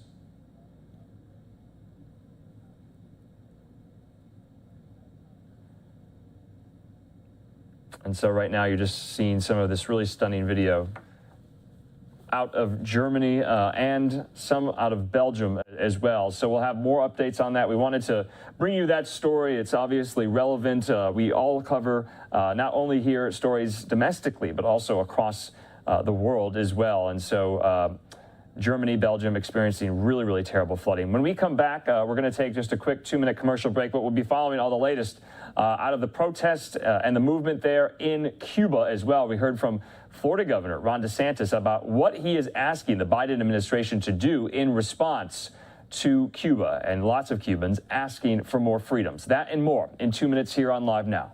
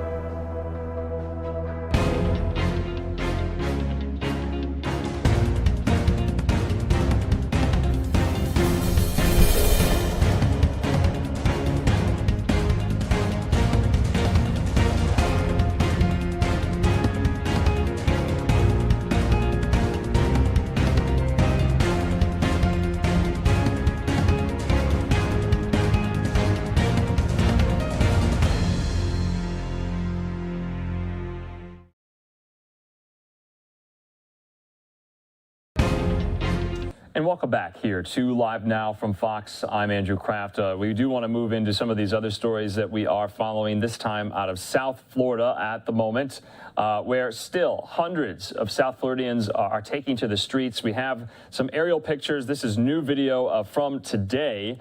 I believe this is in the Miami area as well. And you can see there the weather much better than it was for the last couple of days. And you can see hundreds of people taking to the streets there. Cuban flags, American flags, waving tall, waving proudly. And this movement does not seem to be letting up anytime soon. Obviously, the Miami-Dade area has a very large Cuban-American population. Many Cuban exiles fled there back in the late 50s, early 60s, once the revolution took hold and Fidel Castro was put in power.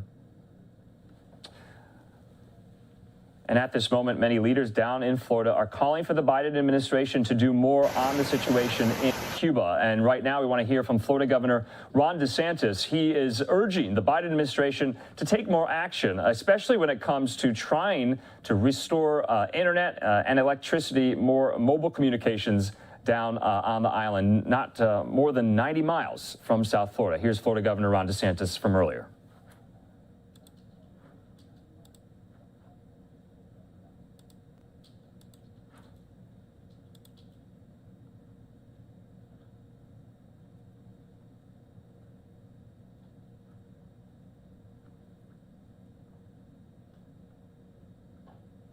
And it does look like we are looking for that still, but we want to go back out to these aerials. You can see from earlier there in South Florida.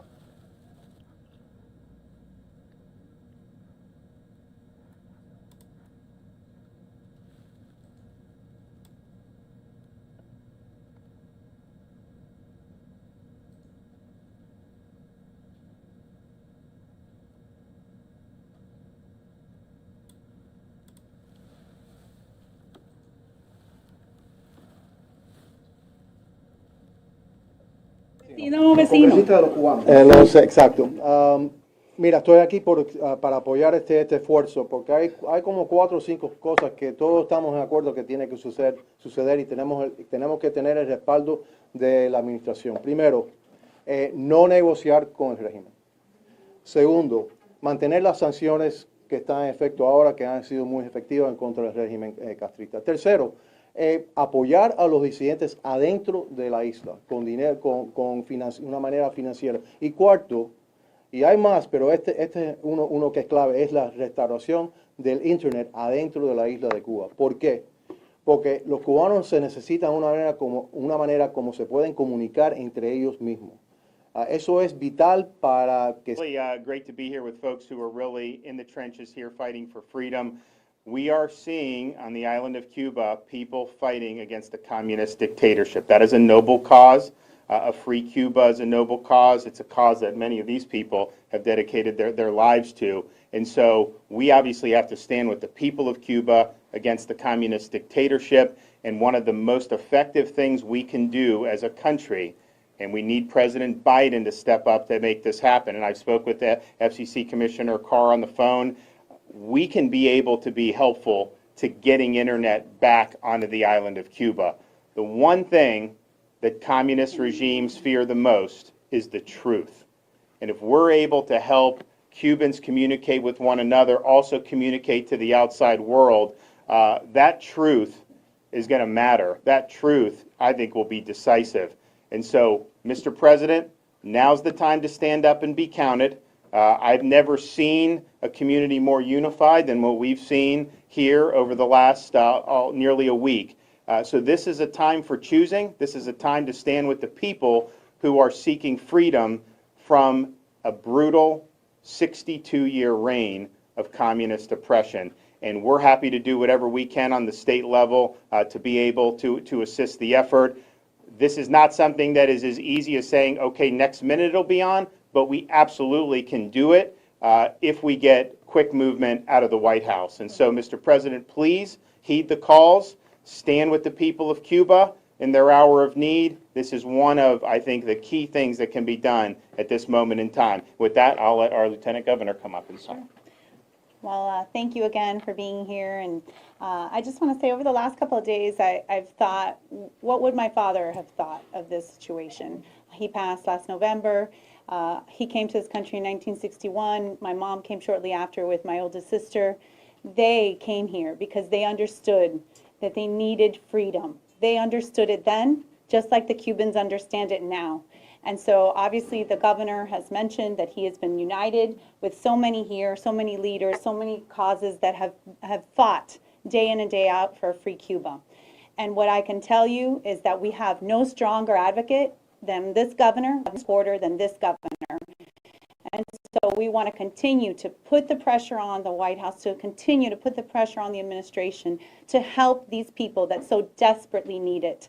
I'll say what the governor said in Spanish for the benefit of the Spanish cameras. El gobernador está aquí unido con los oficiales electos, con los líderes que se han unido a la causa de una Cuba libre. Él sabe muy bien la importancia para esta comunidad, teniendo la mayor cifra de cubanos americanos aquí en este estado. Y por eso él también ha unido su voz en pidiendo que la Casa Blanca les dé acceso a lo que es el Internet. Y la razón por qué es tan importante no solo es para que ellos se puedan comunicar unos con los otros, pero es para ver la verdad de lo que está sucediendo, la verdad de la tiranía que está sucediendo, la verdad de lo que están haciendo con su mismo pueblo. Y yo creo que eso es importante y por eso el gobernador le pide al presidente que ahora es el momento de tomar las decisiones, ahora es el momento de decir presente con los cubanos americanos aquí y con los cubanos en la isla que desesperadamente están pidiendo libertad. Muchas gracias. ¿Qué ha pasado con la petición a las compañías de la Florida sobre el Internet, vicegobernadora? ¿Nos puede actualizar sobre eso? ¿Puedes repetir la pregunta, Ana? Sobre la petición a las compañías de la Florida para el Internet que anunció el gobernador en el museo. Bueno, sabemos que el gobernador ha estado muy involucrado en tratar de facilitar lo que es acceso, por eso All right, so we know can't talk about this issue without speaking in Spanish, and that's what some of the speakers there are doing at that press conference. But you heard that Florida Governor Ron DeSantis very vehement in making his pleas known, what he wants the president to do. And let's listen back in to the governor. Those satellites, there's certain things that would require there, and then did you talk about some of the other options? So there's just a variety of things. Our view is let's turn it all on, right, and let's get moving. But there is different ways that some of these would go. It isn't as easy as just saying, hey, this satellite could just be put over there, but it can be done if we have the support. Correct. Governor, can you explain the option with the Florida company? That gained a lot of interest when we reported that a few days ago. Well, so, for example, people have been talking about some of these satellites that they could be moved over. And in theory, that's true, but maybe if you want to talk about, it does require some infrastructure on the ground to be able to send that signal to the devices.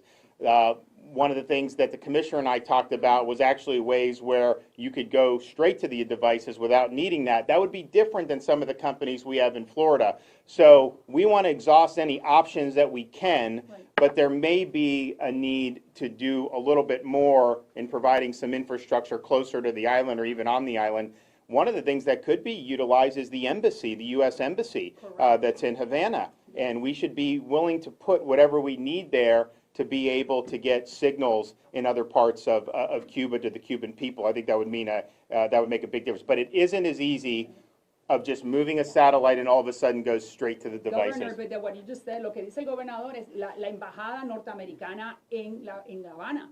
If that embassy, if they turn on the internet services, anyone that can go to the Malecón, and then from there they can upload. Eso lo que está diciendo el gobernador es clave, que la embajada norteamericana en La Habana prenda el internet para que todos los cubanos se puedan conectar. ¿Qué puede ser más fácil que eso? What can be easier than that? So I think Governor, as you know, for the last couple of days, major thoroughfares in Miami have been shut down for hours by demonstrators supporting the people of Cuba, of which you also support, I know. And yet, with the existence of HB1, the anti-rioting bill, it appears they are breaking the law. So, Michael, that's 100% to see that some of those thoroughfares, we can't have that. It's dangerous for you to be shutting down a thoroughfare. You're also putting other people in jeopardy. You don't know if an emergency vehicle needs to get somewhere. And then obviously it's just disrespectful to make people stand in traffic. But understand, that's been illegal in Florida way before HB1. It's not something that we're going to tolerate. And I know Marcel and other people, they were out there saying, guys, you got to get off the road. So they did the right thing. The law enforcement did the right thing to clear it. And that's just something that we can't have. There is nothing wrong with doing peaceful demonstrations. And HB1 had nothing to do with peaceful. And Cuban Americans who are out demonstrating in Versailles, they're not violent. Those aren't riots. They're out there being peaceful and they're making their voice heard. And we support them in their ability to do that. But it can't be where you shut down commerce or you shut down the ability to use these arteries. It's very important that people are able to get, especially in a place like Miami, where the traffic can be really bad. And again, you never know. Someone may need to get to a hospital or something like that. So I think that message has been received, and I really thank the folks. I know we had Highway Patrol out there earlier in the week helping to clear it. Most of the places around Florida, as soon as those folks were told, they got off, but we've got to keep the roads clear. But the commissioner wants to shut down to the for Biden hours. administration? Have you spoken to them? Are you negotiating at all? Well, I have not heard back on our request, so we did the request for, I know the Congress woman and the congressman support. I know the community here supports that request, so hopefully we will get some type of response in the very near future. I mean, our view is time is of the essence here. Every day that the regime has to black out the truth is a day that they can get the upper hand on this. Every day where the truth is out, not only throughout Cuba, but in the world, is a day where freedom is going to have the upper hand. So let's act now. Here in Miami, we're hearing a lot of calls for intervention. One, do you support this call to action? And two, do you expect that once you get the internet and videos out, people will see what's happening and then would be more supportive for an intervention as Cuba? Well, look, I think it depends on, I don't know what that means in terms of, what you're saying. Some people have asked about, what role the military, and I think Marcel has pointed this out. The best role for military is the Cuban military to realize that time's up, that you can't keep doing the bidding of a repressive dictatorship that is not governing with the consent of the governed. And so clearly, this is a dictatorship that is lost, not that they ever had it, but clearly they don't have the consent of the governed now. And so I think that the best thing would be for those military, particularly some of the younger military folks, to understand you can really be heroic in this. You can play an instrumental role in founding a free Cuba, refounding the country, and a free republic. And that will be something that will help millions of people, and that will be something that will cause you to live in the history books. Correct. Yeah, listen, as I said, this is a moment in history that we simply cannot sit on our hands and let pass by. Every single minute right now, there are people getting brutally beaten by the dictatorial regime just 300 miles from where we are right now. The one thing that communist leaders like least is the attention and the spotlight of the international world. And that is what the power of internet connectivity is. This is one of the greatest inventions that America has ever had, one of the greatest innovators from freedom and free speech that we've known. And brutal dictators, from the regime in Cuba right now to Iran, the very first move they make is to either shut down the internet entirely or block the applications that allow the people that are fighting for their God-given right for freedom to get that message out. This is not a technological problem.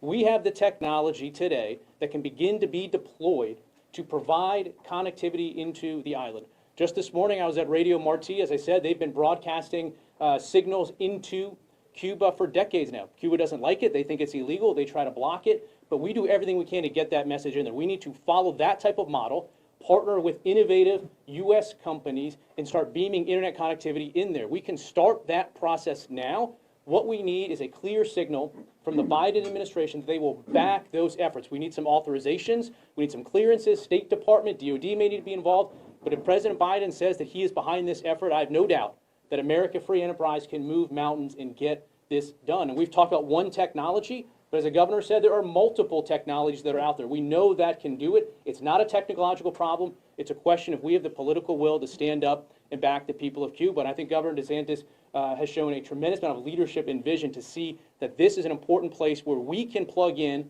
with a response that is different than your question potentially about military intervention. This is a response we can do to support freedom, and we can do it as soon as we get the green light to start that process. We thank you.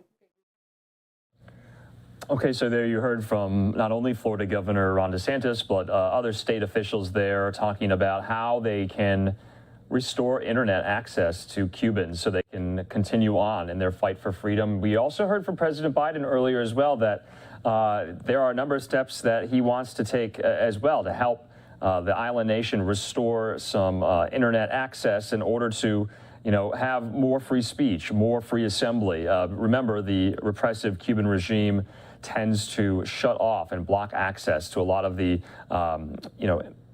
World Wide Web access that we have here in the United States. So anyway, we want to move away from that at the moment. We do want to stay in Florida just very, very briefly because, as you know, search and recovery efforts are coming almost to an end for the Surfside condo collapse rubble site. We want to put up this tweet here because the Miami-Dade Police Department put that tweet up a little earlier today. A beautiful picture of the site with a rainbow. It says, "Through the storms, we remain united. Our prayers continue as we stay." And so there you can see the massive site that search and rescue officials have been working for the past 3 weeks now. The confirmed death toll stands at 97. 97 individual human lives lost in the middle of the night when the condo collapsed on the shores of South Florida in Surfside. So right now we are monitoring a number of different stories. We're going to go out to Levelland, Texas at the moment. We're awaiting authorities to brief us and update us on a very tragic situation that happened in Texas earlier today. One police officer dead, 3 others wounded in a standoff. And so we'll bring that to you live here on LiveNow from Fox. We're waiting for them to come up to the microphone there and give us an update on exactly what transpired. According to the Justice of the Peace and Constables Association of Texas, Sergeant Josh Bartlett, SWAT leader for Lubbock County Sheriff's Office, was killed in a Levelland SWAT standoff this afternoon. They say 2 other detectives are in critical condition. One is a Hockley County Sheriff's Office deputy, the other a Levelland police officer. Another Levelland officer has also been injured, but his condition is unknown at the moment. And so we are waiting for an update from authorities on what exactly happened today there in Texas. In the meantime, we are going to go out to some more news about the weather, this time in the Central Plains of the United States, northeastern and central Iowa, some parts of southern Illinois as well, racked by a number of tornadoes late last night, early this morning. We have stunning video that we want to show you at the moment of kind of these funnel clouds touching down. Like I said, multiple tornadoes affecting northeastern Iowa. Here we have some social media users posting this in the last couple of days. Let's take a look. You can see these funnel clouds circulating, rotating there on the plains of northeastern Iowa. Multiple, though, touchdown as well. The National Weather Service in Des Moines confirming that 12 tornadoes were confirmed in the coverage area for that area. There was also a radar-confirmed tornado near Monticello, according to the National Weather Service's office in Davenport. Tornadoes also in the Shell Rock and Waverly areas, as well near Rockford, Iowa. And so these are just some videos we got on social media at the moment. Thankfully, no people have been injured, no reports of injuries. Some storm damage, though, as well, but storm surveys, according to the National Weather Service, will be complete by this afternoon. Many people without power still at the moment. More than 5,000 homes lost power last night in cities like Fort Dodge and Waterloo. By this morning, though, still hundreds of homes without power. And so you can see this is just really stunning video of these formations up close.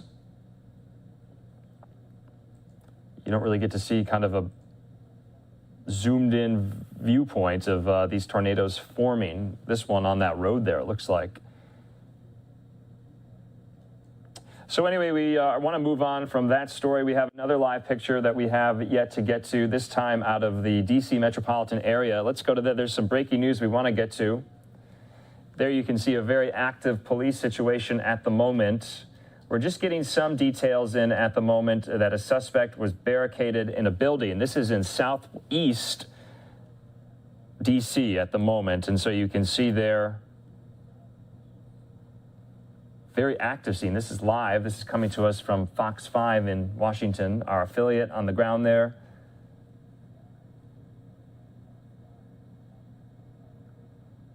And we are getting updates that the suspect has been taken into custody with no injuries reported there. So you can see, thankfully, that barricade situation now over and complete there.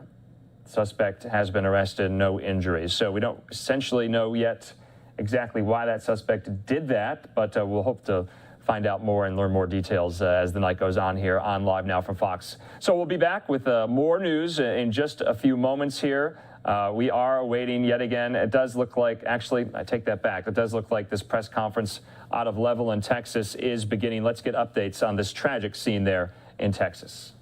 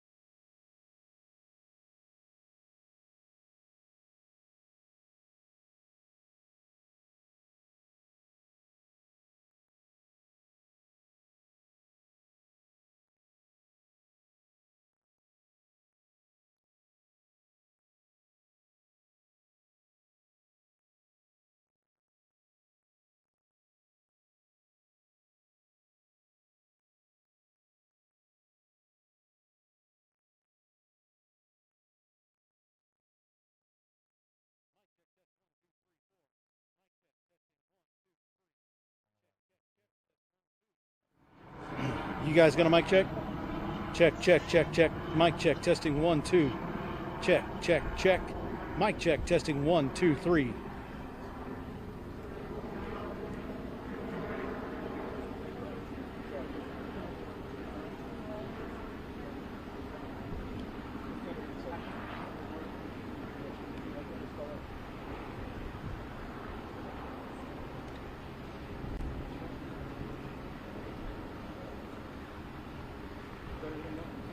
So at the moment, we want to put two live pictures up for you. At the moment, we're waiting in the upper left for this press conference to begin in Levelland, Texas. In the lower right of your screen there, we are getting those live pictures. There was a procession for the officer, I believe, moments ago, if not already. And so there are two different shots that we are getting out of this situation at the moment, but according to officials there on the ground, Sergeant Josh Bartlett, he was the SWAT leader for the Lubbock County Sheriff's Office, was killed in this SWAT standoff this afternoon. Two other officers are in critical condition, and another Levelland officer has also been injured, his condition unknown at this time. We are awaiting that press conference there. But you can see members of this community who are shocked and grief-stricken at this hour lining up. We don't know if a procession has started just yet. I'm being told that the procession has already taken place. We're going to get video of that. Those are just such moving scenes. We want to show you that as it happened. But let's listen in to officials on the ground.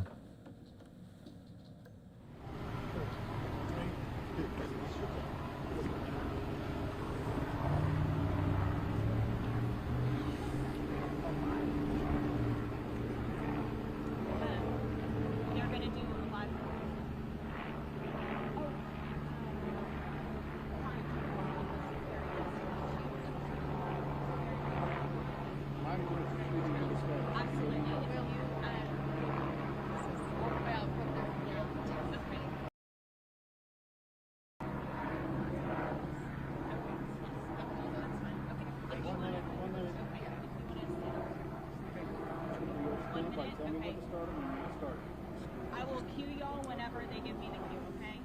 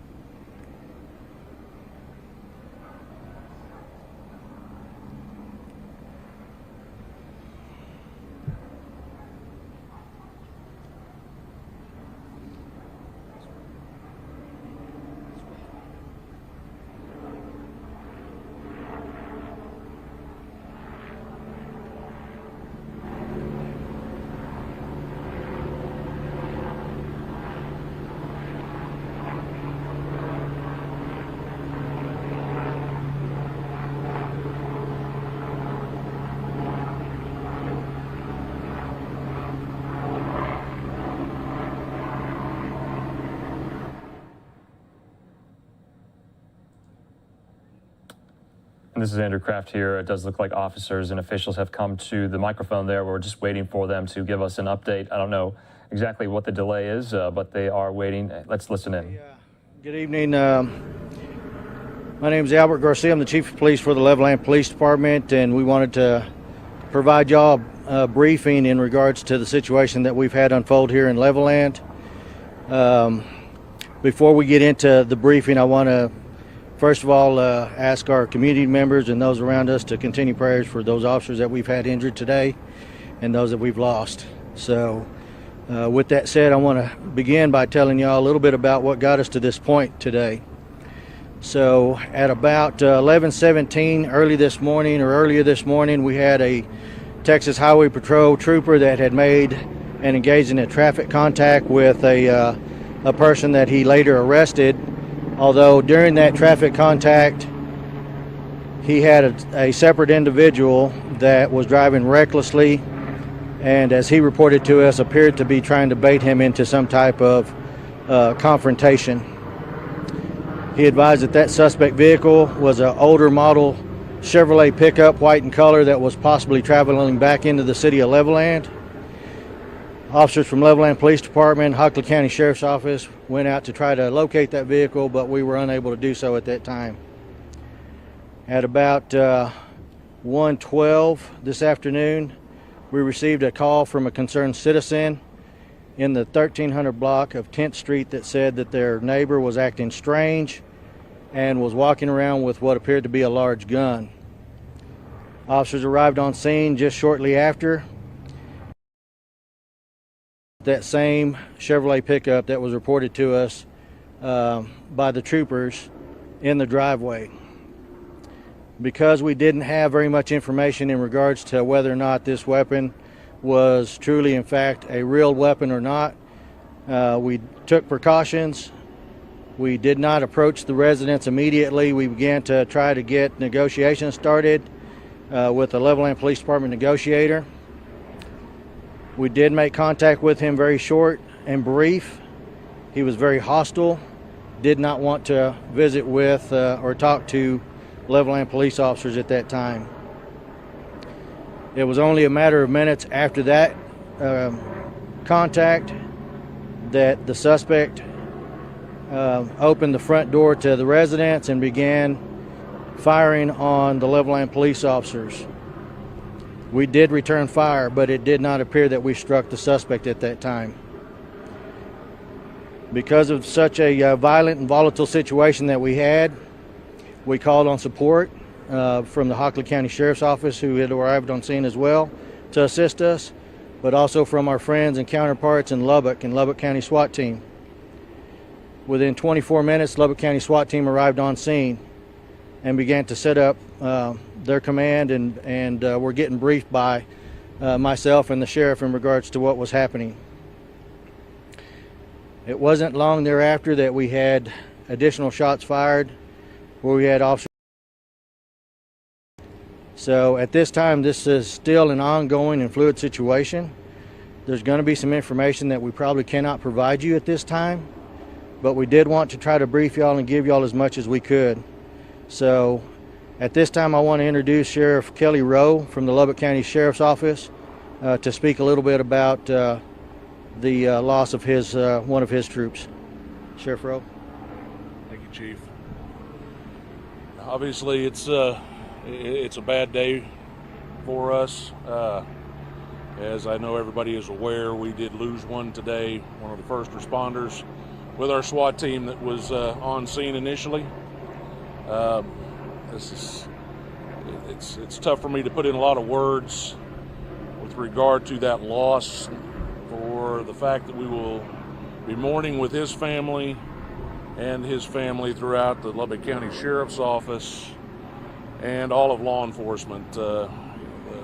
My phones have been nonstop today since the incident from all over the state, including some from around the country, with condolences and offers of support.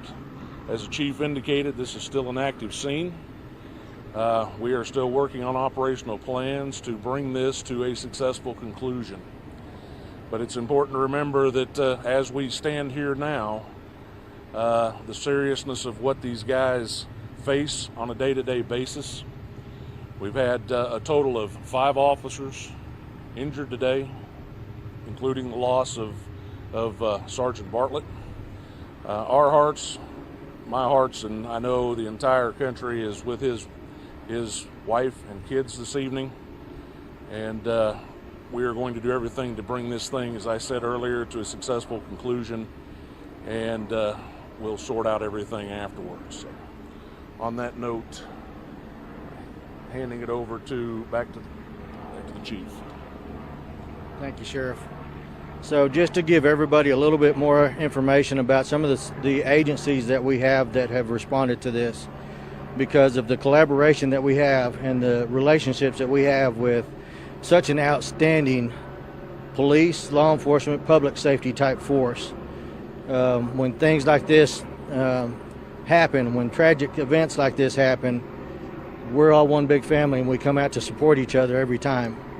And so just to kind of give you all a little bit of idea of all the agencies that are out here supporting the Levelland Police Department and the Hockley County Sheriff's Office, the Lubbock County Sheriff's Office, we have, again, a multitude of agencies out here, including the Texas Department of Public Safety and the Rangers.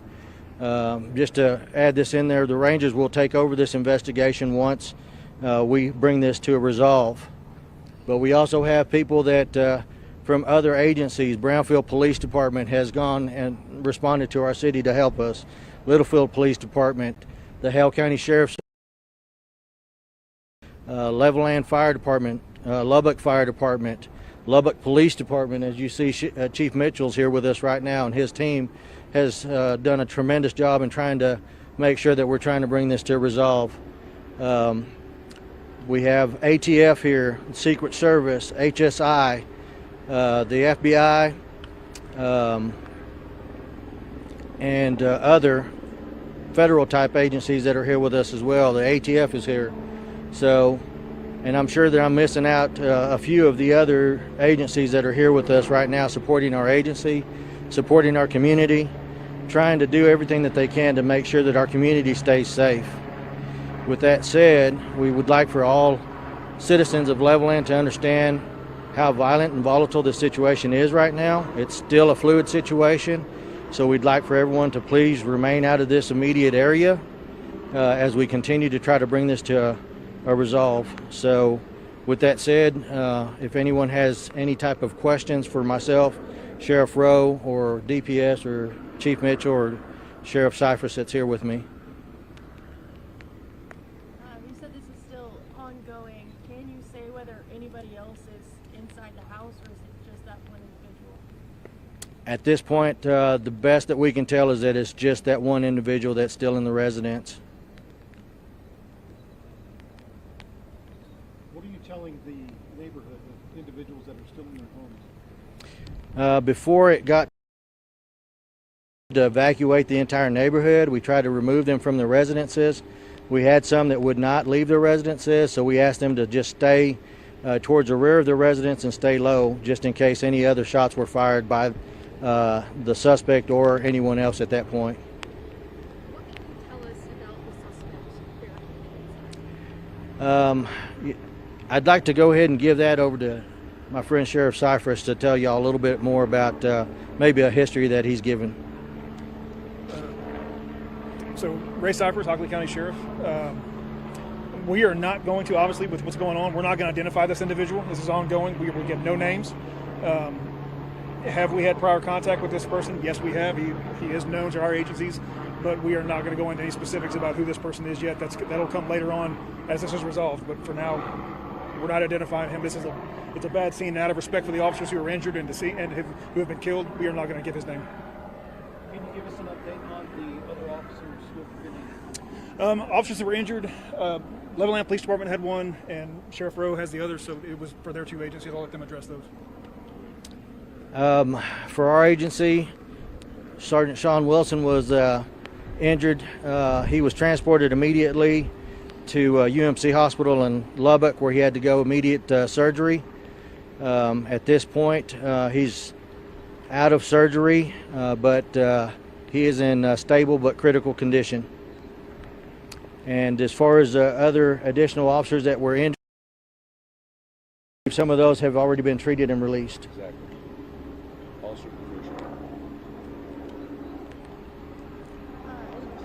You said 5 individuals have been injured today? Yes. Well, 4 injured, 1 obviously we lost today. So, but with the chief's officer being the most seriously injured in that, and then 3 other deputies that involved in the initial response and in the first part of the lead up of shots being fired also received some minor injuries. But as the chief indicated, most all of those have been treated and released already. This is a difficult question, whoever would like to answer this. We just honored Sergeant Kevin Cox 2 days ago, who tragically died in a very similar situation 20 years ago. How difficult has that been with that on everyone's mind going into today?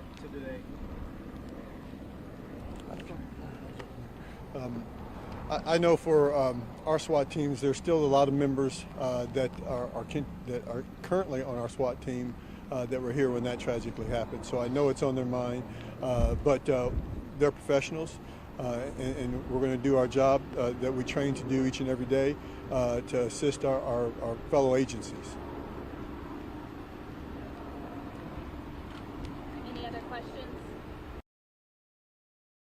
A little bit about Sergeant Bartlett and kind of person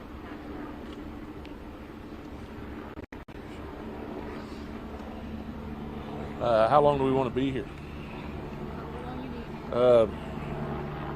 Well, first off, let's just know that Josh was a true servant.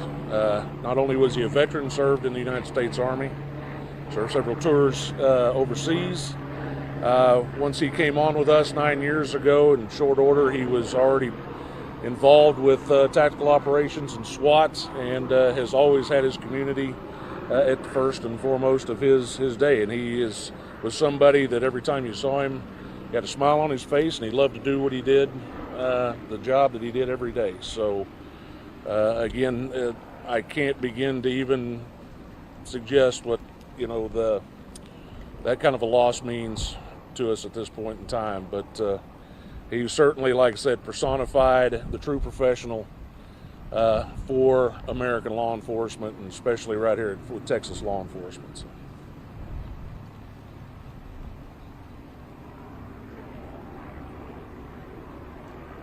Any other questions? In your experience dealing with situations like this before, what's the next step? What do you expect, having dealt with previous situations? What's going to happen next from here on? Well, I'll answer that just in the sense that we have individuals that are providing constant surveillance around that residence, but I won't go into any of the operational details at this point, just because we know he's been fairly active watching phones and everything else. So you'll get fully briefed on how everything goes once this issue, as the chief has indicated, once it's resolved. We'll break down how the operation actually went from beginning to end. But for now, I want to reserve those operational specifics until we've executed them. I know you guys have already mentioned there was 5 officers injured. Were there any civilians that have been injured in this incident? No, not that I'm aware of. No civilians. Last question.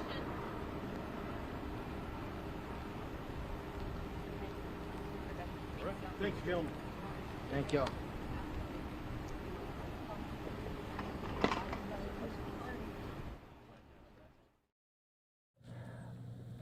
And just a really stunning set of events there out of Levelland, Texas. We just heard from officials on the ground that this standoff is still going on. It is still active at this hour.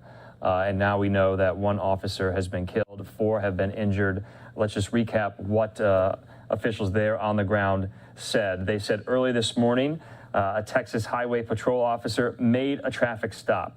A separate individual in an old white Chevy pickup truck appeared to pass by that officer making the traffic stop, driving recklessly in order to attempt to maybe bait him into some type of confrontation. And so that was this morning. A couple hours after that happened, a call came in from a concerned citizen neighbor saying that their neighbor was acting erratically, acting strange, walking around with a large gun. Multiple officials followed up on that call, and they noticed that the same car, the same old Chevy pickup, was in the driveway. And so this is how this all began earlier this afternoon. Officers got on the scene of this home, and they waited there. The suspect came out of that home and started firing. Officers returned fire. They called on support. And right now, the situation and the suspect is still barricaded in that residence, and the situation and the standoff is still ongoing. A total of 5 officers, including the one that was killed today, were injured. And they lamented, obviously, the loss of one of their own from Lubbock, Texas. That was Sergeant Josh Bartlett, a 9-year veteran of the force. He was a veteran as well of the armed services. So right now you heard there from the Levelland, Texas police chief saying that they want residents to stay out of this area. They went door to door calling for residents to leave in that neighborhood. Some refused, and so they instructed them to stay in the back of their home at the moment. We also heard from officials that the suspect, who they have declined to positively identify, but that suspect is known to our agencies. They have made prior contact with that individual in the past, but they are not giving that suspect's name at the moment. And so this is a very, very tragic situation there that is at this hour not resolved. They're hoping for a very safe, peaceful resolution to this. Hopefully that it will wrap up very, very soon, but they have their work cut out for them at this hour there in Levelland, Texas. Earlier this very night, a procession was held for the slain officer today, Sergeant Josh Bartlett of the Lubbock, Texas Police Department. Let's play some of that video. We have it right now.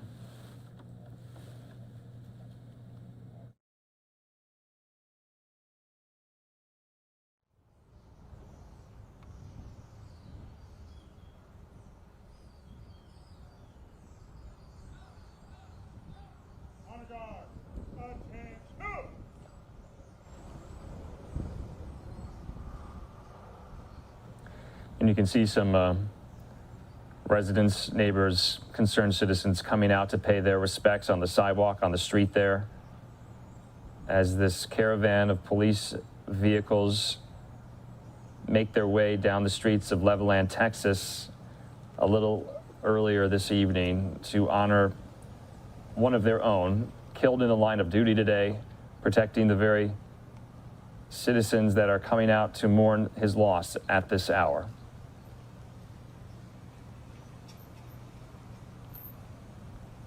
And so this is not live. This is from earlier. We know that one officer was killed. His name's Sergeant Josh Bartlett.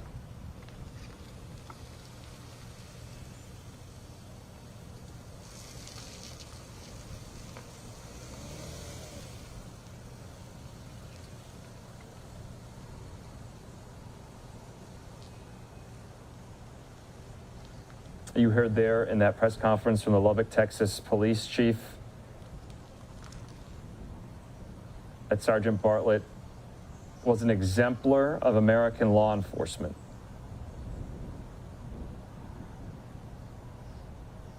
And obviously, civilians like myself and many of our viewers can never ever understand what a police officer goes through on a day-to-day basis, put in harm's way so regularly. Ultimately, some do not make it home, like we are seeing here in Levelland, Texas tonight.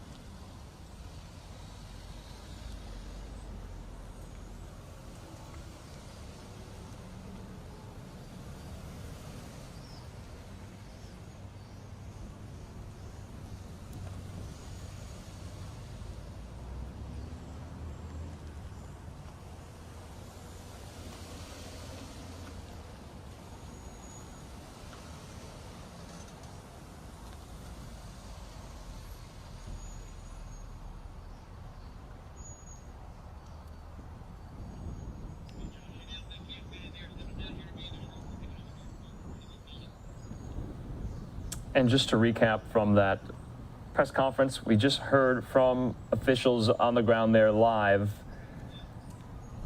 They are urging residents in that area to avoid the area, to leave their homes. If some of them do not want to leave their homes, they're being asked to stay near the back of their residences.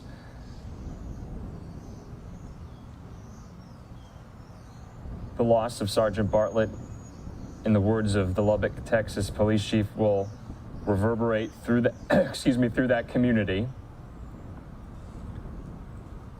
4 other officers injured from multiple agencies who responded to this afternoon.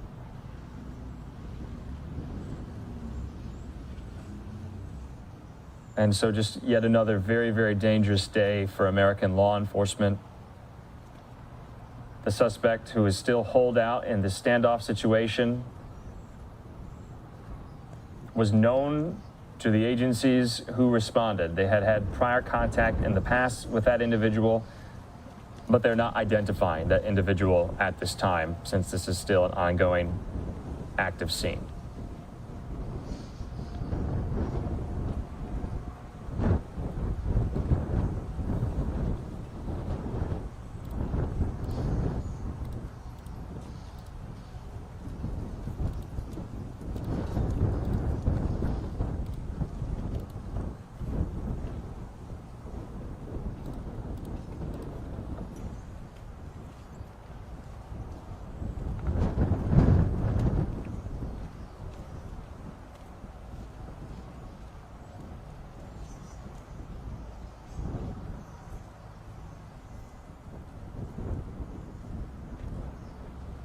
And very, very soon you will see Sergeant Bartlett's casket being put into the back of this minivan, to which scores of officers there, out of the frame at the moment, are saluting their fallen comrade.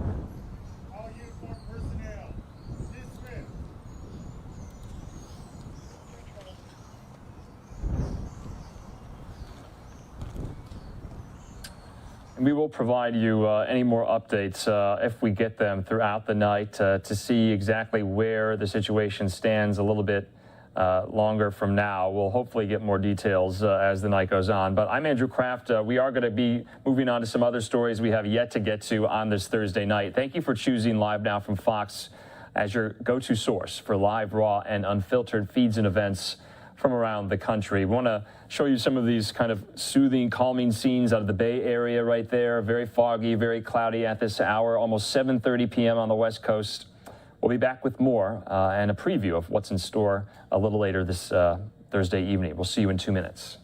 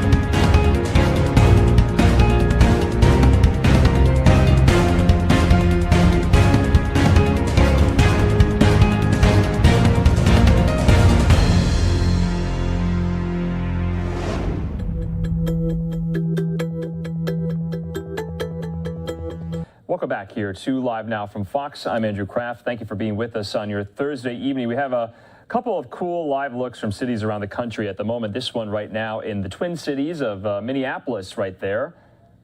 Also, we have New York City at the moment. At this hour, it's 10:30 at night on the East Coast, and a very cloudy and foggy Bay Area at the moment.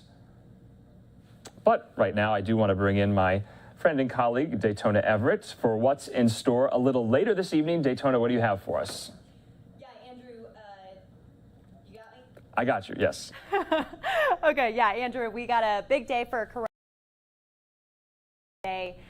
They are actually reinstituting masks. There's yet again another mask mandate out of Los Angeles County. This is just for Los Angeles County. No other counties yet in California is saying the same thing. A couple things to note about this, though. It's only for indoors, and it's also for anyone who's vaccinated or unvaccinated.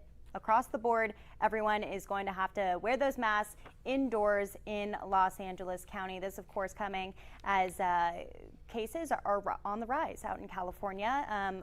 The Delta variant is definitely a concern right now, and they're seeing high numbers of vaccinations out in California, but actually not as high as they would hope, even though they're on the higher end out of all the states across the country as far as vaccinations go. We're going to be speaking a little bit later with Dr. Peter Chin Hong out of UCSF. He's an infectious disease specialist, comes on the show quite a bit to talk about this new rule. I have a few questions for him, like, is this going to be instituted in other states? Are other counties going to follow suit on this? Is the Delta variant that much of a worry at this point in time that we need to be putting some of these other restrictions that we had during the peak of this pandemic back into play? Because we're seeing out of Los Angeles County peak numbers at this point in time. So a lot of people frustrated with this, not wanting to pull those masks out of their drawers and put them back on their faces, which is totally understandable. So a lot of questions at this time in California and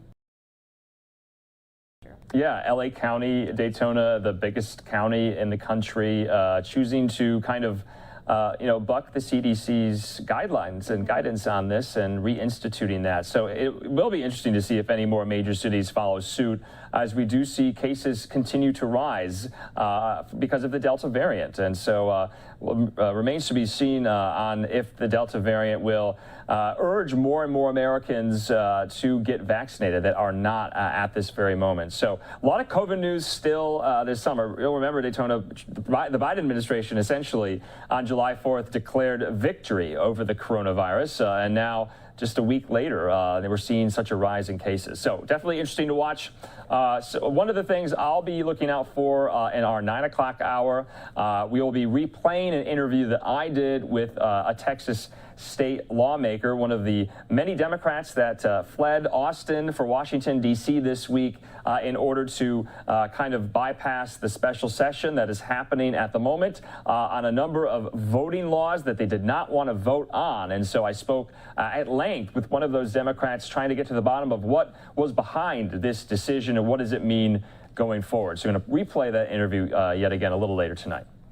Yeah, and also, Andrew, we like to do follow-up stories here on Live Now from Fox. We go back to stories from throughout the country, throughout the week. And one of those stories is coming out of Washington with Richard Sherman. We played out some of those 911 calls to listen into those, but here's the new news today. Sherman waived his court appearance today as his attorney spoke on his behalf. His family was not present. This all started when Sherman allegedly drank 2 bottles of alcohol at his home in Maple Valley, and his wife begged him not to drive. Officials say on his way to his in-laws' house in Redmond, he crashed into a construction zone on Highway 520 eastbound. Washington State Patrol found Sherman's empty car abandoned at a parking lot. Redmond police say that once he arrived to the Moss home, he tried to break down the door to get inside. We now know that his father-in-law fired pepper spray in Sherman's face when he tried to bust in. Officers arrested Sherman and was booked into King County Jail before a judge granted his release today. Sherman's attorney says that this is his first encounter with law enforcement and the judicial system. He says the beloved former Seahawk has a long history of philanthropy and community service in Western Washington. A judge says that Sherman could face a number of charges, including domestic violence DUI and resisting arrest. So not a great situation for Sherman right now. I did speak with some reporters out there earlier today, and we're not really hearing from Sherman. We're hearing from his attorney, and we're also not really hearing from his family, including his wife. So we'll be following this story moving forward here on Richard Sherman. Yeah, definitely. It's just a sad incident. He had no prior criminal history. Like you said, make bail, was released, but we'll definitely be following this saga for definitely in the Seattle area. Daytona was just a huge sports icon, played for the Seattle Seahawks. I think he led them to a Super Bowl as well, and so this is really a stunning fall from grace there, and we hope we hope for the best, but we'll be following all the details on that for sure. So lots in store for the next couple of hours. Daytona, thank you so much for previewing that. Yeah, of course. All right, and we are going to go to just a quick 2-minute commercial break. Obviously, you saw what is in store for the next couple of hours here on Live Now from Fox. Live, raw, and unfiltered feeds and events from around the country and around the world. We'll see you in 2 minutes.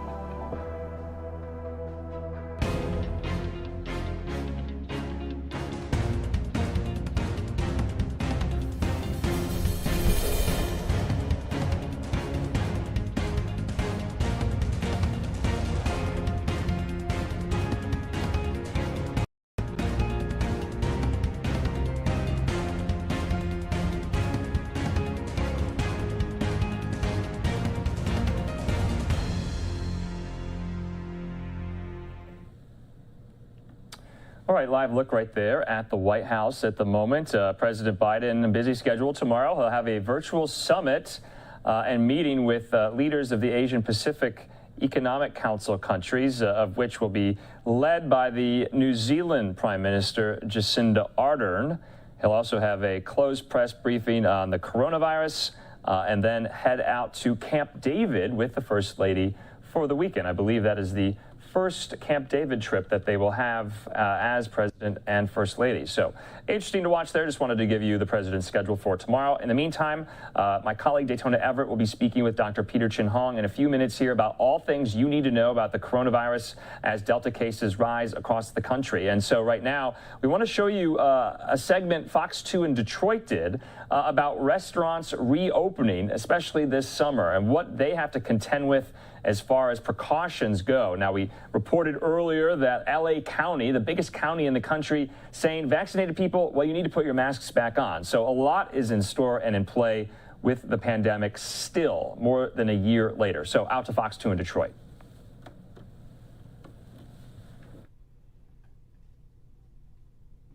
Pushing the envelope at Grey Ghost in Detroit means mixing up new drinks.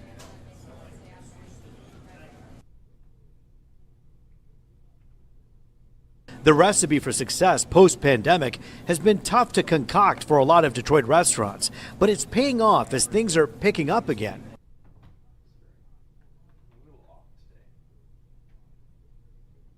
And so is the staff here at Grey Ghost, but it's been an uphill fight to get back to work. Lots of loss, tough times, and uncertainty.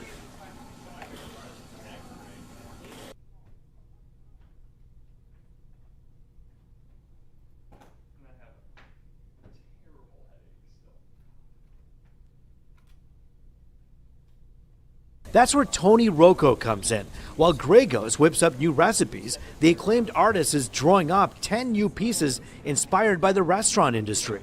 The title of the piece is Blue Blazer, and he's mixing the classic cocktail, the Blue Blazer. As you can see in the image, he's got these sort of action motion, flames coming off the drink. And I think that really it just represents the hard work and devotion of this industry. So to help, Rocco is selling these prints to the public. You go to his website, pick one of the 10 pieces, and then pick a restaurant that's listed there, and the proceeds from the art goes to that restaurant. You get the art, they get a check. So that will be for personal protective equipment, or, you know, if they want to incentivize an employee that's like picking up extra shifts and working doubles and that sort of thing, so that their restaurant can survive. Some of the characters are inspired by real-life bartenders and workers in Detroit, like this one he calls Straight Shooter. That was based on a bartender by the name of Rebecca from the Foundation Hotel Apparatus Room. And in that case, she's shooting just a straight shot. You know, these employees, in my opinion, are the hardest workers, you know, in the workforce. And, you know, they're staying fresh on their chops, and they're going home and creating menu items and new cocktails. And it's really a way of life for these guys. The prints run $107 a pop. The money goes right to the restaurants you choose, a cool way to remember these tough days we're living in while putting up a fresh piece of funky art in your house. And then there's the meaning behind all of this. Anytime something like this happens, it's coming from a place of kindness, compassion, empathy, and I think that's really what we need to focus on. I mean, we are a society that relies on each other, and the hospitality industry is a perfect embodiment of that. Every single employee, every single store is closing for a full week, and we're paying them to take a week off of paid vacation. Matthew Buscard is the owner of Bobcat Bonnie's restaurant and bar, 5 locations with another on the way, 225 employees, all being paid to take time off. If you have a choice of investing in your people or investing in savings and stuff, I would say invest it in the people right now. Matt, who has a restaurant in Ypsilanti, saw Maíz Mexican Cantina close its doors and give its employees a paid week off recently, and he wanted to do it too. Something that we saw another restaurant do, and it was something that I was jealous of, and I was like, oh crap, I wish we had the funds to do that. But it was just too much until some grant money came through and made it possible from the Small Business Administration's Restaurant Revitalization Fund. Right there in the title is exactly what I'm trying to do. I'm trying to revitalize our staff a little bit. They've worked hard. All through the COVID pandemic, restaurants closing, reopening, carry-out, tents, igloos, capacity limits, confusion over masks, even disrespectful customers. This was Matt back in October. We've had people cuss out our 16, 17, 18-year-old hostesses about mask use. Yeah, it was bad. I think sometimes we forget that, you know, people in the service industry are people too. They want to feel like their employer cares about them. After all, these are the people who take care of you, the customers, at Bobcat Bonnie's. Matt says they're definitely looking past the pandemic. They're opening another restaurant in Toledo and looking to expand into other communities here in Michigan. We got a lot of great things happening, and we're really excited to be where we are. And with all COVID restrictions being lifted July 1st, they're excited about where they'll be from June 28th through July 5th, getting a well-deserved rest to recharge. We're going to close up for that whole week. Let's have some fun. You're going to be paid for it. And let's come back and let's focus on what is hopefully going to be our new start to normal. In Ferndale, Amy Lang, Fox 2 News. As the owners of Main Street Grill in Coney Island near downtown Detroit, Shrissa Buktila and her husband Rocky have never shied away from hard work. But no amount of work ethic could have prepared them for the challenges brought on by the coronavirus pandemic. We don't want to shut this down. We have it for over 20 years. Now the Buktilas are getting through their latest struggle, a labor shortage. They say they're working more than 100 hours a week to make up for a lack of staff. We have extra hard, and we actually have our kids coming over and helping a lot. And my son graduated college, and he has to take off from his job, come and help the family business. For months, we've heard from restaurant owners who say unemployment is keeping people from working. Now, Governor Gretchen Whitmer is looking to use the federal $300 a week unemployment as a back-to-work incentive. That's a great idea. I think this is amazing. I mean, people need to get back to work. Right now, employers who bring back employees under the state's work share program are eligible. The governor wants to expand the program to include anyone returning to work. And that's a great way for working people to get back in without paying, a price or having to make an unconscionable decision. Do I stay out and make a little more, or do I jump back in? For the Buktilas, the change can't come soon enough. Meanwhile, they hope this will finally get businesses the help they desperately need. When I pray to God, that's going to be everybody back to work, and every business is suffering. I know that. Everywhere you go, you see a sign for help wanted, and it's a lot of opportunity out here to make money. People should. So far, there's been no word from the governor on when the program would start, but we're told it would go through September 4th. She does need the legislature's approval, though, to make this happen. In Detroit, Veronica Meadows, Fox 2 News. I am the owner of Darnetta's Boutique. Darnetta Anderson shows us her pop-up shop, a mobile boutique born out of a love of fashion. I went to school for fashion, marketing, all those things. I worked in retail for over 15 years. But in 2018, the retail chain she worked for closed its doors. She was also going through a divorce, but she didn't let it get her down. She started selling gift baskets online, but she wanted a boutique, and that's when her brother found this bus for sale. During the pandemic is when I actually started working on the inside of the truck. Now she's selling sunglasses and purses and clothing from petites to plus sizes. She's even got a dressing room on board the bus and is teaching her children how to run a business. So I definitely want to teach them that although one door closes, another one will definitely open. You might see Darnetta's mobile boutique at a local farmer's market or maybe a beauty shop. Best to follow her on social media or go to her website to find out where she'll be. She also says this might not be the only mobile boutique in her future. I've actually gotten a lot of men. They're like, what about us? And so I'm like, okay, it's in the works, baby, one day. Like, let me get this together and then we'll figure something out. For now, Darnetta is inviting budding entrepreneurs to a networking event on July 18th. The Boss Brunch at the Perique 2 Gallery in Southfield will feature speakers offering business advice as well as 25 vendors. So come out and shop. Not only did I put it together, but I'm ready to learn as well. In Livonia, Amy Lang, Fox 2 News.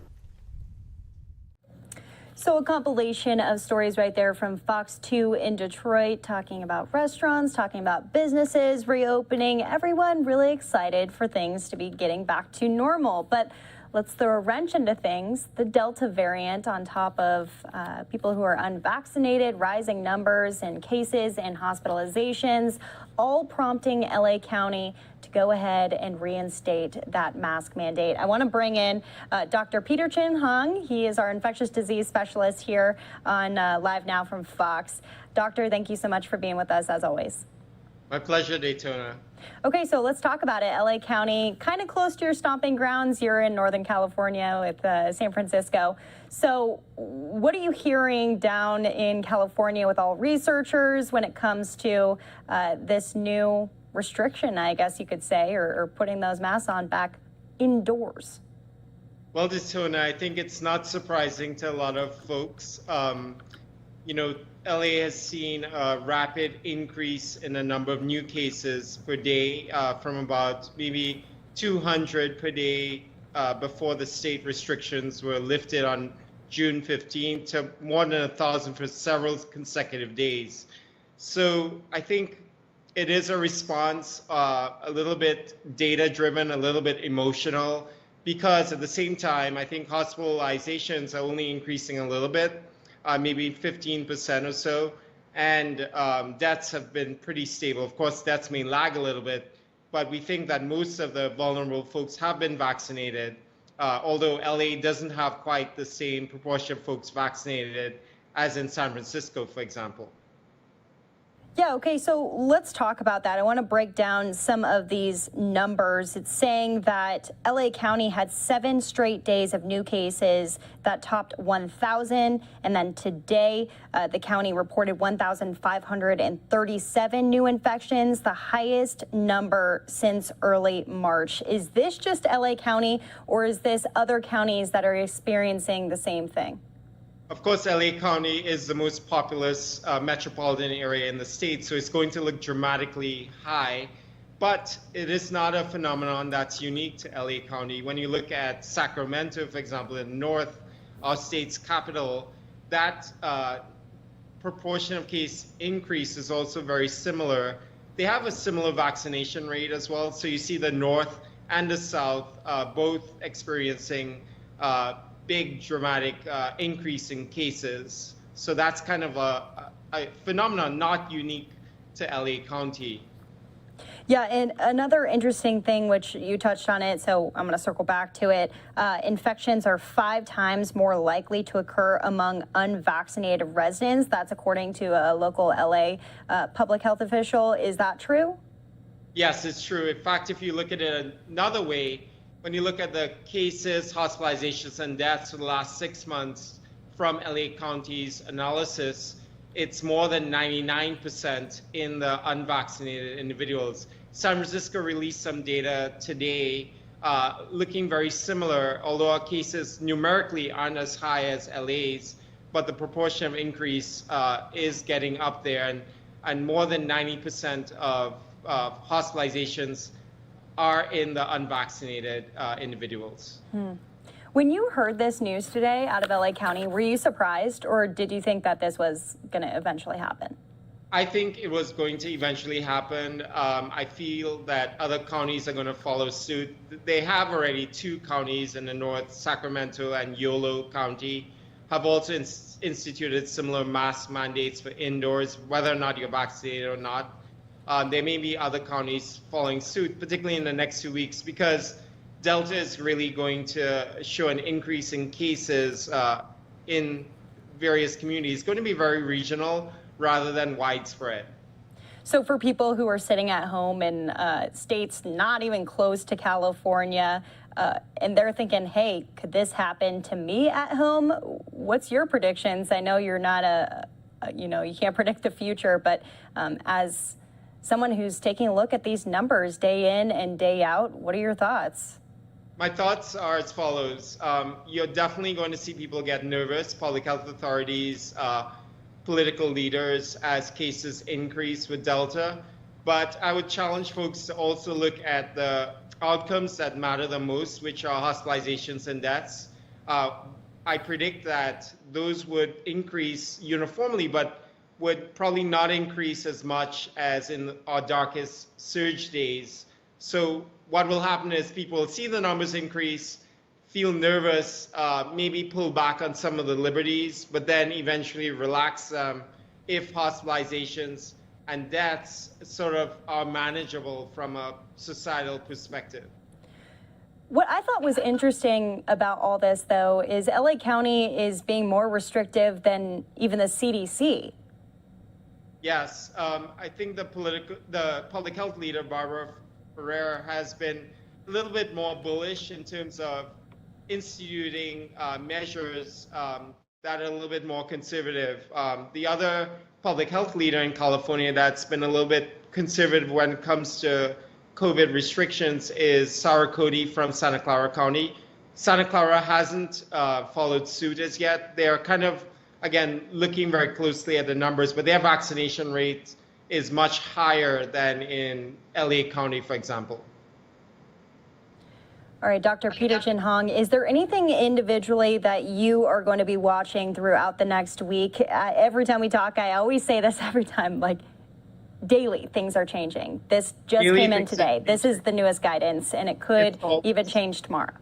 Yeah, it's so surprising. Every day is a news story. I thought for now everything would have settled down, but we're so wrong, Daytona. It's always changing. I think some of the upcoming issues will be more variants that are emerging. There's Lambda from South America. Even the old beta, the one first described in Brazil, is seeing an upswing in Washington State. So I think that things are always active. Mississippi has instituted guidance for elderly folks over 65 and immunocompromised folks to avoid crowded indoor settings. So I think things are happening on a regional basis, but I don't think we'll get back to any sort of like national swath of restrictions going forward.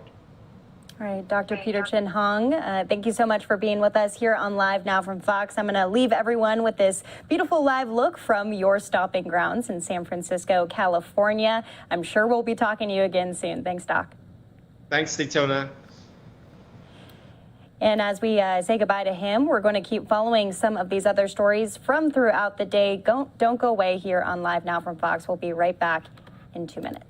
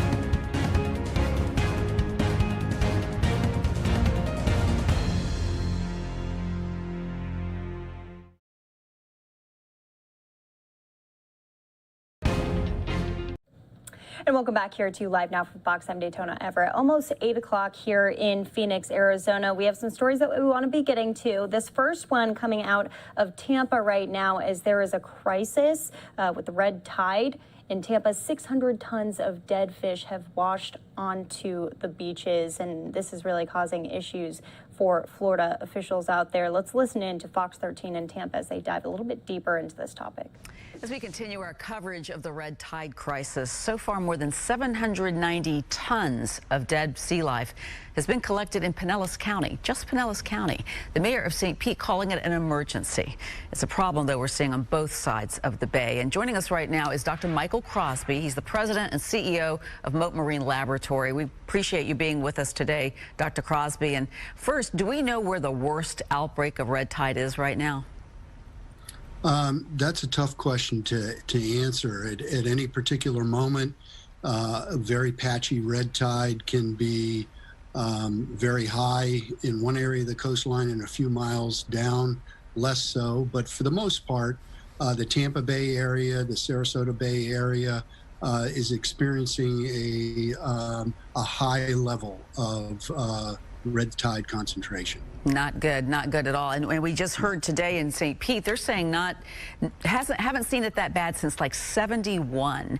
And we remember how bad it was just 3 years ago in 2018. So now we're thinking this is really pretty darn bad. Is there a reason why it gets so bad? Do we think there's a reason why this year is just so bad?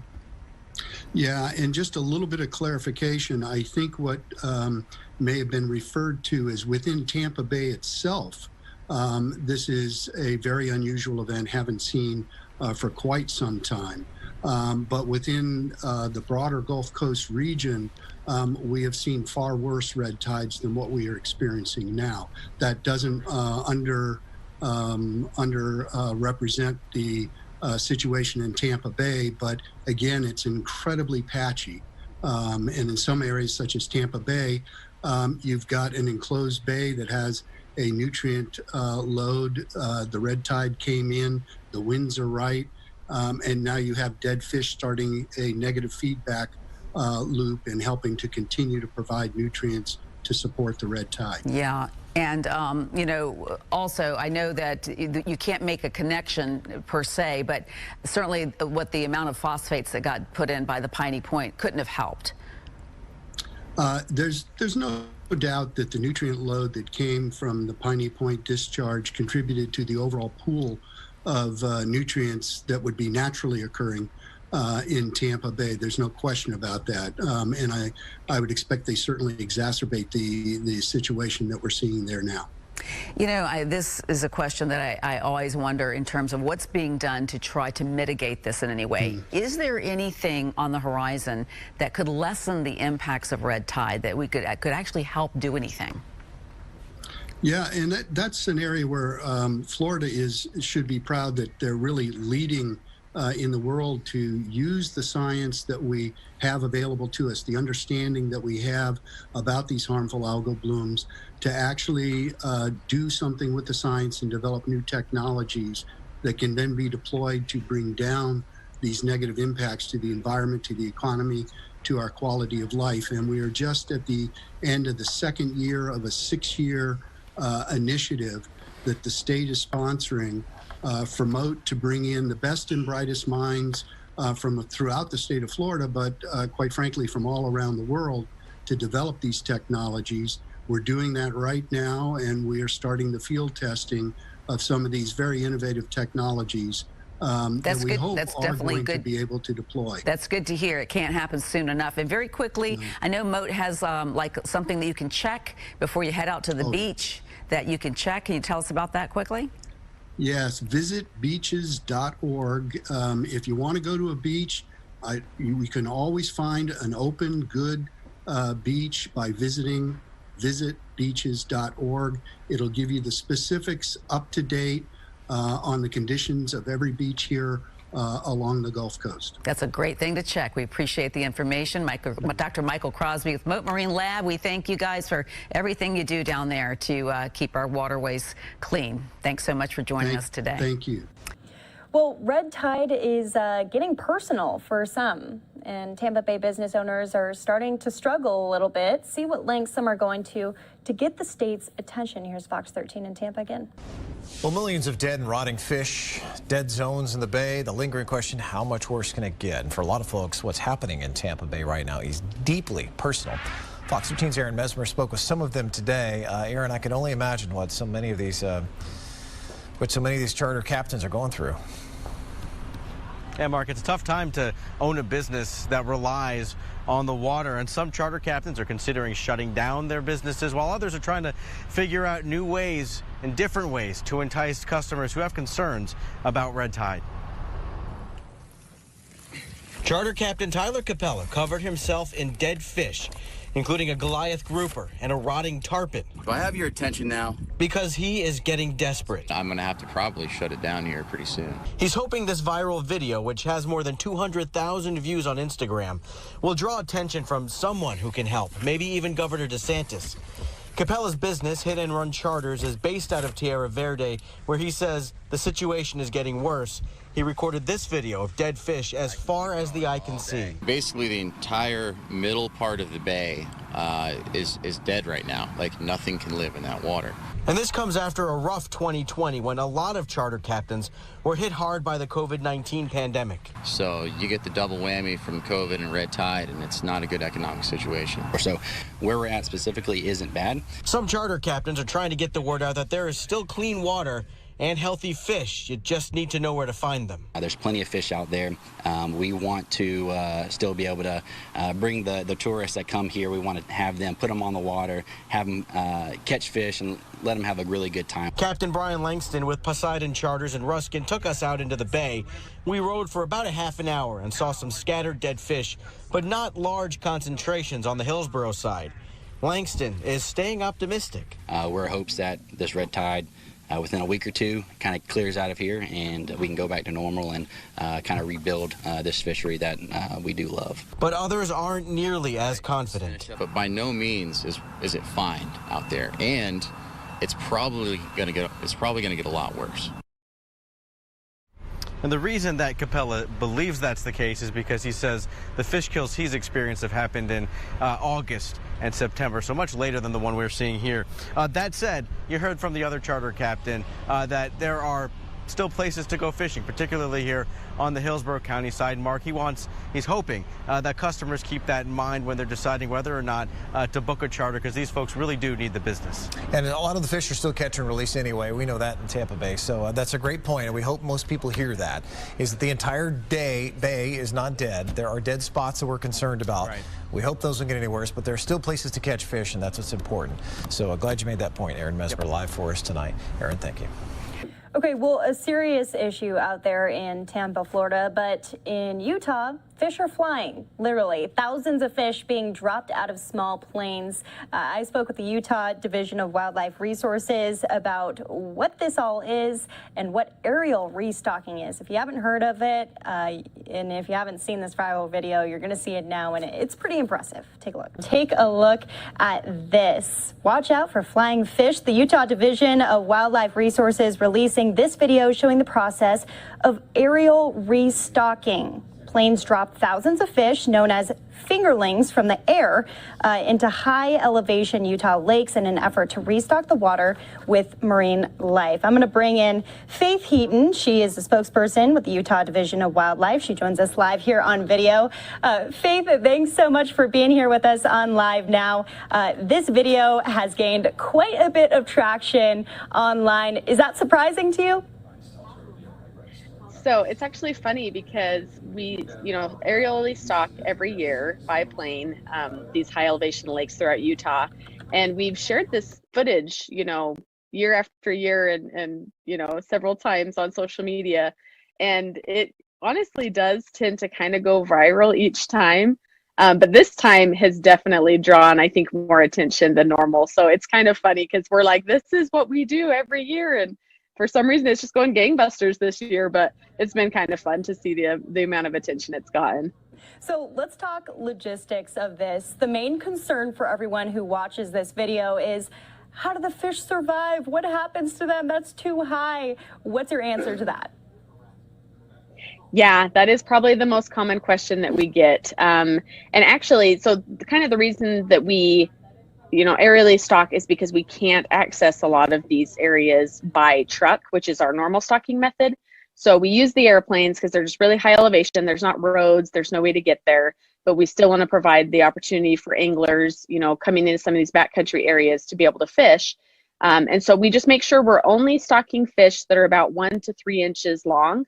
So these smaller young fish are so small that the air actually slows down their fall, and leaves kind of floating through the air. So because they're falling a lot slower than maybe a bigger fish would, that allows them to survive. And there's actually really high survival rates from doing this type of stocking. And we're able to kind of monitor this because each year we do some surveys. We'll have staff that'll hike in and check it out and do netting surveys to see how the fish are doing. And there's always a lot of fish. And most of these areas didn't have fish before we started aerially stocking. So it kind of shows that, they are surviving, they're doing okay. It looks dramatic, but the fish are okay once they fall. When did you guys start doing this? I'm curious. What's the background behind all of this? Yeah, so we've actually been doing this for decades.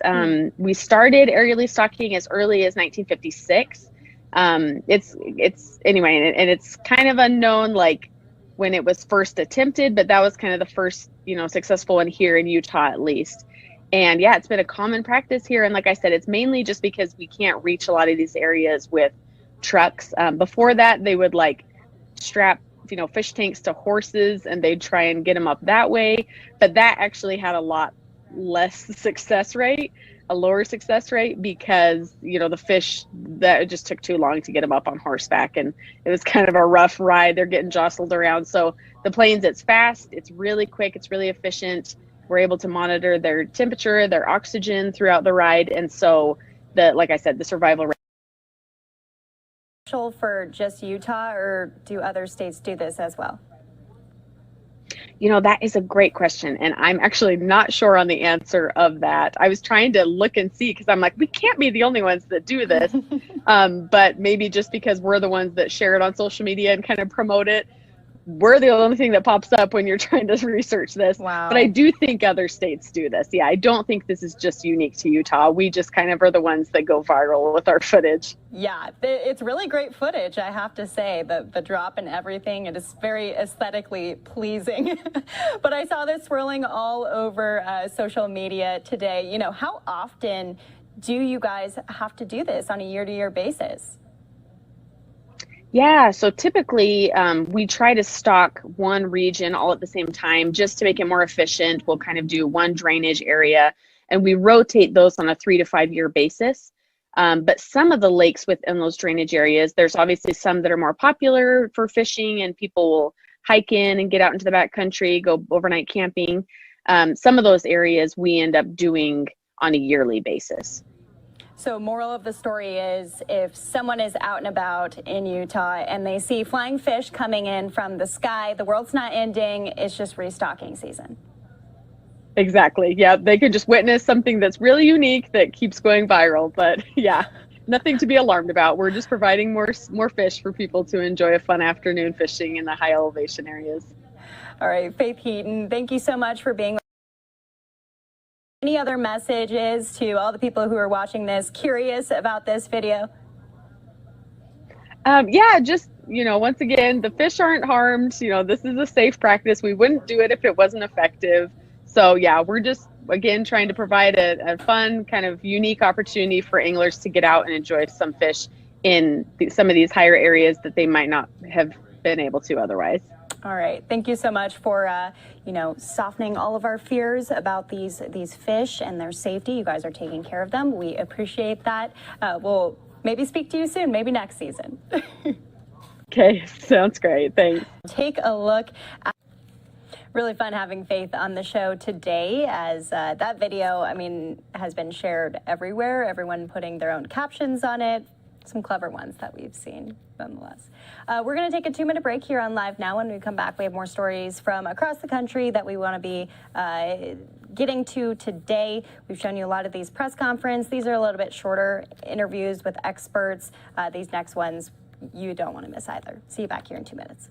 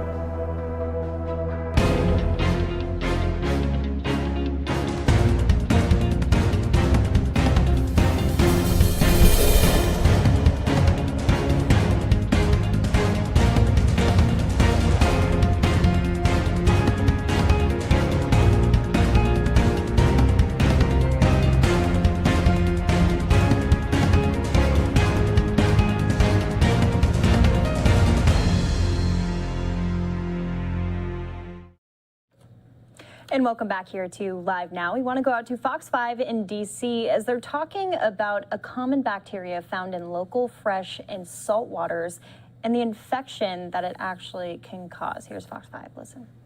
As the temperatures are still hot and humid this summer, you want to find some relief. And heading to the Chesapeake Bay may be on your to-do list to cool off. But public health experts are warning visitors of a serious illness that's present in the coastal waters. It deals with Vibrio. It's a bacteria that even NOAA monitors as the bay waters get warmer. So joining us now with more infectious disease expert, Dr. Amira Roas, to share more about what it is and how we can protect ourselves. Always good to talk with you.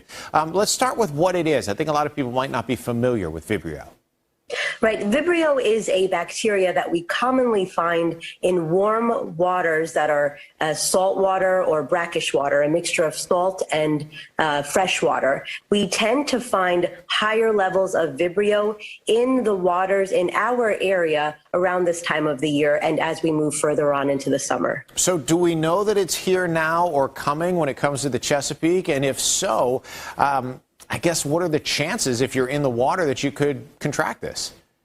Right. So NOAA, the National Oceanic Administration, has issued a couple of reminders that this bacteria is found in our waters. And what we tend to recommend is that individuals who go into these waters for recreational purposes, for fishing, we ask that they really are careful if they have cuts or scrapes or any other kind of break in their skin, because when the bacteria comes into contact with those kinds of breaks in your skin, that's when there's a risk for infection. The important thing to realize is that we can all do some very simple things like putting waterproof bandages on top of those cuts, washing them with soap and water after we come out of water if we realize that we've had cuts or scrapes, and then putting on an antibiotic ointment. Those are some of the things that we could do to avoid infection when we're in those waters. So what could happen to us if we ended up getting this? So if you get exposure through a cut, then you might have a skin infection. You might start off with some redness around the place where you've gotten the cut, and then it can lead to fever and some other symptoms. If that happens, contact your healthcare provider and make sure that you mention that you've had this exposure to the water. That will help them figure out what's the best way to treat you. So, no, go ahead. Please continue. Oh, I was going to say the other way that we see people picking up Vibrio is through ingestion of raw shellfish or raw seafood. And so what we recommend there is that, you eat this in moderation. And if you have any kind of immune compromising condition, if you're on cancer therapies, if you're diabetic, then you might want to exercise extra caution and really reduce your risk by reducing your consumption of raw fish and being very careful if you're in warm waters. Yeah, and that's the question that I was actually going for, is that, when I was reading up on this, it said that was another way that you could possibly contract this. We certainly don't want to tell people, hey, don't eat oysters or anything like that. But how would you know if you contracted this through ingestion then, if you don't have the surface cuts or infection that you would notice? So it's difficult to know at what point you would have gotten infected if you're ingesting a lot of raw shellfish. So the best advice here is that if you enjoy raw oysters, for example, just have it in moderation. But if you're immune compromised in any way, then you really should eat cooked shellfish and cooked foods in general, because you are at a greater risk of getting infection. Sure. But for everyone else, it's a moderate risk as long as you really monitor your health and are aware of your exposure. Sure, good advice there. And as far as just in general purposes, it's great awareness to know that this is there and it is a possibility. But for people who just want to go to the beach or go swimming in the bay, how concerned realistically should they be? Yeah, if you are generally healthy, it's not that big of a concern. Your body will tend to fight off infection. But what you do want to do is, do things like wear ocean shoes or sea shoes, because that could protect you if you're in an area where there's a lot of rocks or large shells. That's one thing that you can do to just further reduce your risk. But if you're generally healthy, just do regular practical things like keeping your skin clean after you come out of the water, making sure you don't have any cuts and that sort of thing. Yep, easy steps that can go a long way. Dr. Rose, always good to talk to you. Thanks very much. Thank you, Steve. All right. Well, something else to think about if you're out and about swimming this summer is always sunscreen, protecting yourself from getting skin cancer. But it's more than just sunscreen. It's the clothes that you're wearing, the time of day. Here's Fox 13 in Tampa to break down what you should be thinking about when you're out in the sun. So you put on your sunscreen at the beach or when you're outdoors and you think it's enough to protect you from skin cancer.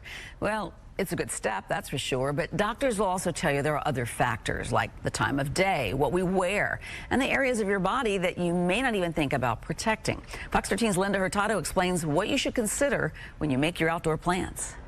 The warmth of the sun can feel great, but it could also be damaging. Ultraviolet light causes mutations in the skin, which not only can lead to skin cancer, but also leads to photoaging.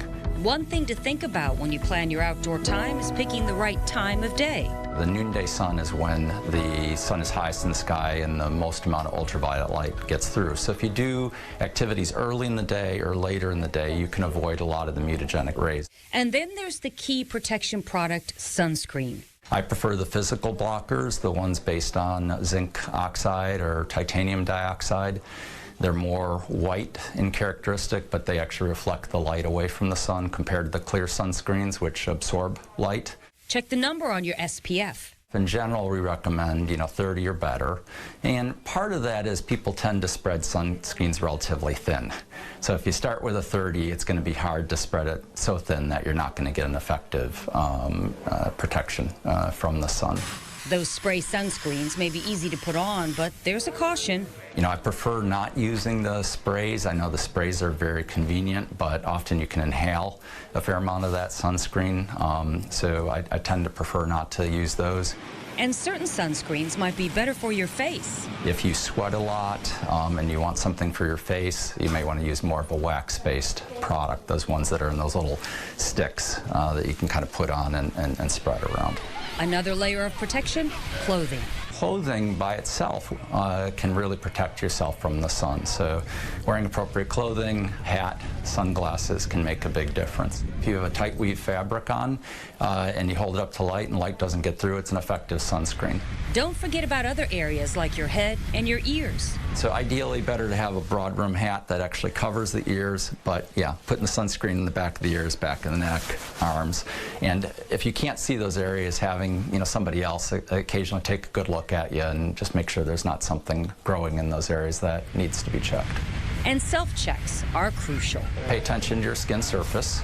If you have a spot that really doesn't match your others and it's growing or changing, it's important to get those checked. Linda Hurtado, Fox 13 News. Well, we're going to stay with kind of this summer thing that we have going on right now. Seasonal affective disorder isn't just a winter disorder. Summertime sadness is a real thing. Fox 5 in D.C. Talks about treatments for this disorder. Listen in. Aaron, thank you. Seasonal affective disorder is not just a winter phenomenon. For some people, summer weather can be a trigger for depression. That's why we want to talk to an expert today about SAD and share some tips for preventing it and treating it. Therapist and CEO of Nia Noir Therapy, Jessica Brown, is here with more. Good morning to you, my friend. Good to see you. Good morning. How are you? I'm good. I'm good. So, when you hear this at first glance, it seems a bit counterintuitive, but it does make sense once you break it down. So let's start with what is seasonal affective disorder? What is that? Yeah, absolutely. Seasonal affective disorder is actually a subset of depressive disorders. You typically hear about it as people transition from fall into winter months, but surprisingly enough, there's a small percentage of people who also experience it in the summer. And it can be due to a number of reasons, including the weather, the transition with children being out of school and your schedule kind of shifting, as well as some other factors. So in general, it's a subset of depression that actually quite a few people experience. Yeah. It's interesting because I know for the winter time, lack of vitamin D, right, getting out in the sun can contribute to it. And in the summertime, you've got the warmth. A lot of people are out more often. And so does that not help folks deal with this or kind of keep this at bay? Well, actually, sometimes the heat and the weather can actually create and increase irritability in individuals. And also when you talk about, you mentioned kind of being outside more, wanting to do more things with friends and family and having some of these obligations, it can sometimes create a burden where people have a lack of boundaries, they don't know how to say no, and they feel very stretched that they aren't able to attend all of these different functions. Yeah, that makes a lot of sense. So how can you tell if you're experiencing this? Absolutely. So again, it's a subset of depression. So you're going to see a lot of symptoms that mimic depression, such as having low energy, feeling helpless, hopeless, feeling overwhelmed, anxious, having a lack of energy, and having a lack of interest in normal daily activities. You may also notice some changes in your sleeping and eating patterns, such as hypersomnia, sleeping too much, hypersomnia, sleeping too much, and insomnia, not sleeping enough. As well as changes in your eating pattern, such as overeating or undereating. And we've got here up on the screen tips for coping with this. What would you suggest? Absolutely. So I think the first thing is just recognizing that the pattern exists. And a tip that I like to use with that is really journaling. By journaling daily, you're able to really document kind of changes in your mood pattern and your behavioral pattern so that you can identify that something feels a little off with your mood. This can also be a really great way to bring this information to a licensed mental health professional who can help you identify the trends and patterns to give you a more formal diagnosis and treatment plan. I'm curious, you mentioned before lack of boundaries, that these expectations to go out and, you know, because it's summertime, it's warm out, you're getting all these invitations. Coming out of this pandemic, given that last summer we didn't do this as much, do you think that we'll see an increase in this? I actually do. I think a lot of individuals are having difficulty reemerging out of COVID. You know, introverts were thriving during COVID, and being able to be in the house was, you know, it helped for them, and it also saved a lot of money. Right. But now coming out of COVID, and now you have all of these different obligations. It can also be a financial stressor. It can hit into other different areas of wellness that maybe you weren't necessarily prepared for. Gotcha. All right, Jessica Brown with Neo Noir, thank you so much for speaking with us this morning and sharing these tips. Appreciate it. Thank you so much. All righty. Meanwhile, a Maryland father and son are going on quite the journey this summer. Fox 5 in D.C. shares their story. Okay, you ready? Okay, 1, 2, 3. Last summer, you know, it was in the middle of the pandemic, and my son and I, we were really looking to explore the outdoors further. We've always been really outdoorsy, and all right, we wanted to just try a different sport, and so we're gonna do this. We picked up a couple of kayaks off of Facebook, and we said, hey, let's just start paddling around the lakes here in Maryland. We did a 3-day trip, and it was pretty fun. Andreas, come. This Friday, July 16th, we're actually launching what we're calling Bay 200 Challenge. Yeah, I'm pretty excited. Which is a trip down the Chesapeake, 200 miles, 12 days paddling. Every day we're going to do, you know, roughly 17 to 20 miles. We're going to be stopping along the way. Our plan is to reach Smith Island, Virginia, at the very tip of the Delmarva Peninsula, where you know, the bridge starts and connects to Virginia. All right, so let's go a little bit back, Andres. We're doing this for a really good cause. You know, we feel very fortunate, and we want to give back by helping families that have been really struggling with COVID. When we look at the pandemic and how it's just really ravaging so many communities around the world, we really have to be blessed. I feel blessed. And with that blessing also comes a certain responsibility. Mira una tortuguita, mira. It's a little turtle. You know, it just feels like every time we do something together, we have sort of something in common. During kayaking, me and my dad, we've gotten closer, a lot closer actually. If we find things that are really interesting to both of us, in this case kayaking, I think that can really lend itself to a lot of just wonderful times together. I'm looking forward to spending 12 days with my dad because we'll have a lot of time together. We want to encourage you to get outdoors more. You know, there's so much to do out there. We live in just a wonderful area, and you know, there are so many things that you can do by yourself, with your friends and your family. And so we really encourage you to challenge yourselves, go out and do things together. We'll think about our blessings, but let's think about those who have less.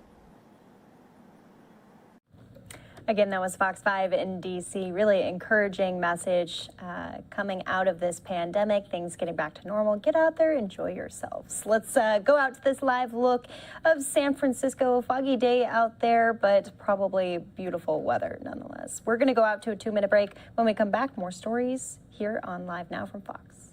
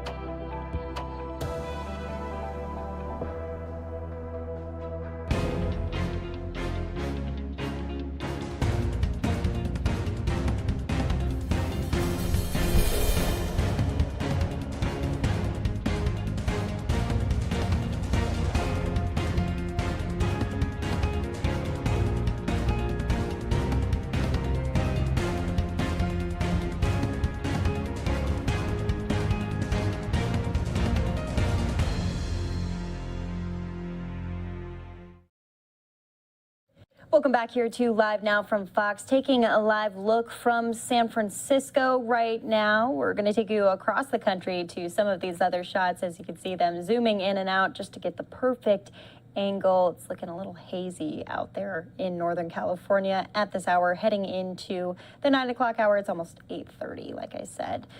Here's a look at New York City. We'll be taking you out to some of the news out of New York. We heard from Mayor Bill de Blasio talking climate change today, holding an event with several community leaders on how to move forward with that Green New Deal. And then Minneapolis, as we're always tracking stories out of Minneapolis, but just really cool shot here. And last but not least, the White House, Washington, D.C.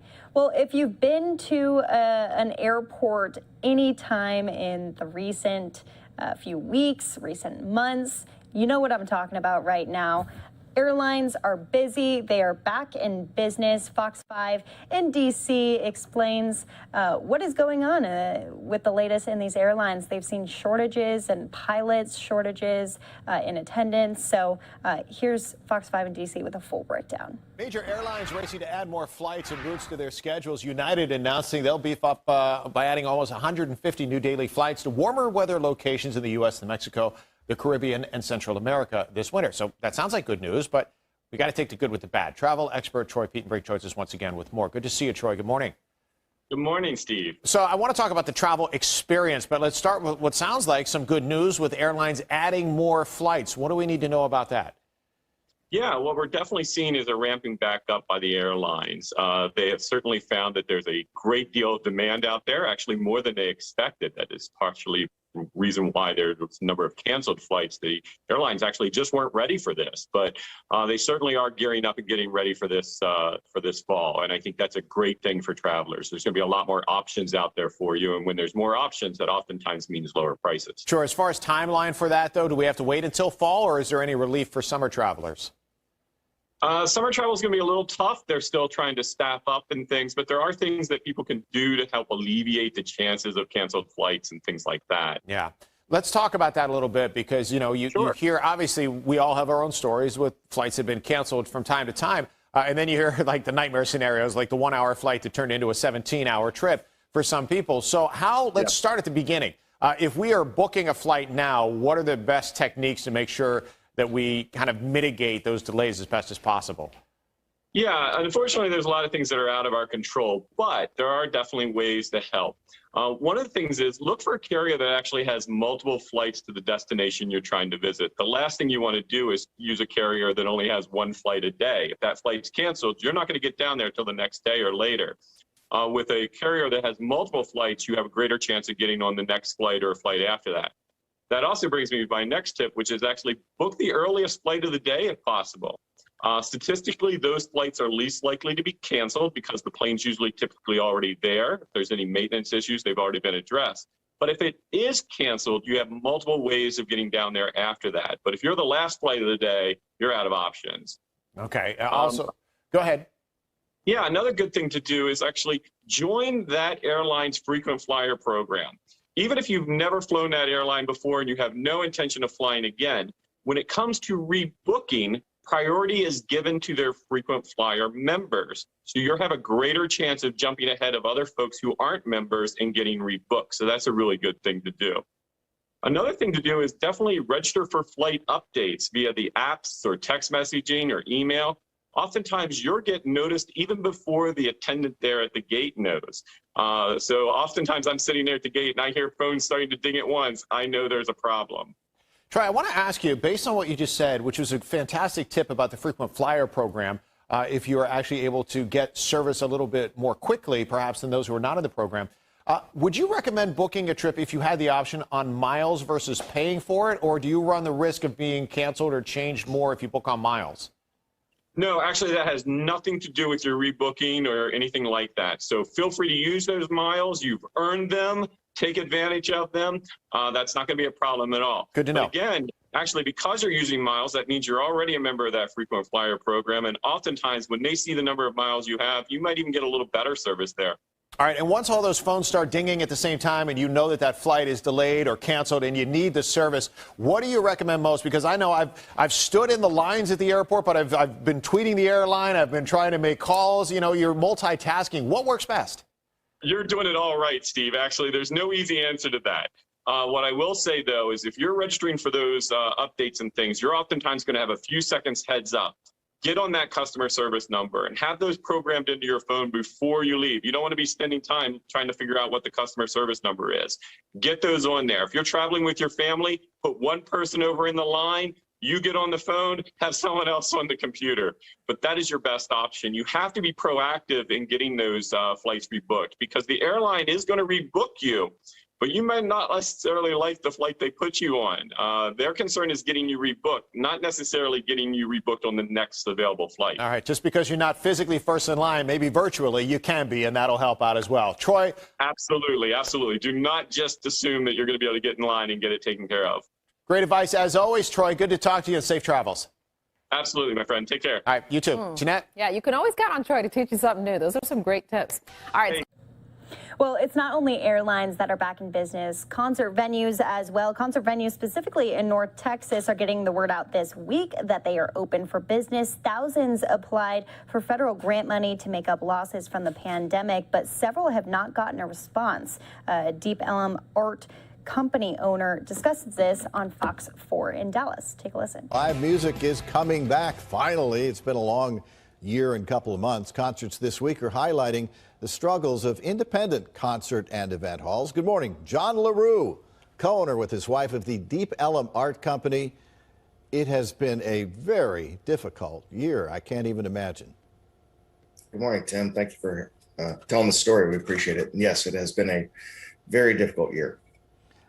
So what is Independent Venue Week, and what do you hope to accomplish or highlight? The National Independent Venue Association came to the States in 2018. They started in the UK, and their main focus is highlighting independently owned venues. As you know, there's a lot that are owned by larger corporations, but they wanted to really focus on the mom and pop type places. We joined the organization in 2018. I've done it every year. An Independent Venue Week really seeks to highlight all the independent venues that exist in our country, and just put a light on them, let people know that that's the widest part of the funnel in the music industry. What kinds of folks are we talking about? You know, immediately, not being in the business comes to mind, you know, the bartenders and the bouncers and who, but we're talking about a broad range of people who have been out of work for more than a year. Yes, and it's been very slow to come back. We're not really seeing touring acts until this fall. But you're talking about sound engineers, lighting directors, technical directors, like you said, bartenders, floor staff, door staff. The impact has been vast and completely glossed over, I feel. Venues have been getting some of the attention, but there are so many people who have not, that are contract employees that are in this industry. And the artists themselves have really suffered a great deal as well, those that weren't able to pivot to a digital platform. There was some federal government fund, $16 billion put into that fund, the Shuttered Venue Operators Grants, and we've heard lots of politicians saying, I got this passed. Have you seen any of the money? No, sir.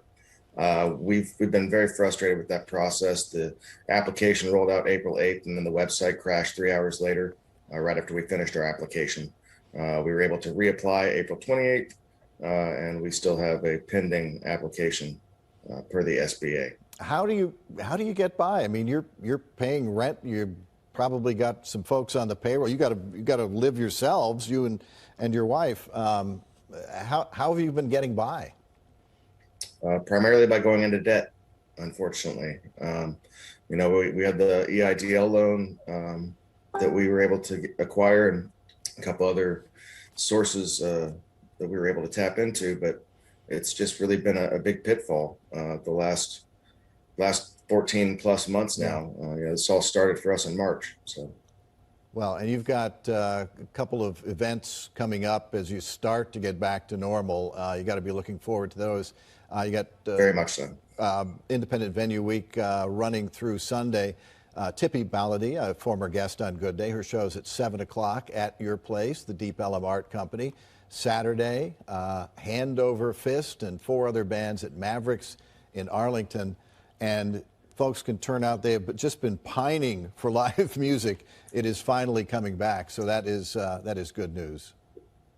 Yes, it is. We're very thankful that the industry's coming back online. It takes a while to turn this machine back on, though. Right. You know, all the touring industry stuff, and it's a big process. Yep, it sure is. John, thanks very much. Thanks for hanging in there, and we're looking forward to seeing live music on stage again very soon. And we have a link to more details on that event coming up as well on fox4news.com. Live. And sticking with consumer news, a live look from the White House right there. Federal Reserve Chair Jerome Powell says that inflation will likely remain elevated in coming months before moderating, an apparent acknowledgement that price gains have been larger and more persistent than many economists forecast. Fox 4 in Dallas has the latest on talks of inflation. Signs of inflation are back, something we've not heard about in years in this country.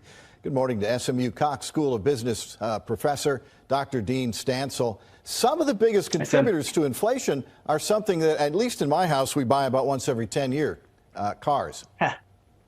No, that's right. This 5.4% number that came out recently is alarming, but it also needs to be put into its proper context because it's essentially the change in the basket of goods that normal consumers buy for day-to-day living from June 2020 to June 2021. Well, on both ends of that 12-month period, there are some strange things going on. A year ago, demand for a lot of things had fallen through the floor.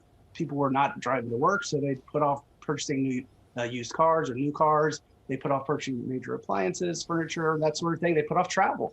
So what we see then today, June 21, is that demand for those things has all of a sudden gone way up. So we had an abnormally low number a year ago due to falls in demand. And now with these rises in demand, this pent up demand coming out, we've got abnormally high prices now. And so the comparison is alarming, but ultimately it's a temporary phenomenon that there's not a whole lot to worry about here. Yeah, so gasoline and groceries also big contributors to inflation, but some of the indexes that we look at and that the politicians rely upon for their rhetoric exclude gasoline and exclude groceries. We all have to eat and fill up the gas tank, though, don't we? Well, we do, but those things fluctuate more dramatically than other things. So yeah, there's a measure that I think it came out to about 4.5% instead of 5.5%. But if you look just at the price of used cars alone, that they went up 45% over the last year, and that accounts for more than 1/3 of this increase. Rental cars went up 88%, airfare 25%, hotels 17%. So you've got a lot of big spikes in things that are understandable from kind of a supply and demand perspective, and things that we could reasonably expect are not going to persist forever. We've heard a lot as well about wage inflation. A lot of people quitting their jobs because they can make another 20 cents or maybe another $1 an hour doing the same job down the street. Does that really raise inflation? Does wage inflation affect consumer inflation? Sure, there's a link there. It's maybe not a perfect one-to-one link, but ultimately one of the things we have seen over the last year is that with the expanded unemployment, the compensation benefits, the federal bonus payments, that people have been more reluctant to go back to work as the economy is reopening. And part of the way that's contributing to this whole inflation story is that you've got these continued supply disruptions because factories and producers in general can't always get the number of workers they need to fully reopen. So in addition to other sorts of disruptions in supply chains, the labor side of that is important. And also, Tim, that all of these minimum wage increases that we've seen across the country and in states and localities, these aren't helping either because these are a cost to employers, and employers at least in part pass along part of that in the form of higher prices. So those wage increases are a part of the story as well. On the other hand, those employees have more money to spend at some other business. That's right. And then when they have more money to spend, that shifts demand out, which also drives prices up. So it is all interrelated here. Another tool that the Federal Reserve will use, of course, interest rates to offset inflation. Do you anticipate that happening? The Fed seems to say this too will pass. Right. That's certainly the story they're telling, and I tend to believe them. And ultimately, I'm not.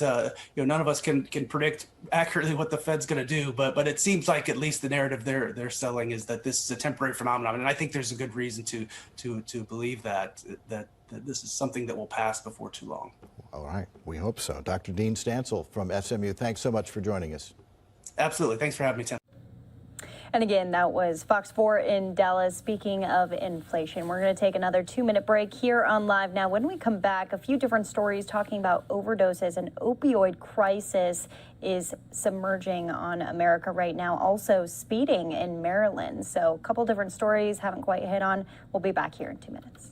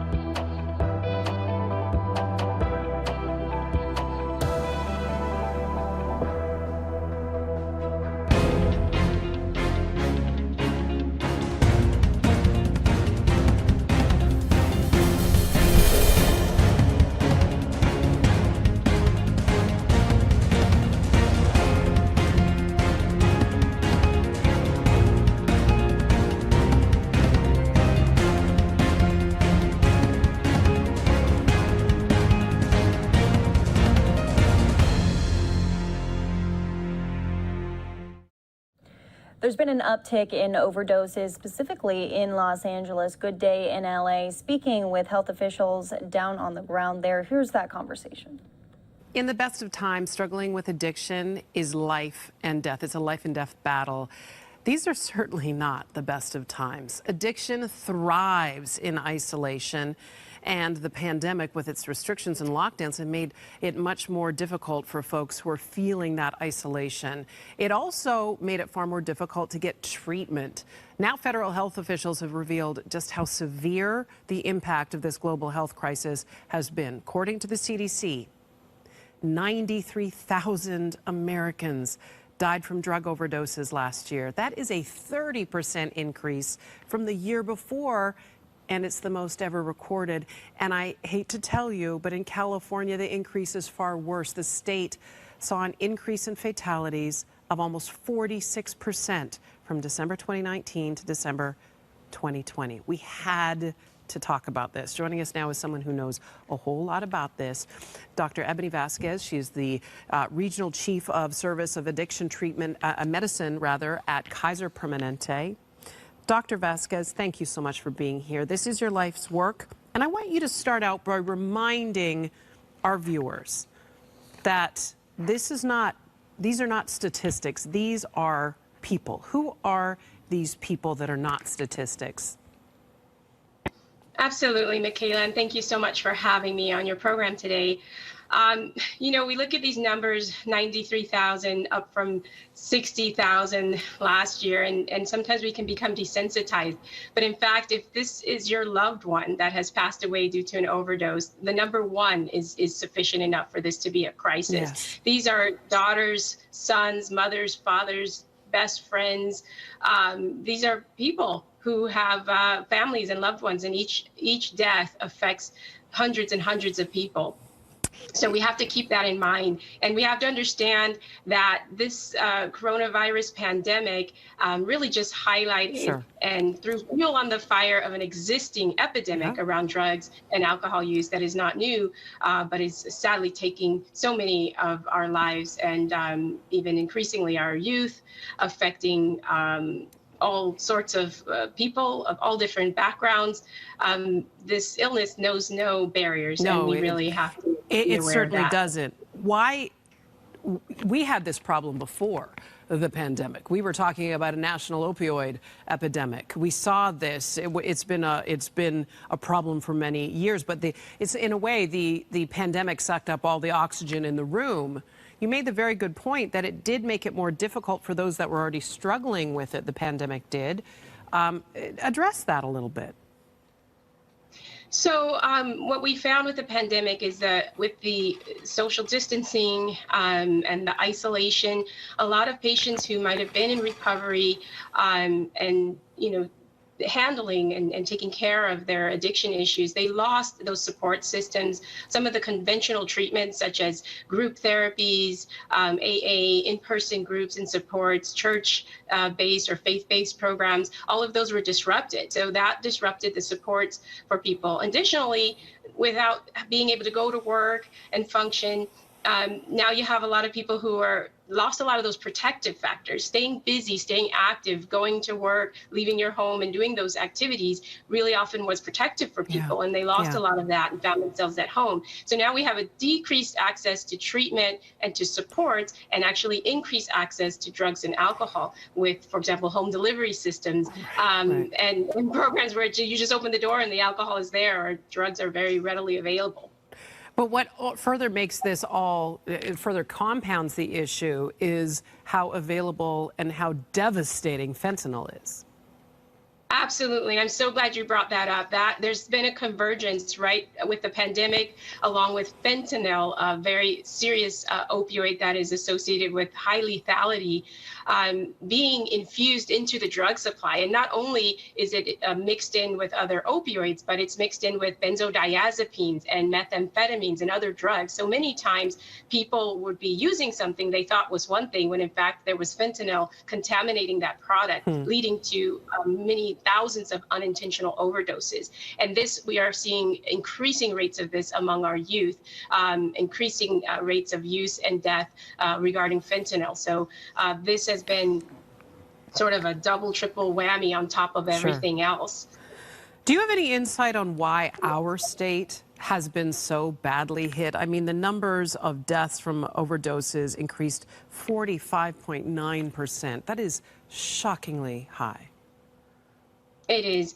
I don't have insights on why, particularly in California. We see this across the country, but I would say that we are seeing increased attention on this on a national level and also on a state government level with trying to reduce the restrictions around accessing treatment. There's a life-saving medication called naloxone that is available as a nasal spray.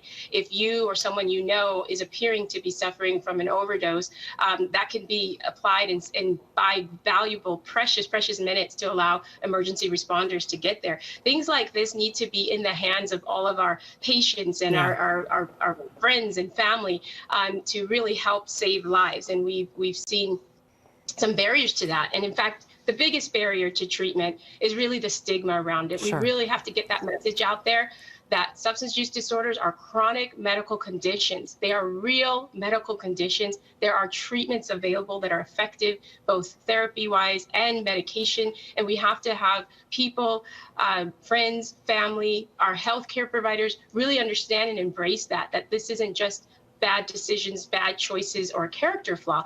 These people are suffering, and we must get out there and get the message out there that we can't let shame, embarrassment be a barrier to getting that treatment and that help that's desperately needed and is available. An important message from somebody literally on the front line of this battle. We thank you for the work you're doing. They are lucky to have you among their stewards. You're wonderful, Dr. Ebony Vasquez. And by the way, if you need help, please reach out to the Substance Abuse Service Helpline. That number is 844-804-7500, or you can reach out to the National Suicide Prevention Hotline, 800-273-TALK, 273-TALK. Thank you, Dr. Vasquez. Thank you so much for having me today. My pleasure, my pleasure. That was a good day in LA with a very quite frankly, serious and necessary conversation about the opioid crisis and overdoses at this point in time. We're now going to go out to Maryland as they're having a separate issue, this one with speeding on the roads. Here's Fox 5 in D.C. with more. Well, there's an uptick in speed-related crashes around Maryland. MDOT is also reporting 2020 marked the highest number of traffic fatalities since 2008. MDOT MVA Administrator Chrissy Nizer joins us now to share warnings for drivers and more on what could be behind this increase. Good morning to you. Thank you for joining us. Good morning. Thank you for having me. Of course. So let's start with what's behind these numbers, generally speaking. At the height of the pandemic, April 2020, during the stay-at-home orders, traffic volumes dropped more than 50% compared to the year before. So you would think that this would have the opposite effect. That's right. We certainly saw traffic decline significantly during those stay-at-home orders, which is great. People were listening and putting public health first.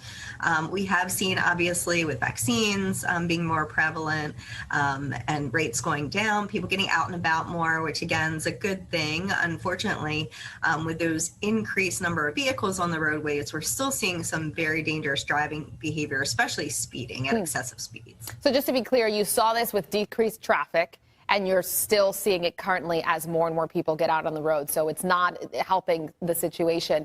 Talk to me a little bit about what the impact has been. We know there's obviously been more crashes and more serious injuries as well. Yes, unfortunately, we lost 574 people on our roadways last year. That is the highest number since 2008, a significant increase from the prior year, about 6.4%.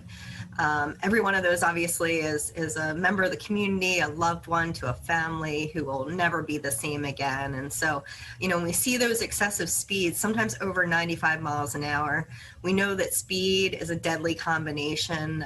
For every increase you go over 50 miles an hour, you're essentially doubling the chance that you could be involved in a serious crash and be injured or unfortunately be killed. And so, you know, our message to everybody is really just slow down. It's not worth getting there, you know, maybe a few minutes early, especially as you have more folks on the roads. It's summertime, people are out enjoying vacations, wanting to be with loved ones that maybe they haven't seen in a while. We want to make sure everybody arrives there safely. That's really our message. Right. And regardless of whether or not you're speeding speeding, Chrissy, I know obviously we're always told to wear our seatbelts. And to make matters worse, that's also the usage of seatbelts has also dropped. That's right. For the first time in a very long time, we saw the seatbelt rate decrease below 90%, and that's really concerning. That essentially means that 1 in every 10 Marylanders on the roadways is not buckled up. Sometimes people think I'm just on a short trip, or, if I'm sitting in the back seat, it really doesn't matter. But the message truly is that anytime you're in the vehicle, make sure you're buckled up. If you're the driver, make sure everybody in the vehicle, all your passengers are buckled up every time. That really is the easiest thing you can do to ensure that you do arrive at your destination safely. All right, we're listing all of these factors. Another one that it's gotten worse over time is distracted driving in addition to all of this. What are you guys seeing when it comes to that? Yeah, we've really seen an increase in distracted driving. One thing I'd like to say, I know people think about cell phones a lot because we do see that, and phones are certainly a part of our life, but there's also other things in the vehicle that can distract you, whether it's, making that change on the radio, even a conversation in the car. Sometimes people on the go and they're trying to eat quickly in the vehicle. All of these things can cause a distraction, your eyes away from the roadway. We always say that driving really requires your full time and attention. Yeah. And so we ask people just to avoid all of those things when they're behind the wheel. Any campaigns that are going on currently or coming up in order to address this issue? Yeah, we've launched a new campaign here at the Maryland Highway Safety Office called Be the Driver, and it's really all about you taking personal responsibility. Every time you get in that vehicle, you have the opportunity to make sure that you're displaying all the safe driving behavior tips. We know that the reality is the majority of crashes are actually caused by the individual's behavior. So things like be the sober driver, making sure you're not driving when you're impaired, be the look twice driver. We want to look out for our pedestrians and our bicyclists, our most vulnerable roadway users, be the focus driver again to avoid those distractions. So each of those messages, hopefully you'll see them. We want to make those reminders on a regular basis so we can decrease the number of the fatalities on our roadways and save lives in Maryland. Our ultimate goal is 0 fatalities because that's truly the only acceptable number there is. Absolutely. And the great thing about this is that you can also do some work and remind your loved ones and friends to focus on the road and slow down. Chrissy Neisler with MDOT. Appreciate the tips. Thank you. Thank you. All right, Steve, I'll send it over to you. All right, turning now to... Well, that was Fox 5 in D.C. talking about that uptick in speeding on the road. Speaking of speeding, we actually had a few police pursuits today out of Los Angeles, a successful pit maneuver out of L.A. If you missed it, don't worry. You can always head to our Twitter page at LiveNow Fox. Give us a follow on there. We're going to go out to a 2-minute break. When we come back, a couple entertainment and sports stories for you. You don't want to miss it. See you in 2 minutes.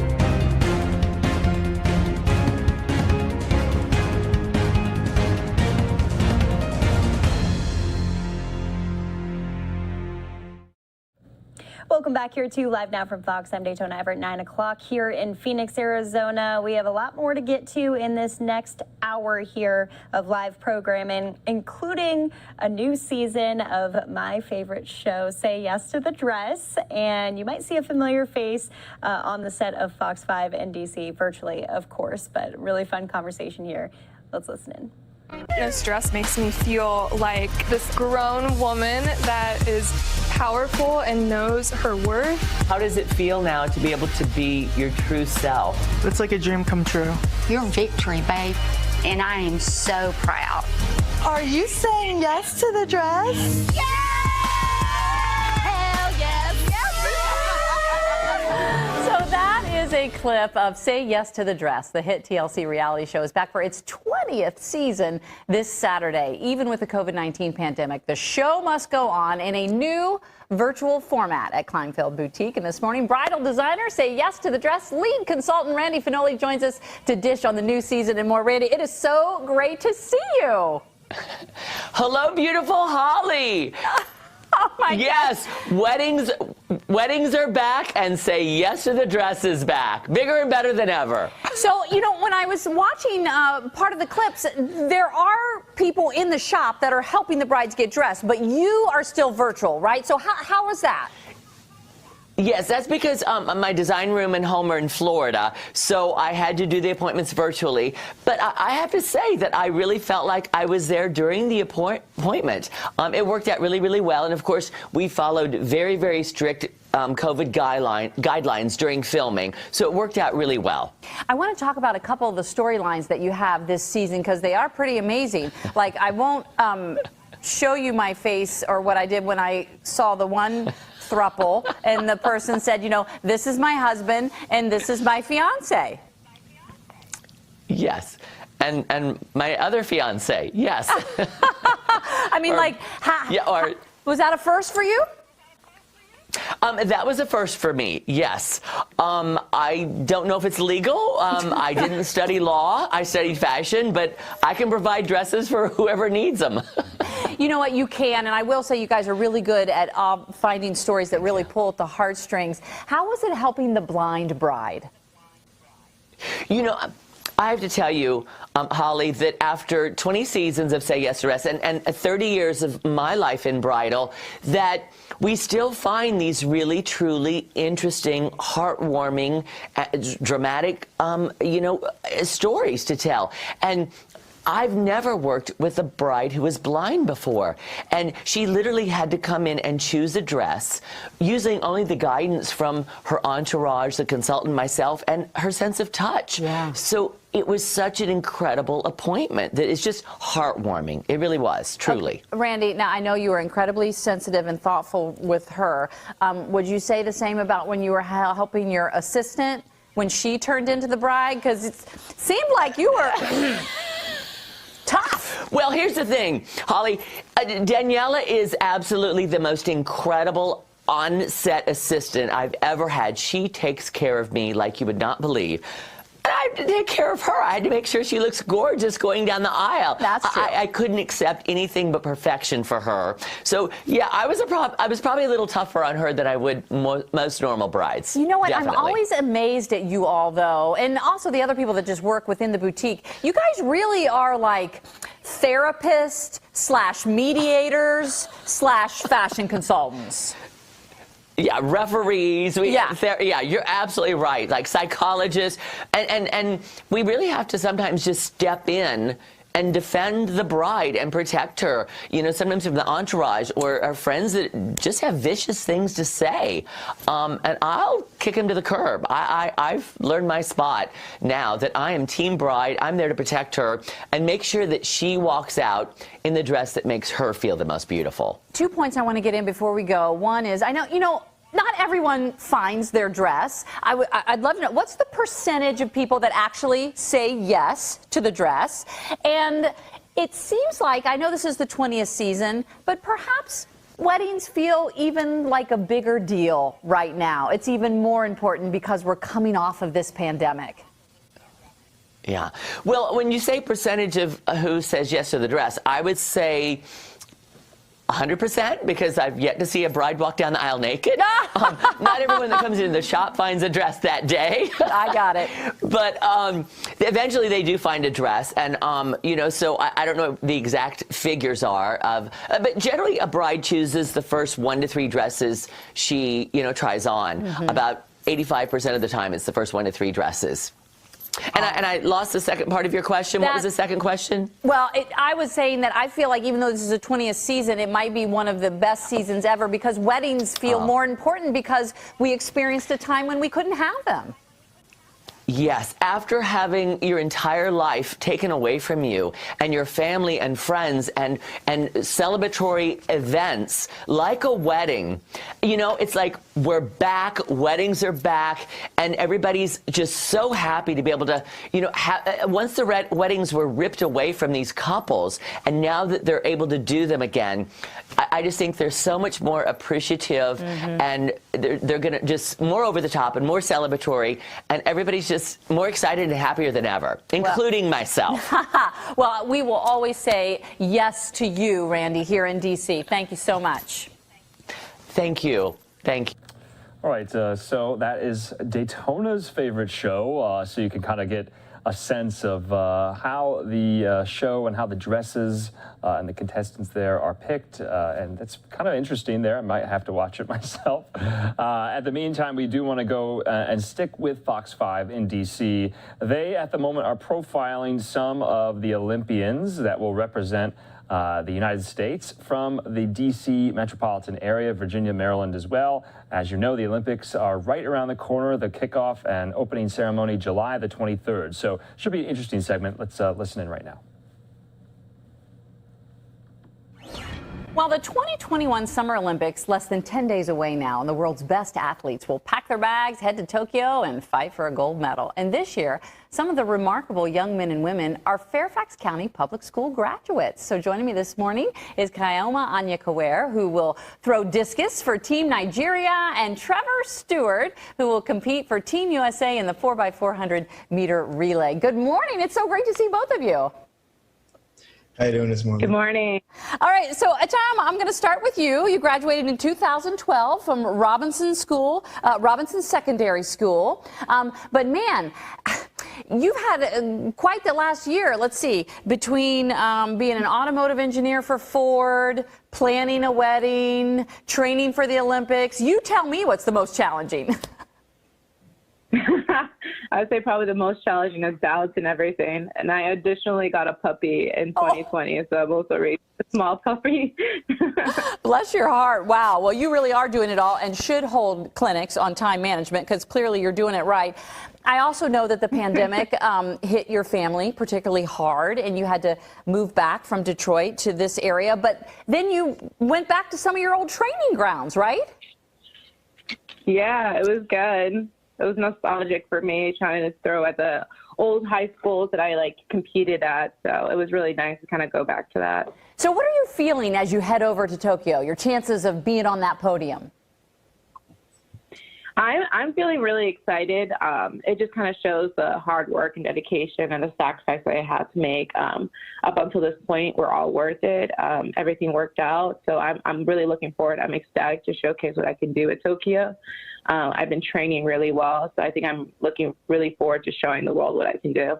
Well, we're looking forward to cheering you on for sure. And I love the fact that you're competing for your home country of Nigeria. It's almost a way like you're giving back, right? Because you spent a lot of time in Africa as a child. Yeah, so I grew up there. I went to school there up until I was 10, then moved into the U.S. My family is still there, so I actually travel at least once a year to go back. I'm also getting married in Nigeria as well, so it just feels really good.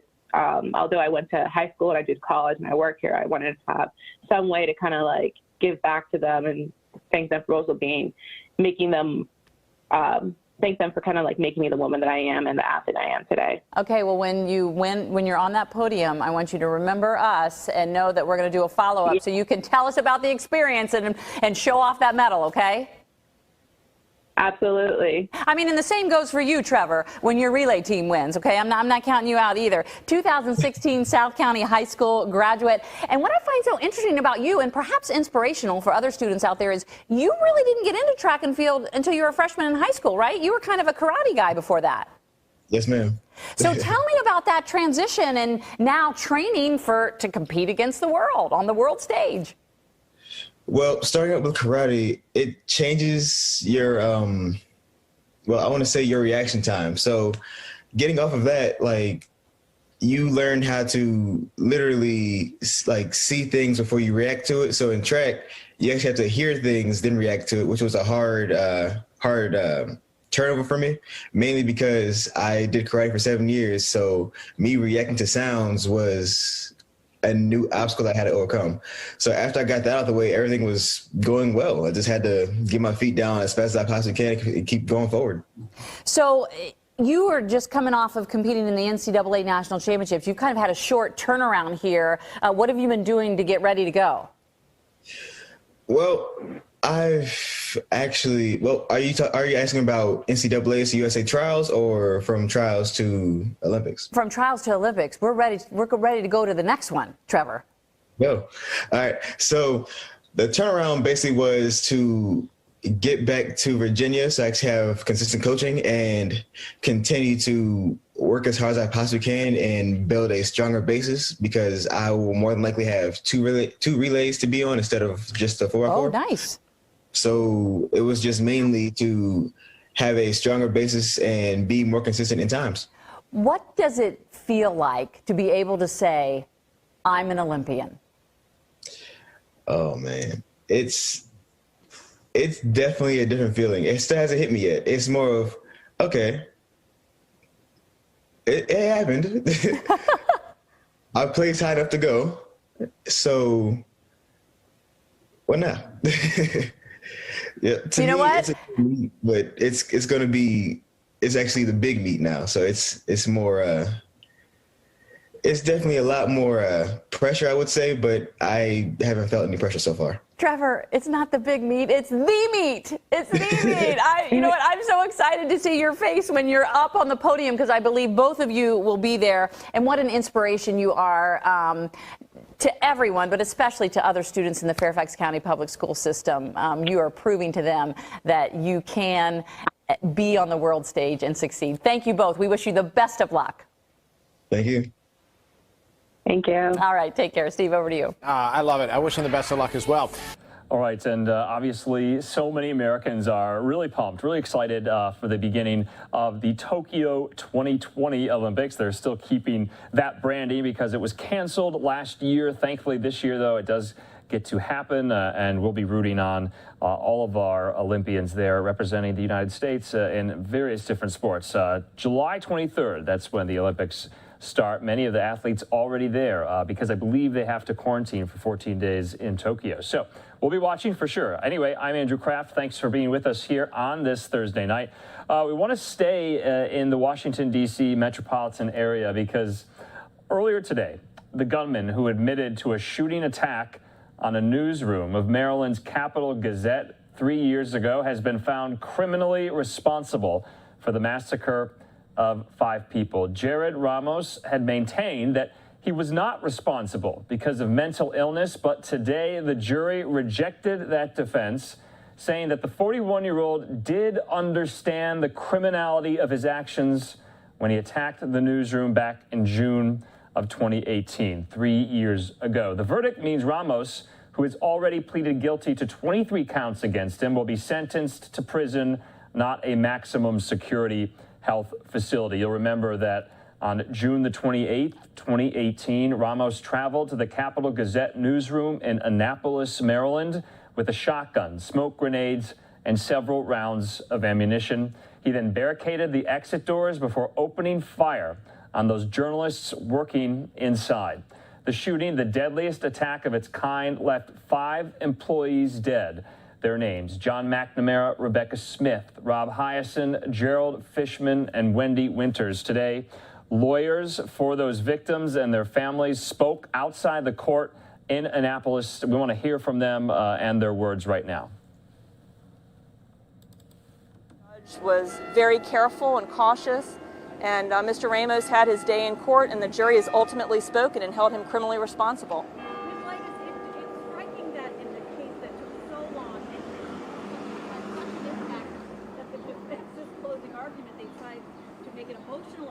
But it really just came down to, can you pass the test with very simple criteria, and they didn't have it. I'm not putting that in the right words, but it really is such an emotional case for the family. You won the case just based on logic, simple logic. Well, I think that Mr. Russell and I made it clear to the jury what this case was about. It wasn't about saying strange things in a lawsuit. It wasn't about being odd or eccentric. It was about understanding and appreciating the criminality of his behavior and conforming his conduct. So we just pointed out to the jurors time and time again the ways that he did that, in ways big and small. Things as simple as going to the bank, going to the grocery store, getting his oil changed in his car. He was living his daily life every day. He was taking great care of his cat. He just had an agenda. And his agenda was, when it was the right time, he was going to attack the Capitol Gazette. And he was patient. And I think that came through to the jurors, that he was willing to wait. And that was just not evidence that the defense could ever overcome or hope to overcome. And so what you saw today in the defense's closing was an attack on some of the most excellent expert witnesses that I've ever had the privilege of putting on. Dr. Patel, Dr. Cowan, Dr. Bender, and Dr. Standoff. And I feel extremely fortunate that we have that level of competent forensic scientists, forensic psychiatrists rather, that we can call as expert witnesses in these kind of cases. We're very fortunate. Can we hear from Mr. Russell, because we had the family talk about? Yes. Mr. Russell? Absolutely. I'll hold that for you. Thank you. What's your reaction? What message, to the microphone, what message does this send? Well, I think the most important thing is that this hopefully begins to give some closure and some opportunity to heal for the families and the people who have survived this horrible event. That's been our motivating factor the entire time, is just trying to, in whatever way we can, help those people get back to a sense of normal, and to make sure that justice is served in this situation. And that's been what's motivated us the entire time. Thank you. We have the family coming out. Thank you. Thank you.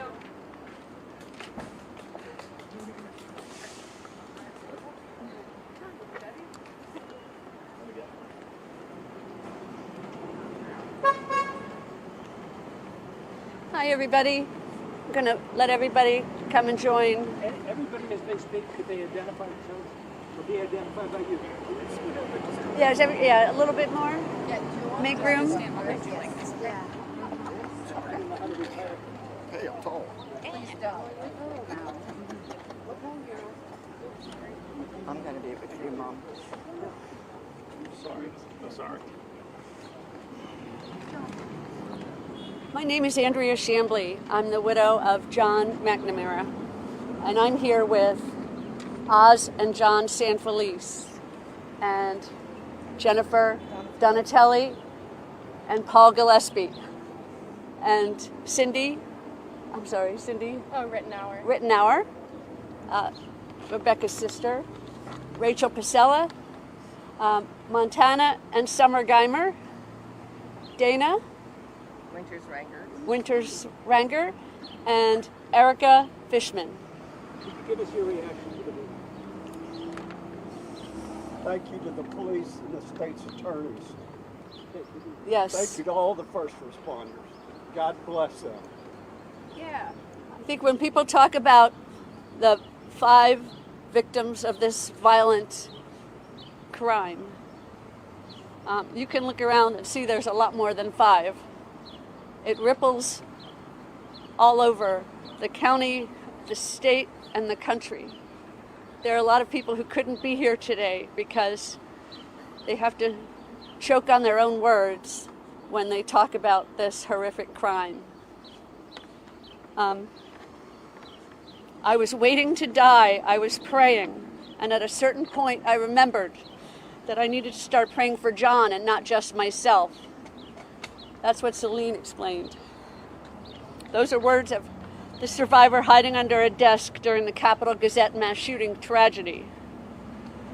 No, no, no.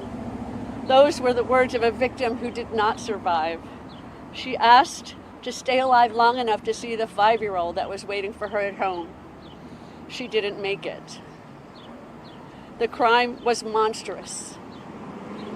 Today we thank the jury for their service, for listening to the dizzying testimony, for viewing the horrific videos, for looking at the monstrous pictures. Our government representatives secure themselves in a building like the one that Jared Ramos decided he would not breach.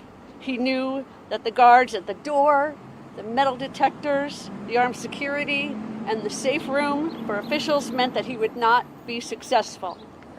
He knew he would be successful in a local business, a newspaper. It's time our government officials protect more than just themselves. Dangerous men with easy access to firearms should not be able to murder us in our newsrooms, in our offices, in our yoga studios, in our movie theaters, in our high schools, and in our elementary schools. These crimes can happen in any town and in every town. It can happen anywhere as long as dangerous people have easy access to firearms. I call on our government officials to protect us as well as they protect themselves, and not to require that every building in the country be fortified with multi-million-dollar protective barricades to enter. Instead, I call on our officials to keep firearms out of the hands of dangerous people. I call on our governor, who vetoed background checks, and all of our public servants at all levels to step up and do what other public servants around the world have been able to do. Protect their constituents, their fellow citizens, and their countrymen safe from dangerous gun violence. Even with the verdict today, our fight is not over until we do all that we can to prevent gun violence. Thank you all for being here. You're wearing red, white, and blue. Can you tell us what it was like to sit through this trial and what it feels like now? Do you have a verdict? Well, we talked about wearing red, but we started talking about it when most of us were already on the road. So I guess we were all just synced in our thoughts. We wanted to wear red to show our solidarity with each other, with the people who helped save the survivors, with the jury, and with all of you who report the news every day. Black, white, and red all over. God bless the jury. Yeah, do any of you have a reaction to them taking just 1 hour after hearing 12 days of testimony, just 1 hour to come up with their verdict? They were very smart. It didn't, if you watched the evidence, you watched the trial, you saw that it was obvious that this man was a monster who needed to be put away permanently. And that's what they've done. We'll all sleep better tonight knowing that people like Jared Ramos are off the street. Again, I want to thank the police and state's attorneys for what they've done. 3 hard years. 3 hard years. We've suffered. And they put an end to our suffering. Thank you. What's your name, sir? John Sampolice, I'm Celine's dad. I'd just like to add, John's exactly right about the weight of the evidence. I'm really glad I live in a country where we don't just throw people away who commit these horrible crimes. We give them a fair trial, and I don't begrudge any of it. I'm so glad he had competent attorneys who put aside their own feelings, I'm sure, and gave him the full and fair defense that he got. But the truth is they had no evidence to show that he couldn't understand what he was doing was criminal, or that he couldn't stop himself from doing it. He clearly displayed that he was criminally responsible. Thank you to Dr. Standoff, and thank you to Dr. Patel for making it so obvious that this man was criminally responsible. Mrs. Fishman, did you Yeah, want to say Erica something? wants to say something. Yes, thank you for coming here, and I would like to thank all juries and the judge, attorneys, and first responders, everybody helping us and supporting us. That's very thankful. I really appreciate that. And when I with my husband, I put Constitution book in his pocket because I hoping there is justice. And today, that Justice Day, I'm really glad for that. And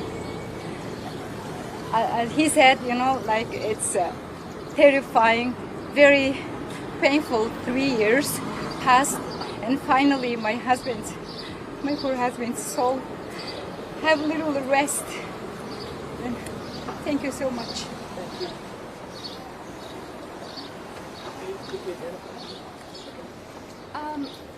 I just wanted to say thank you to the state's attorney and to the police. And one thing that I've noticed sort of in experiencing this trial over the last 2 to 3 weeks is the same thing I noticed right after the shooting, which is the strength of the community that is around us here and their willingness to support us. We've had people who have been bringing us breakfast and lunch every day, who've been making sure we're all taken care of.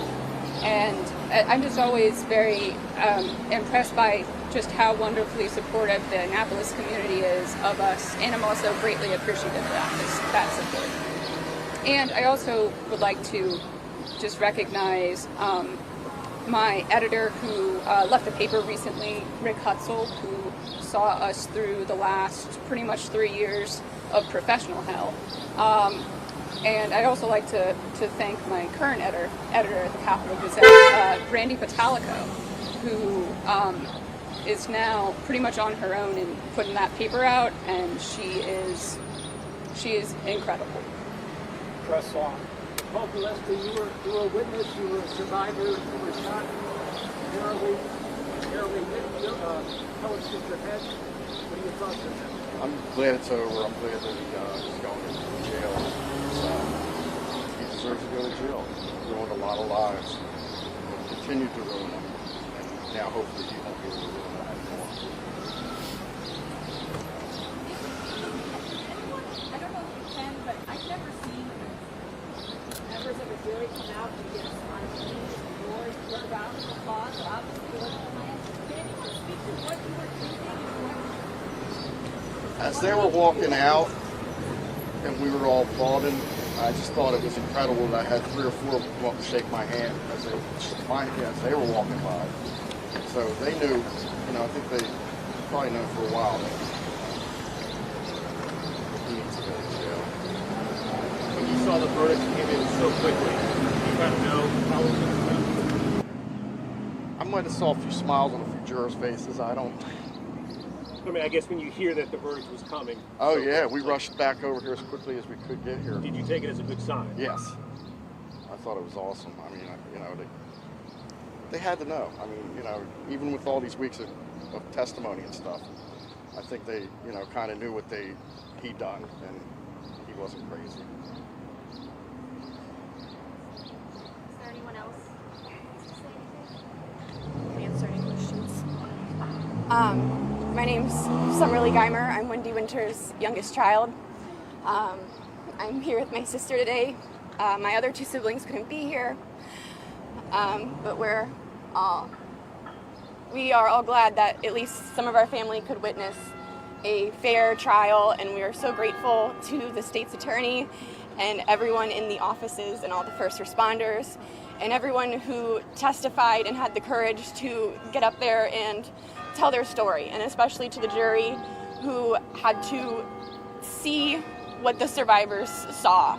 And they saw some very horrible, harrowing images and videos.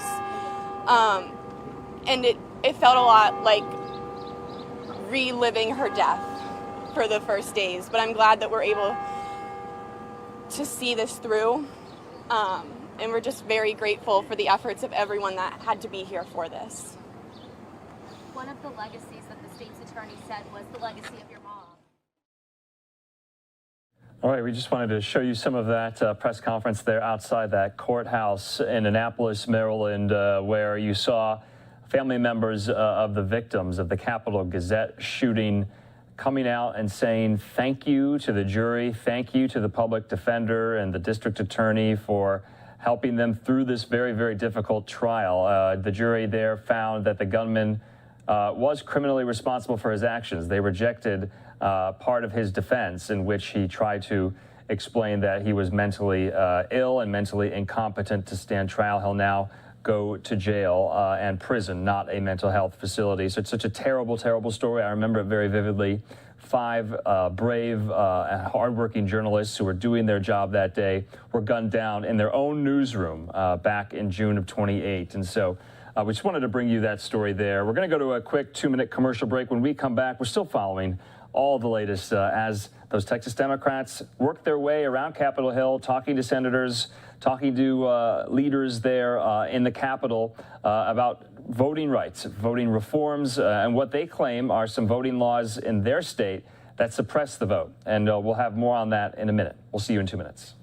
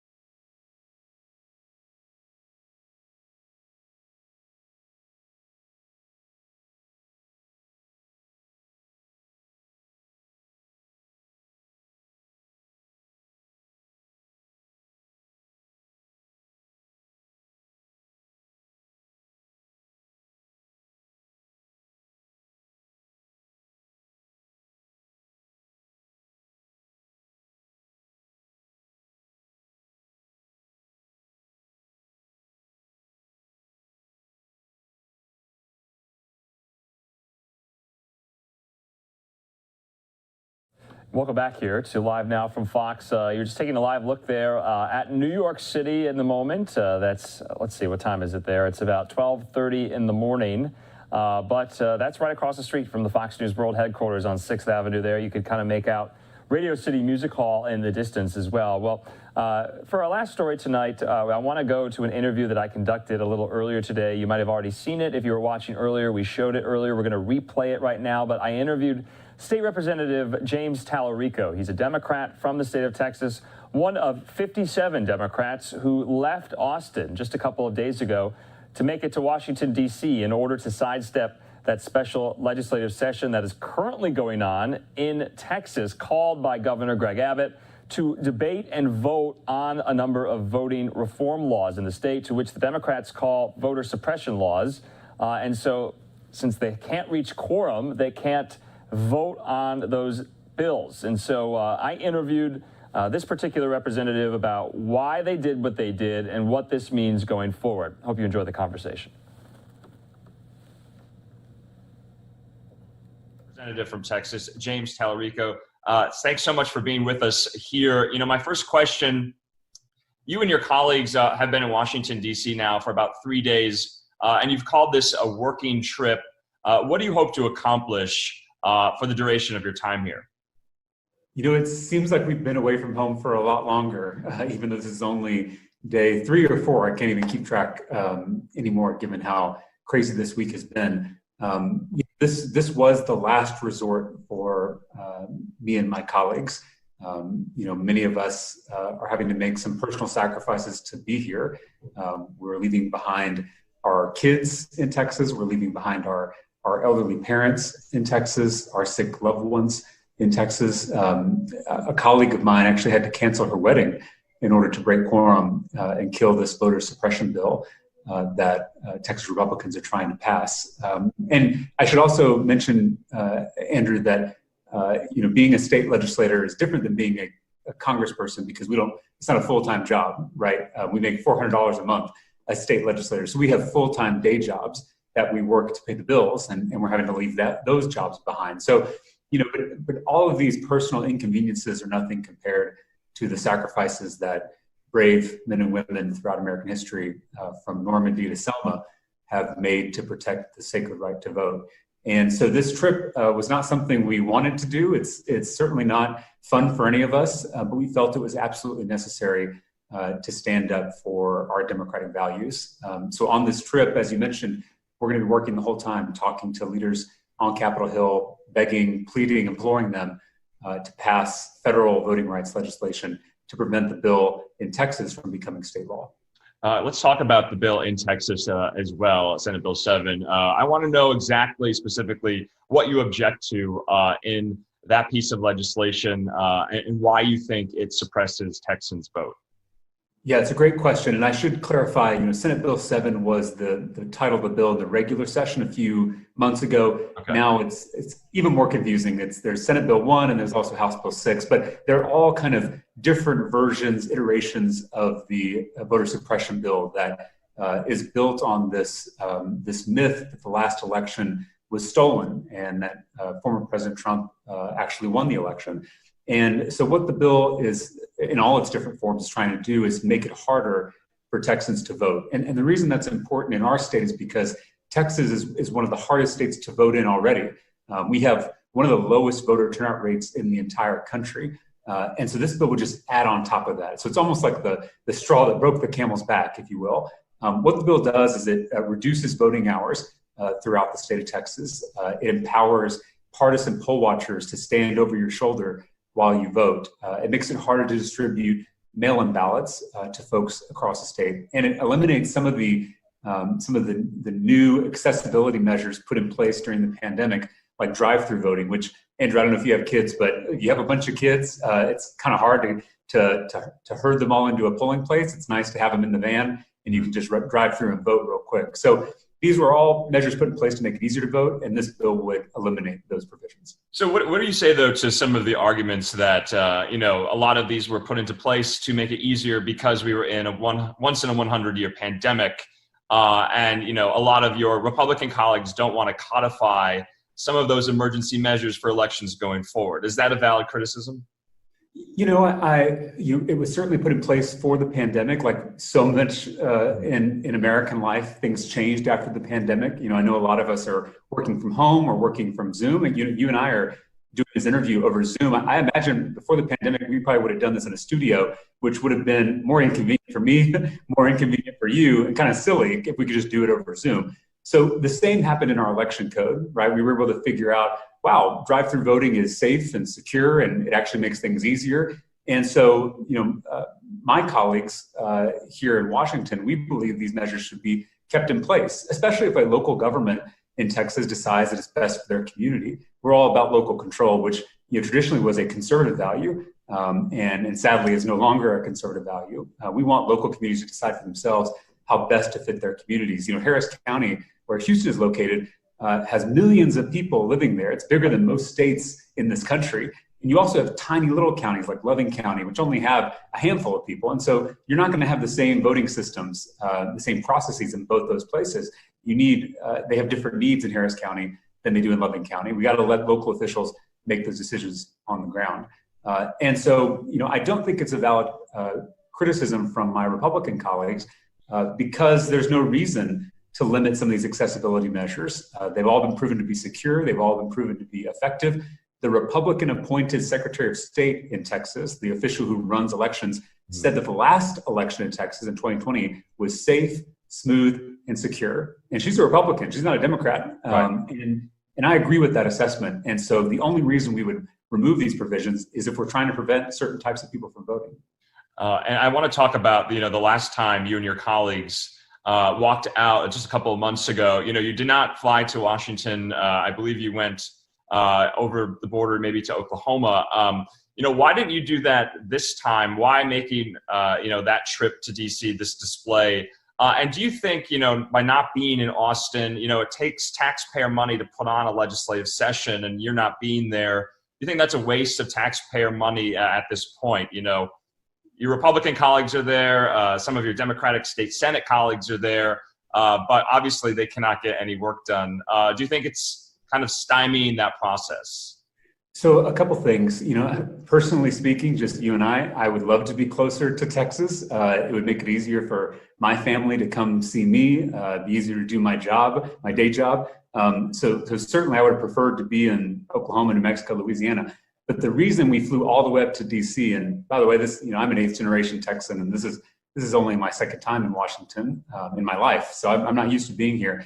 The reason we came all the way up to our nation's capital was to implore our congressional leaders and our president to take action to pass critical federal voting rights legislation. That's the only way that we're going to stop this voter suppression bill in Texas from becoming law, because if we can't hold out forever, the Texas governor can call us back for special session after special session until he gets his voter suppression bill. So the only play we have is to beg Congress to act and act now. That's why we're here and not in New Mexico or Oklahoma, even though that may be more convenient for us personally. Your second question is also a good one. Are we preventing our state government from functioning? The reason I say no is because the regular session ended in May. This is a special session called by the governor, and in Texas, under our Constitution, the only person who sets the agenda for a special session is the governor, him or herself. And what Governor Abbott, sadly, tragically, chose to do was fill the agenda with conspiracy theories, with non sequiturs. So things like, mythical voter fraud, which we know doesn't exist. We know that Texans are more likely to get struck by lightning than to commit voter fraud. Statistically, it is not a real phenomenon.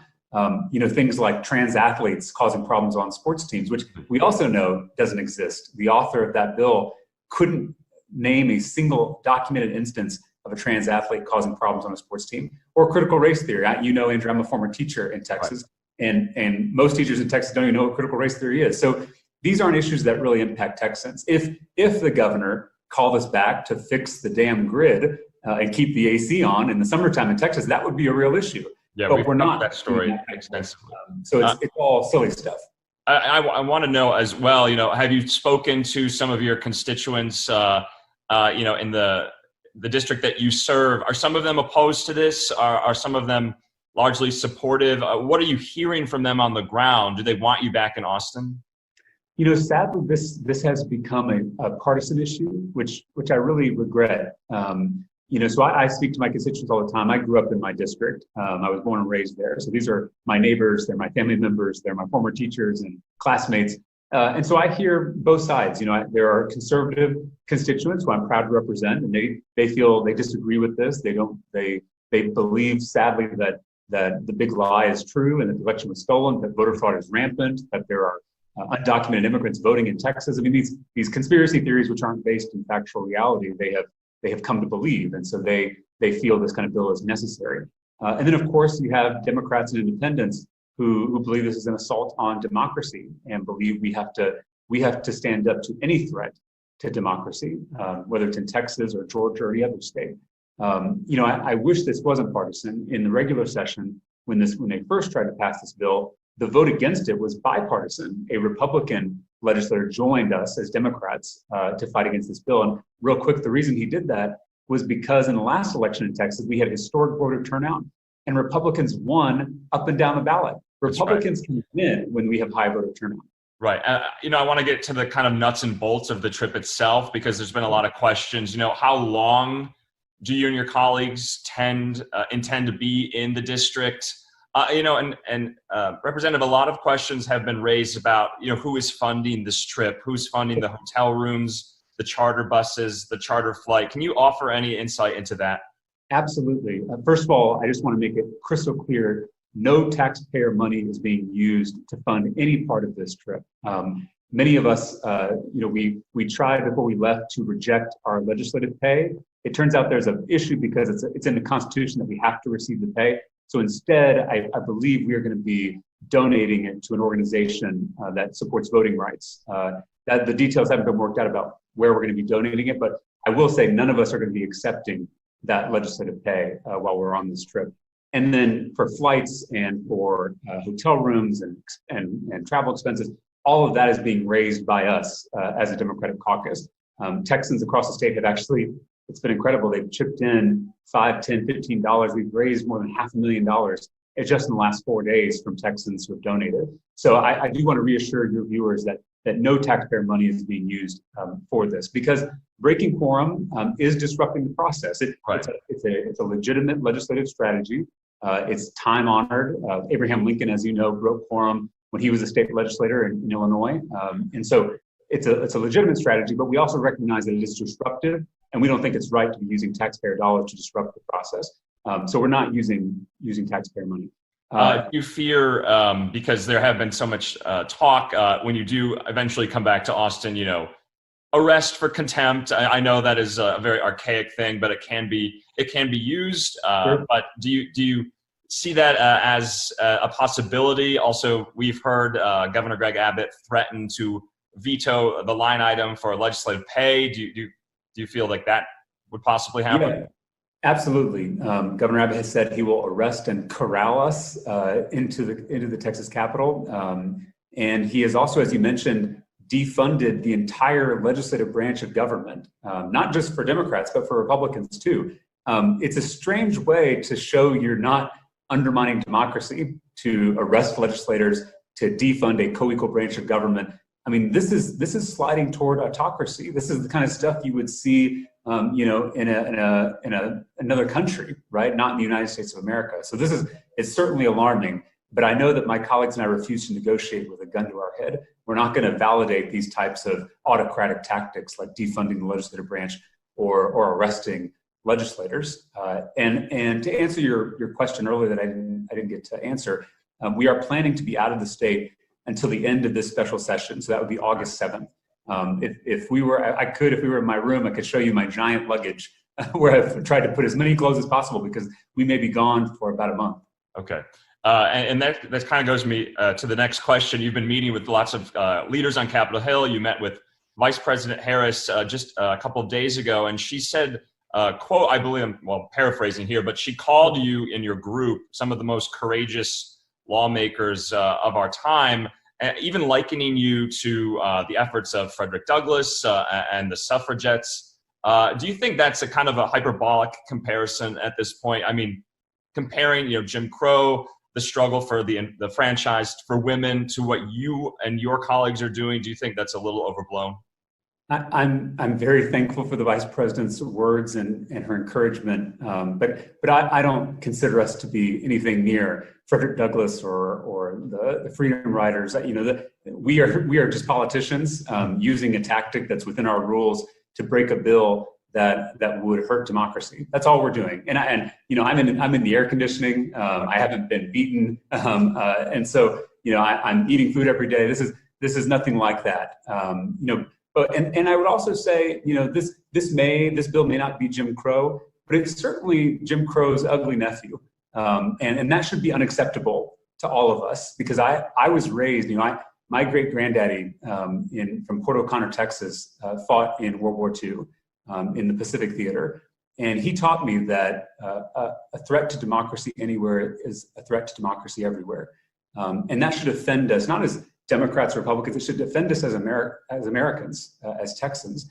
I'm here not fighting for Democratic voters. I'm here fighting for all voters, Democrats, Independents, Republicans, Libertarian, Green Party.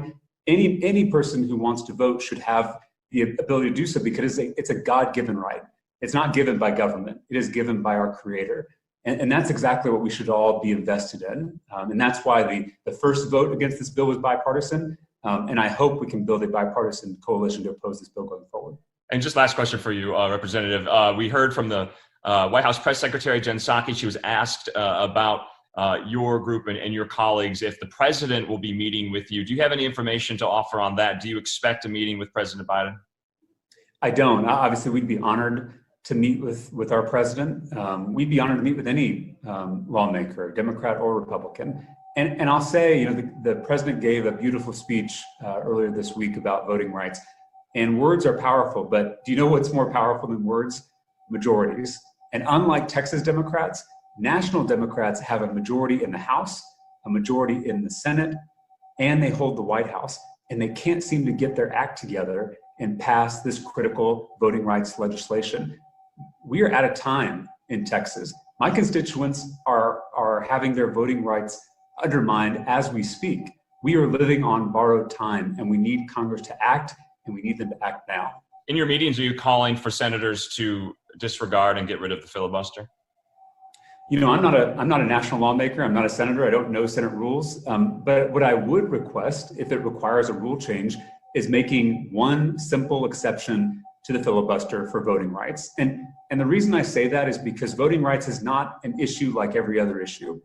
Voting rights is foundational.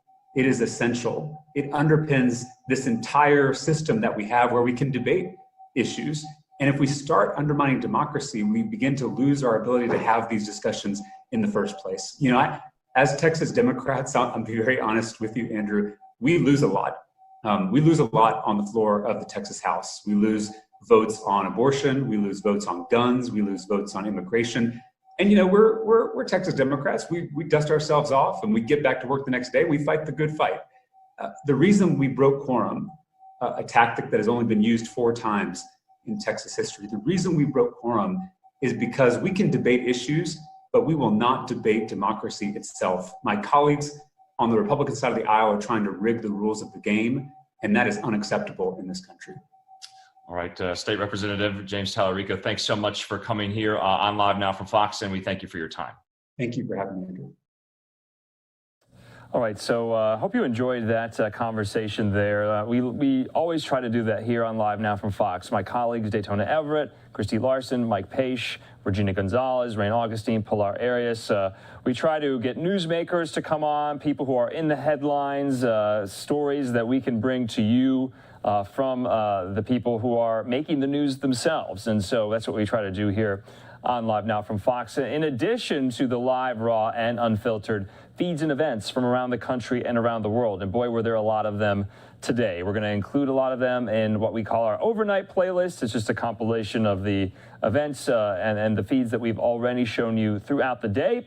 And then obviously we're going to pick it right back up Orlando, Florida at 6 a.m. Eastern, then myself and Daytona Everett a little later in the day to cap off what has been a very, very busy week. Don't forget, you can follow us on Twitter. Our handle is @LiveNowFox. Go give us a visit at our website as well, livenowfox.com. But for all of us here, we hope you have a great night, and we'll see you tomorrow.